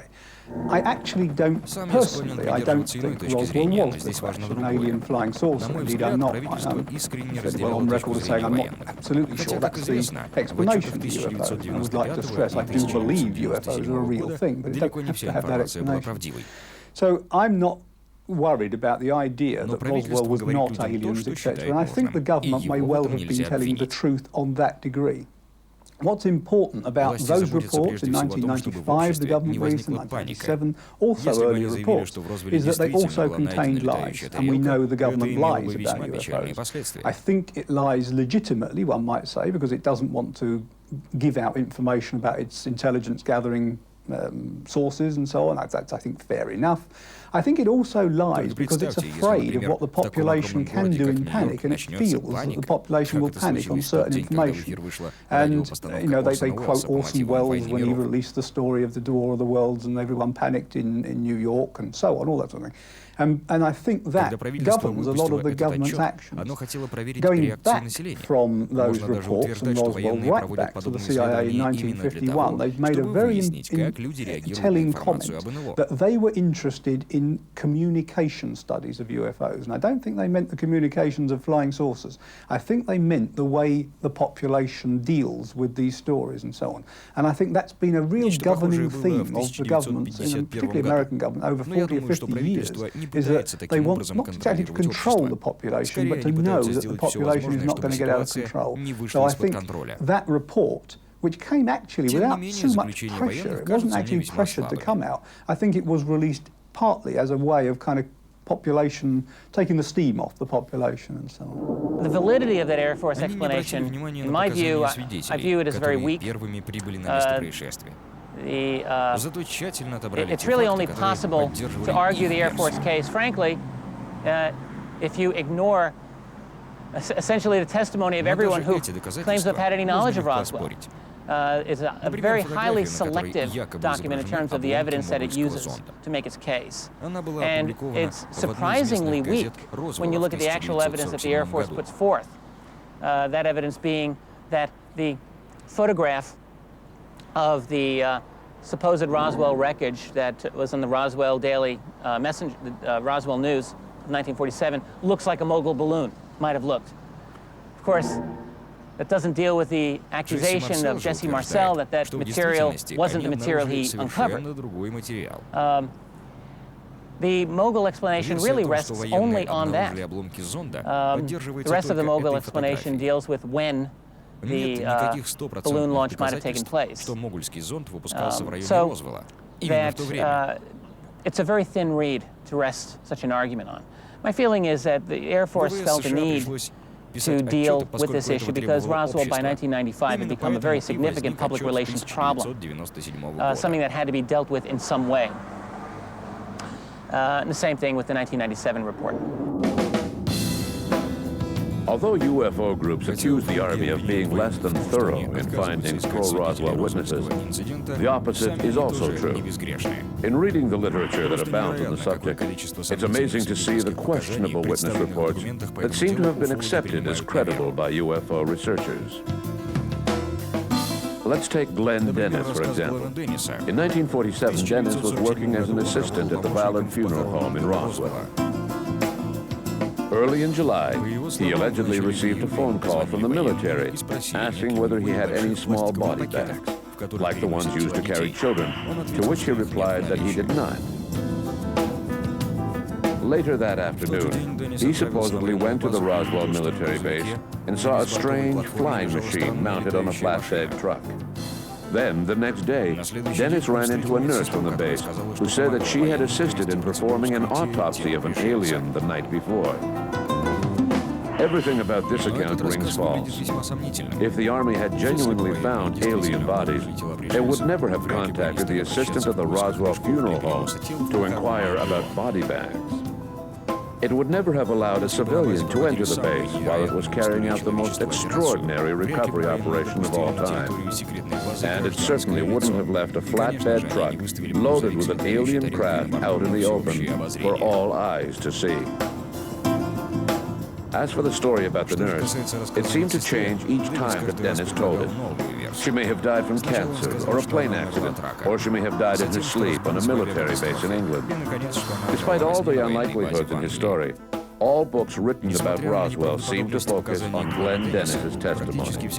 And this is just one of dozens of others that are just as questionable. This one only goes to show that it's easier for UFO researchers to find fault with the Army rather than looking in their own backyard. As for the physical proof of the Roswell crash, everything from the film of the alien autopsy to the so-called flying saucer remnants were shown to be a hoax. The Roswell crash has become so well known that people sometimes tend to think that it's the only one of its kind, which is not true. Other similar incidents have occurred since 1947. For example, in his book Behind the Flying Saucers, published in 1950, Frank Scully discusses a rumor of a strange craft and its occupants that crashed near Aztec, New Mexico. We now know that Scully's sources were con artists, but that doesn't seem to matter. The Aztec incident is still part of UFO folklore. Mixed up with the Roswell crash is also the report of a crash in Aztec, New Mexico, and another saucer is alleged to have come down. Now, there are three real possibilities about that, or at least three obvious possibilities that one could list. One is that it was another saucer that crashed, and if we concede that flying saucers are flying over Mexico, and if they can be damaged in that way, then if there were several on a surveillance, then they could come down in two places. That's possible. The second possibility is that it was in fact the same flying saucer, and that the second piece of debris is actually part of the damage of the first one, which mostly disintegrated over New Mexico, and part of it may have wobbled on and crashed in Aztec. The third possibility, and I think, frankly, it's the strongest one, we know that the Roswell crash was a real crash of something real, whatever it may be. I should say the listening disc is the favoured possibility, an actual disc, huge disc-shaped thing, which in 1947 was used to be carried into the high atmosphere, which could sort of listen round corners in the days before, it was 10 years before we put the first satellite in orbit. So it's possible that it was that kind of dish. But assuming that was the real thing at Roswell, there was certainly a lot of mischief about Aztec with local newspaper reports, particularly local radio stations. Aztec was certainly one of the hoax ones as well. So whether the hoaxes were built on an actual story of a crash, or whether the whole crash story was virtually a hoax, is now 50 years on, very difficult to determine. And there are proponents of both beliefs, particularly in America, where they've got certain witnesses, they claim them, but they're usually the sons or daughters of the witnesses who are no longer alive and so on, and certain people are pretty convinced it's a hoax. I think the water is so muddy at Roswell and Aztec that we may actually never really know the truth, frankly. On December 9th, 1965, a strange object landed in the woods near Kecksburg, a small town 120 miles from Pittsburgh. After the crash, a handful of volunteers, including firemen, went to the woods to investigate. They found a bell-shaped object about the size of a compact car. The Army soon arrived on the scene and told all witnesses to keep quiet about what they had seen. Under the cover of night, the spacecraft was moved to a secret location. Just like Roswell, there's no doubt that something landed in Kecksburg. While a handful of residents swear that it was an alien spacecraft, the Army claims that it was nothing more than a meteorite. Là, on n'est pas dans juste des oui-dire. Là, il y a vraiment... In that case, it wasn't just a matter of hearsay. There were actual eyewitnesses, including firemen. The situation was like Roswell. There were several witnesses who seemed to be reliable, telling this story about the object landing in Kecksburg, and their story seemed to be plausible. Something unusual fell from the sky, was recovered, and then disappeared from sight. It could have been a Soviet space object, or who knows? According to the descriptions given, if it was of Soviet origin, it certainly wasn't a conventional object. The fact remains that apparently something real was recovered.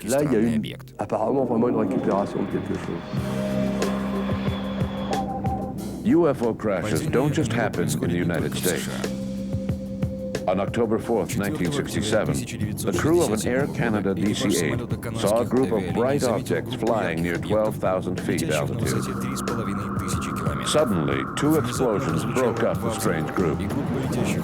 One of the objects left the formation and headed off in the direction of Nova Scotia. With co-author Don Ledger, I've written a book titled Dark Object, and it's a mass-market paperback that tells the story of a UFO crash that occurred off the coast, southern western tip of Nova Scotia in 1967. It was the night of October 4th, which was a Wednesday. It was a moonless night, the sky was clear. And what happened was the local residents seen a set of lights that were at least 60 feet in one dimension. They were evenly spaced 15 feet apart. They flashed in sequence. They hovered for at least 5 minutes over the harbor after entering from an easterly direction over the Gulf of Maine. They tilted to a 45-degree angle and descended rapidly to the water's surface, striking it, producing a bright flash and the sound of an explosion. Several local residents called the nearby RCMP detachment. It's interesting to note here that unlike many cases, no one reported a UFO. They simply said that lights or perhaps an aircraft had crashed in water. Concerns were for survivors. The RCMP dispatched 3 officers in 2 separate vehicles to the scene, and when they got to the shoreline, they saw a pale yellow light moving over the water, and it was at least 8 feet off the surface. They looked at it through field glasses, and eventually it moved around to the point where it left a trail that was 80 feet by half a mile long, and this was dense yellow foam that smelled of sulfur, had a sparkle to it. They grabbed 2 local fishing boats and attempted to reach the impact site, but before they could get to it, the object either submerged or disappeared. There were bubbles at the surface and a strong sulfur smell in the air where the object hit the water. If it was an aircraft, the rescuers would have to act quickly if they wanted to save the survivors. Rescue boats headed south, but they didn't find any wreckage or survivors. The Royal Canadian Mounted Police was, of course, by the nature of their work, the people who were first to respond to this. But upon the scene, and when they coordinated with the Rescue Coordination Center and 2 nearby military bases, Canadian Forces Station Shelburne and CFS Barrington at Back Row, it was clear that it wasn't an aircraft at the scene. Of course, their own observations told them that. They contacted higher headquarters in Ottawa, and it was determined at Defense Headquarters that an extensive underwater search would be carried out, which involved the Coast Guard and naval divers of HMCS Granby. This search continued until Monday. That occurred Wednesday night. At that time, the search was terminated, and they claimed no results. They never denied the belief that a UFO had gone in the water, and they clearly called it that. They simply said that they had found nothing. Now, what is interesting, however, is that local residents and some documentation does keep the door open. Some people claim artifacts were recovered. And the thing is, we do have a document that says quite clearly who would have received those documents. It was a civilian scientific consultant, the DND. But again, the official response is no results. The incident was forgotten until the early 1990s, when UFO researcher Chris Stiles began searching for official documents written by authorities at the time of the incident. His research soon drew the attention of the producers of Sightings, an American TV series about strange and unexplained phenomena. In 1995, Paramount Television's syndicated show Sightings funded an underwater search, and what it was I proposed to them doing a 4-day survey, which would include side-scan sonar, sub-bottom profiler, magnetometer, and divers, to go over the initial impact site of the naval search. The Canadian Navy and the Coast Guard and RCMP divers searched that area for some time. They had a firm belief that something had gone into the water. Checking with the Rescue Coordination Center in Halifax, they knew it was clear that there was no missing aircraft. They didn't suspect a meteorite or natural cause. The thing was, at that time in '67, the search for the craft responsible for the crash was a low-tech affair. It would have been pairs of divers going over the side with flashlights. The water visibility was only 20 feet. With today's technology, it was relatively simple and cheap to look. I thought it was a long shot that we would find any evidence, but one had to look if it could have been lying down there all that time. And so we did. We had our 4-day search with those things. And to be honest, we found absolutely nothing unusual. But I'm not discouraged by that, because that actually tells us something. Because in a case where there was so much corroboration and the actions of the military and the documentation, which is an extensive paper trail, says clearly they were certain that this was a UFO and that it was lost there. You have to ask, where did this 60-foot object go? Does it shallow water? This technology, there's not a trace, there's no trauma, no evidence whatsoever. So it's like the one that got away. It remains a great mystery. Although Shag Harbor remains a mystery, other stories of UFO crashes seem to be hoaxes made up by money mongers. In the summer of 1989, UFO researchers heard of a crash in the Kalahari Desert in South Africa, near the Botswana border. According to a report supposedly written by the South African Air Force, on May 7, 1989, the military had shot down an unidentified flying object with an experimental laser gun. They then captured 2 humanoid occupants who put up a fight, but were eventually taken to an Air Force base in Pretoria. Then, for some odd reason, the humanoids were flown to the United States. Their last known destination was the Wright-Patterson Air Force Base in Dayton, Ohio. One of the crash retrievals around the world that didn't happen in America, which is crash retrieval central to most of the UFO phenomena, happened in South Africa, a crash in the Kalahari Desert there. I've not investigated it personally, but I do have a great deal of faith in a researcher in Africa called Cynthia Hyme, unfortunately, who's now died recently. And she investigated it firsthand, and it was her conclusion that it was probably a hoax. Her view was that actually someone was deliberately manufacturing evidence to make a book, sell a story, get a TV series or whatever else. And I can't comment on that because I wasn't there and I haven't seen the evidence firsthand and I haven't personally spoken to anybody. But I have a great deal of respect for Cynthia Hyme. She was a very strong proponent of UFOs. She believed they were aliens. She believed that they came from other planets and so on, which is not particularly my belief. And against that background, she was not impressed with that evidence. And I think that to me, gave me a lot of doubts about that case.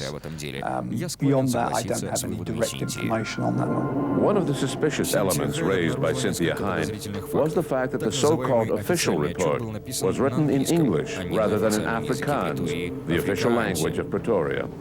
She also found it odd that the report was full of spelling errors, and that it mentioned the title Squadron Leader, which did not exist in the South African Army. It only existed in the British Royal Air Force. There was also the fact that the document was released to the public by James Van Groenen, a known con artist. Books are filled with stories of UFO crashes, and they all have one thing in common: a lack of physical proof. If alien spaceships have really crashed on our planet, where are they? Could they be stored in a huge crate in a warehouse, among thousands of other crates? A possibility inspired by the film Raiders of the Lost Ark. What about the alien bodies found in Roswell? Where are they? With all of these crashes, it's hard to believe that the Army would have been able to recover every single remnant of proof. It's also hard to believe that over the years, no military officer has ever attempted to photograph or film one of these shipwrecked UFOs. Executions, murders, rapes, nuclear testing, and genetic experiments have all been filmed in secret, but no UFO crashes have ever been filmed. There's a saying that a lack of proof doesn't mean that something doesn't exist. After all these years, the proof that UFO crashes happen is so insubstantial that this saying seems to be more of a consolation for believers rather than the truth.